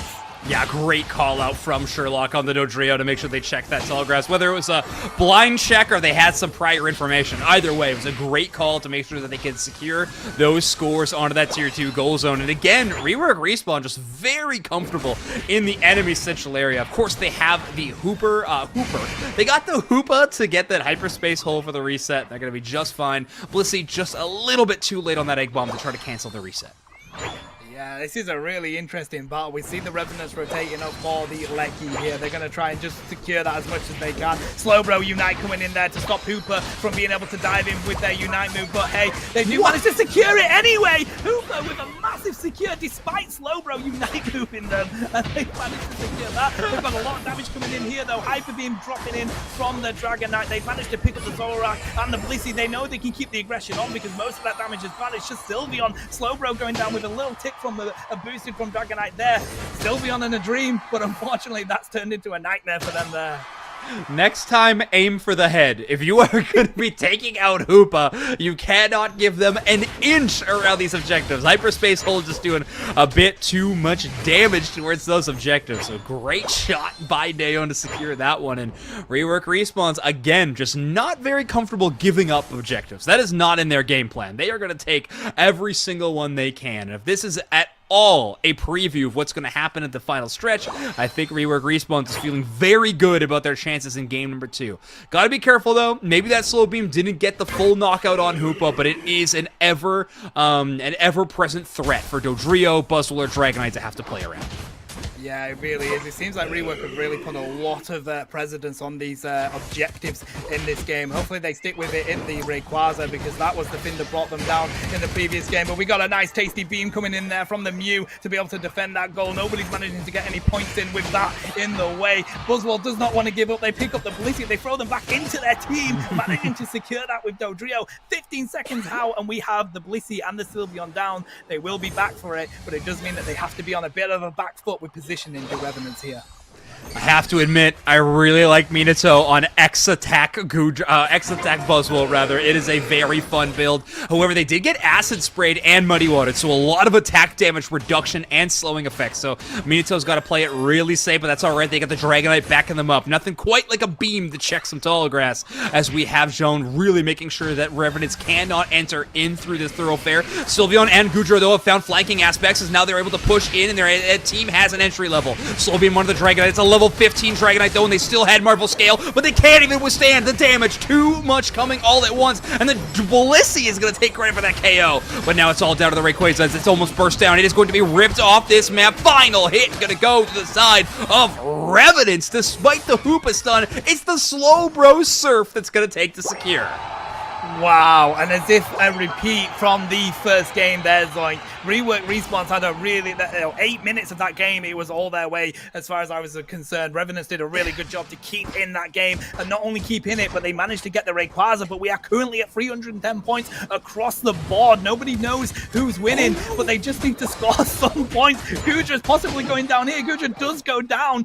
They need to score more points here. It seems like they're trying to do so. Rework Respawns, they're trying to get a little bit of a poke in, but currently 310 points apiece. It means whoever got to that score first wins, which would be Rework Respawns. Oh, Blissey needs to get to the goals, but they've been spotted. That shield is going to be burst down. So with 30 seconds left, I have to admit, I think it's Revenants that are behind in this situation, right? Rework Respawn surely got to that 310 scoreline first, so now they're going to try to be scoring Dodrio and Dragonite on that home goal zone. Mew and Hoopa on this tier 1. It's all up to Slowbro to try to prevent these scores. Should be a pretty easy task, as Dodrio not even able to score on that home base. Everybody all stacking up at once, so Drio, the main scoring threat, has been eliminated first. Great target priority by Revenants as the Sylveon's carving through, and we are going to be ending this game number 2 on a tie game between these two squads. Holy, wow. I don't have any words. 310 points across the board. Surely it's rework respawns with that one. It has to be, right? I'm trying to remember if anyone had a last-second score or what it is, but 310 to 310. It will go to rework respawn, the team that reached that scoreline first. Unbelievable work from them to lose the Rayquaza and then hunt down the Revenants members who had those Ray Shields and take them down one by one. I think Slowbro, Blissey, and Goodra, all extremely tanky Pokemon who have the option, taking them down. Wow, what a photo finish. Doesn't get closer than that. I mean, it really doesn't. A huge shout out. They managed, they knew that Revenants managed to secure the Rayquaza there, and to be able to respond to that with the way that they did, that is huge. I can't believe we're going into a game 3 situation here, Zoinks, from a tie game in this last game of the night. Like, what more could we want? But hey, rework respawns, they're going to have to think coming into this game, because they have been playing really, really well. They're getting really aggressive. They're managing to secure pretty much every single objective, apart from the one that really matters, Zoinks, which is that Rayquaza. What? I am still baffled by this last game. I mean, not only did we see the tie game, of course, which is wild, but Revenants out-secured this comp on rework respawns with a Slowbro Surf, Dragonite, and Mew, and I mean, Buzzwole not really in that category, but still, like, what an incredible steal for Revenants to make it that close. But then, of course, just rework respawns, incredible blitz game plan that they were able to pull off. There were a lot of moments that felt like rework respawns, but just kind of faded to win this game, and I feel like that was through all the way to the end of the series. A big overcaps here, but like Hoopa surviving the Slowbro on the top end. This is the exact moment. Wow, I'm a prophet. But Hoopa able to survive and then steal the Regieleki with that hyperspace hole. Very, very crazy stuff. Yeah, and I mean, we saw it there, 310 points by, I think, like 4 minutes 20 was rework respawn. So, that's when they hit it. They didn't score any points since then, but Revenants managing to get that Rayquaza and catch up. So it did feel like rework were really in, like, control of this match all the way up until that fight there. And the Slowbro Unite popping onto the Dragonite there, it was really strong. It meant that Buzzwole was ended up uniting the Slowbro. It's so much damage coming in, and it was just a crazy, as you say, of all the mons to secure this objective, if you look at that comp on rework respawns, I could have bet all my savings. I would not have thought it would go that way. It was a great call by Revenants, though. We have to give some. It wasn't just like a total coin flip in a situation like that, right? They got Dragonite first, so that's the main target priority objective you were looking for, is remove that big secure option, even though Drio was gone. And then Buzzwole, the only way they're securing that option is if they're even within the realm of closeness towards that Rayquaza. And Surf Plus is a hell of a move. That is so much crowd control, and poor Minato was just locked down in place. They could not move for that final moment, but to their credit, they didn't even need the Rayquaza, because the team that got the Ray didn't even take down the series. What a crazy finish to that game number 2. Oh my word. That was one of my favorite games to watch. Such a fun game from start to finish. Great look from Revenant in some of those moments, but rework respawn, keeping the hope alive. Yeah, I mean, what do you think they're going to need to do here, though, Zoinks? Because obviously they are taking charge of this game for most of the game, but when it comes down to that final fight, Respawn's Revenants are really putting in the work, and it's clearly showing, because we're now going to a game 3 situation. Twice the rework Respawns have lost that Rayquaza. So what do you think the mindset's going to be going into this? Gosh, I don't know. For rework respawn, I want to see that Dragonite again. I thought it looked amazing. Obviously, it went down first in that final team fight. Not the best look they could have had, but that was one of the things I was calling out. I actually thought it was going to be able to survive because it still had its Marvel scale. Usually, when you see a full dive onto a Dragonite, it's after you've already popped that passive of the Dragonite. It's a huge defensive bonus that Pokemon gets. But with all 4 members all focusing on the Dragonite and no Blissey or anything on the enemy enemy side, you definitely can take down a threat like that, despite having its buffs. Level 15 in that final fight, by the way. I felt like they were level 15 at like 3.5 minutes. But so Dragonite, definitely a target I want to see again from Rework Respawn. The side of Revenants, I think I'd like to see. We already had the Slowbro, which I thought was a great call specifically into Rework Respawn. That slides through draft. You're probably always picking that defender in particular, or at least the Umbreon in a situation like that. Wouldn't hate to see a Mimikyu though. We double down on those like lockdown style Unite moves that also deal out a great bit of damage. Would like to see that look, but Revenants right now seem pretty comfortable in where they're playing at, but I would particularly like to see a Mimikyu show up in this match. I'm getting the feeling that any answer to any comp for you, Zoinks, is Mimikyu. I feel like you are a big fan of Mimikyu. There we go. That is the M factor. So you see here, it's part of the mathematical equation. The M factor is the Mimikyu play rate. I'm so glad you asked. Oh man, been waiting a long time for that one. But yes, let's see when we go into game number 3.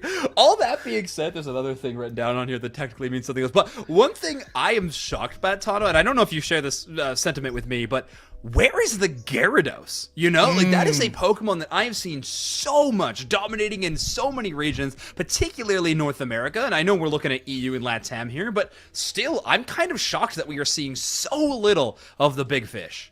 Yeah, I mean, in EU, it's very popular as well. I know I play it's it. Good, right? It's in such a good position. Like, the Unite move may have had a bit of a nerf on its cooldown, but it doesn't matter. That mon is still very strong. I know it can be quite tough to get the Magikarp evolved really early enough to get a good early game. But hey, if you're looking towards the late game or the mid-late game, Gyarados is a shout. So I'm with you 100% of the way there, Zoinks. I'm very surprised to see that we haven't had that picked.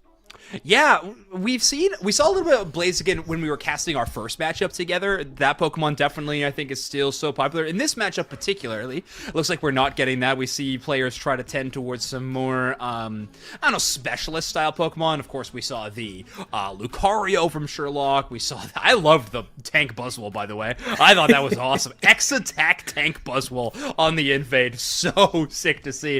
A Pokemon with maybe the shortest range of any Pokemon in the entire roster on an Invade? Yes, please. But all right, this game number 3 though, Blastoise did not receive the ban treatment, and therefore Sherlock is going to be picking it up in their first pick slot. Reggie on this Mew again. I will admit it, I am sad to see Reggie kind of in mage jail these days. I love seeing Reggie play the Dodrios and the Zoroarks and things like that, but it seems like on this particular roster that they're playing with in this tournament, they are on attacker duty, but they're still making the Mew look great, so I will enjoy that at the very least. Yeah, they really are. But we see from the Revenant side a pretty safe pick so far there, Zoins. You've got the Slowbro, you've got the Hooper, and you've got the Sylveon. They are really strong picks in this meta at the moment. So it's going to be interesting to see how they respond to what Rework Respawn's pick. They got the Eldegoss there, which is still, it has not lost its crown as one of the best supporters in the game as far as I'm concerned, despite the nerfs. It still does a lot of damage. The Slow is really strong with it on the passive. I think it's a very good support to be picking up. Yeah, I completely agree with you. I have to admit, though, the Snorlax is an exciting pick, but oh, come on! Revenants, please! You can't tease me like this. And then it looks, honestly, if I was to draft a composition of this is terrible into Tyranitar, Rework Respawns has that comp. Like, this would have been such a perfect option. Maybe picking it with the Rework Respawn still having last pick would be just too difficult to deal with. So we're going to go with a bit more traditional Buzzwole. That's fine. I particularly like the Buzzwole into the Blastoise pick. It's one of the better options. It really impedes Sherlock if they want to go on that Rapid Spin build. It's almost forcing out the Surf Hydro Pump from Rework Respawns. Yeah, and it's what I do like to see here. You get the Gardevoir pick coming in for Rework Respawns. We've got the Delphox pick coming in from Revenant. So they're going to be playing a very similar position at those ones. They're going to be in the back. They're going to be dropping down that CC. They're going to be dropping down the damage as well. So really, really interesting picks. But Reggie on that Mew means that they do also have a bit of poke. Patu on the Sylveon, it's going to be interesting to see what moveset they go for, because if they go for Mystical Fire, then they don't quite, they have the range, and the upfront sort of damage with the dash on the Mystical Fire, but they could also go for the Hyper Voice. Yeah, I think you most likely go Hyper Voice, right? It's just I gotta stop being so confident on my Sylveon because I'm always wrong. But I mean, yes, Mystical Fire into Mew sounds pretty good. Maybe even Blastoise to reduce the special attack damage that your team is taking. However, increasing the special attack damage that your team is doing with a Delphox beside you, I think would win that particular argument in my own head if I was choosing that Pokemon. So I think Hyper Voice into Snorlax and Blastoise makes a lot of sense to me. It's what I particularly would enjoy. However, Mystical Fire has proven again and again to just be an evergreen style of move. It is just always going to be good. It's always going to feel very, very strong.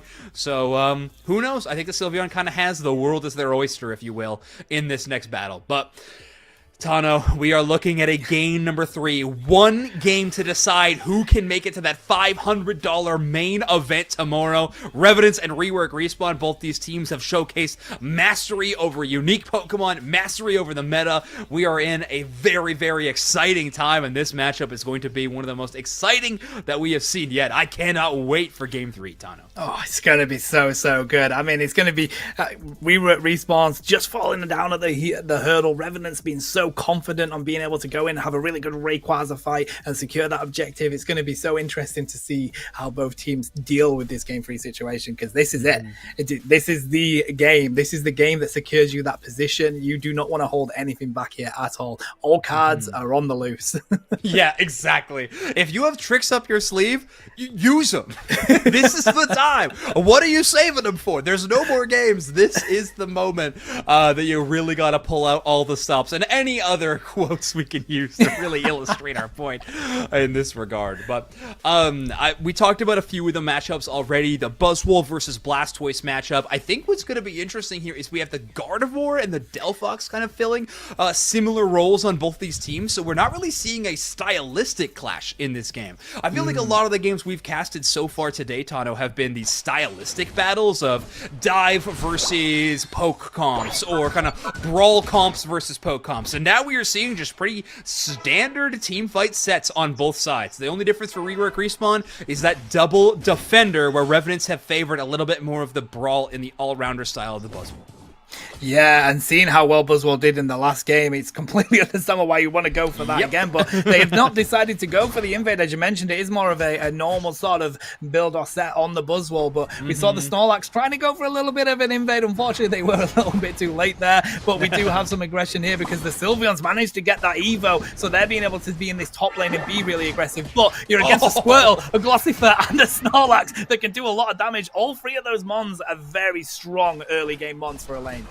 I can't believe they didn't get the KO. Eject button's used everywhere. Like, the Snorlax is able to use theirs. I think they forced out at minimum 2 out of Revenants as they needed to escape that early damage. Eject button tackle. A dangerous threat from Snorlax that we don't see too often, but it can be devastating. Yeah, and I mean, they've managed to do the CC there to be able to get the birds on the side of Rework Respawns. And I mean, the thing is, Buzzwole, if Buzzwole doesn't manage to get their level 5 early enough, they can get a little bit bullied in that lane. And it's almost as if Rework Respawns have understood that. They've come up with 4 mons into this lane. They managed to secure the Buzzwole. It looks like the Hooper may possibly go down, although that berry spawning right at the right moment to save them. Wow. But, you know, we've got some stacks in over on the side of Rework Respawns. They have managed to get that Eldegoss involved, so they know Buzzwole's probably going to get their level 5 roundabout here, so they're going to have to push elsewhere, and that's what we're seeing here with a Snorlax invade. Oh, and of course the tackle is going to take it. One of the best parts of Snorlax is how powerful tackle is at securing, and I think Minato knows that. They were at level 5 when they were engaging around that Escavalier, which means they had intentionally not chosen their next move, so they'd still have access to tackle. That is how powerful that moveset can be in the early game, and that's why we see Snorlax trying to utilize this aggressive stealing of the enemy central area composition that we are seeing so far. Revenants, though, it feels like finally I get to see a Delphox with Fire Spin, Fire Blast somehow. That has not been showcased at all. And we talked a lot about the buffs and the nerfs these days in this tournament, and that is one of the movesets that was changed. Delphox definitely hurting a little bit less with those moves now. Yeah, and it's interesting because both of the sort of jungle mons in that role on both sides have got their level 7, so they kind of keep in level with each other. It's going to be interesting to see who manages to get their Unite move first, to see who's going to be able to secure the lane that they end in. We've got 10 seconds until these objectives spawns. These bees are going pretty much both ways, to be fair. They've got a lot of poke on the side of Rework Respawns, which is great for securing, but they also have a lot of CC on the side of Revenants there. Yeah, that's going to be a very interesting matchup between those two, like you're saying, assets that these teams have around this first objective. At the very least, Rework Respawn are not going to have to worry about the crowd control early because of their positional win. Great shot from Minato, but the Mew is going to secure. Dangerous Surf again. Rework Respawn's really not respecting the Slowbro Surfs these days, but they at least will walk away with that basement objective. Reg Ice going to be giving the team a bit of extra healing as now they try to utilize that as they get some scores onto this bottom tier 1.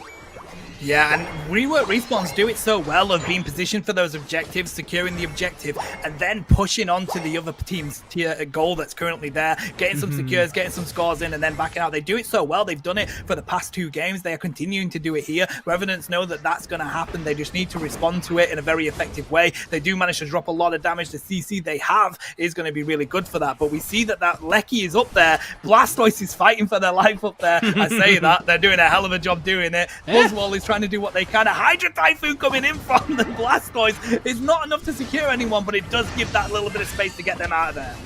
Yeah, exactly. It gets some big knockups. It actually allowed Rework Respawns to maybe have an opportunity to steal some KOs, but great defensive effort by Revenant. I actually really like the aggressive use of the Delphox Unite move. I say aggressive, more defensive than anything, but it's just an early use of that Unite well before the objective is even within question. But now this Regieleki is getting dangerously low, or dangerously close to being KO'd. Yawn and the collapse of the Fairy Singularity work perfectly in tandem as Gardevoir's going to pick up 2. That's what I talk about. You always got to be happy with whoever you grab with that Fairy Singularity. Great setup by Minato to land that Yawn. Yeah, and I must admit, I love the pick of the Yawn. The Yawn is really good CC. It lasts so long, but if you look at the zoning that Rework Respawns are able to pop here, they've got the Blastoise, they've also got the Snorlax with that Yawn. That is really strong zoning that they can put on these objectives. It's almost as if they've kind of agreed objectives still need to be part of their game. That still needs to be the main objective. Unfortunately, they do lose it there. It does get secured by Revenants. Really good secure for them, but they're going to be able to defend it whilst there's a bit of a battle going on in that bottom lane with Mew doing whatever they can against those two down there.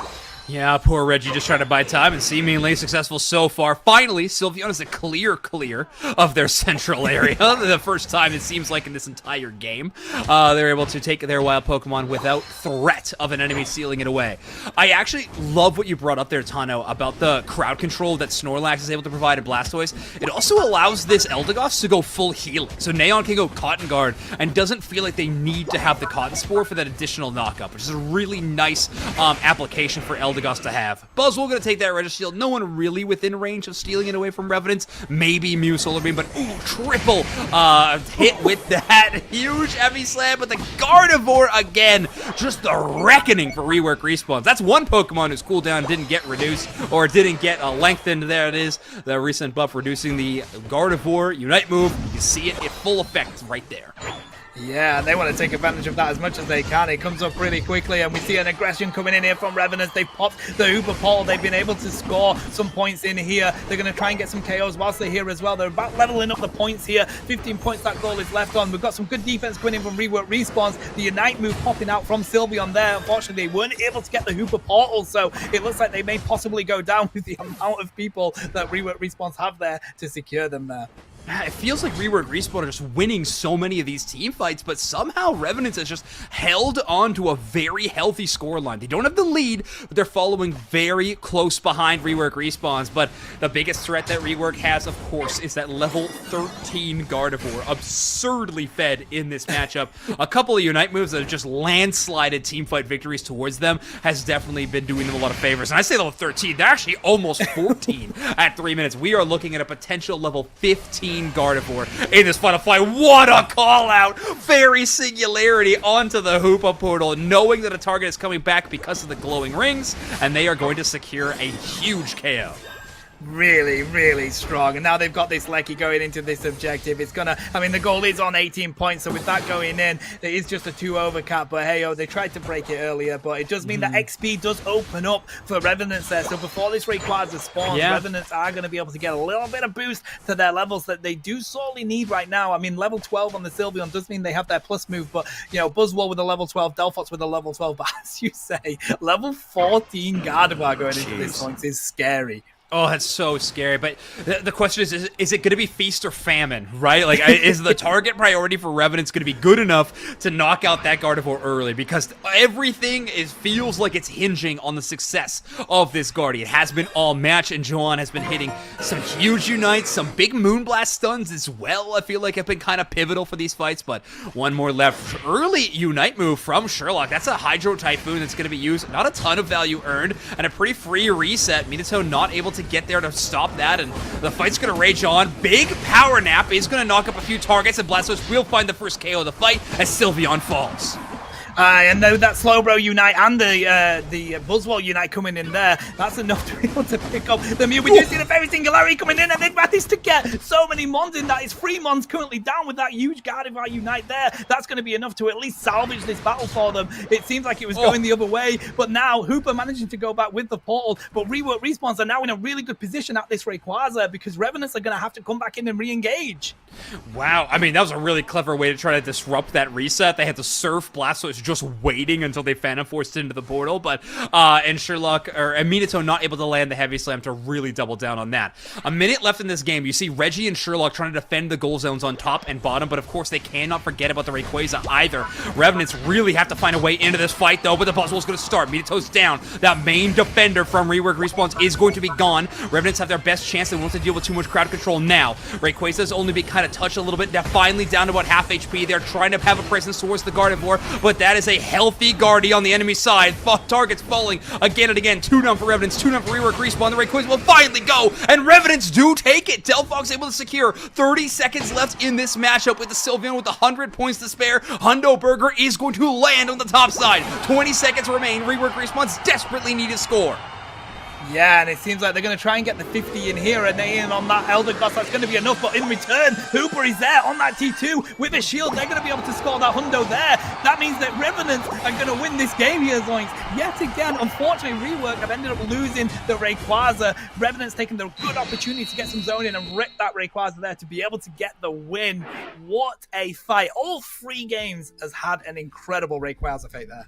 Wow, a team fight just won on the back of removing that sole source of crowd control, right? As soon as Snorlax is out of the picture and Minato can't yawn stun or heavy slam stun and Sherlock's too busy fighting on the other side, it allows the entire squad of Revenants just to run into that Rayquaza pit totally unimpeded and win that fight. Revenants securing this victory in 2-1 fashion and earning their spot to play for the $500 prize pool tomorrow. What an awesome showing from this squad. Great to see Buzzwole succeeding in such a major way again. It feels like a Pokemon we have not seen in a minute, and taking down a world's qualified team in Rework Respawns.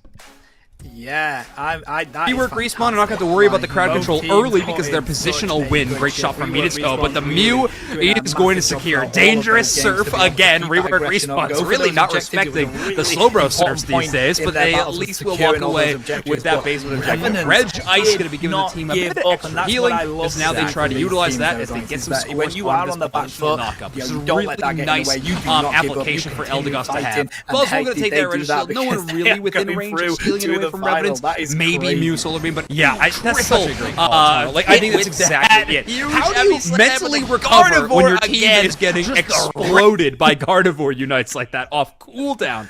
Like obviously, Rework Respawn were feeling it in this game number 3, but Revenants, like you mentioned, never giving up, always keeping pace. I mean, heck, they won game 1, they tied game 2, and to force the game 3, and then of course they come out on top of that final moment with that Hoopa score. Delphox having its shield broken made things a little bit scary, but with Rework Respawn only able to get 1 score in that mad dash. Revenants are the team that are your, well, I guess champions in this regard, but are going to be one of your qualified teams moving on to the LCQ. Or sorry, to the main event out of the LCQ.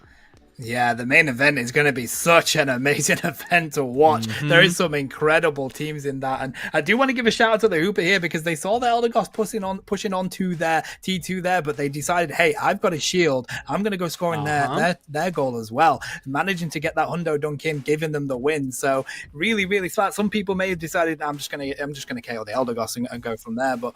Wow, I mean, I'm kind of at a loss of words of how well this game has been fought from both teams. So Rework Respawns are going to be a bit gutted because they came so close, but they put in one hell of a shift. So GG's to both teams there from me.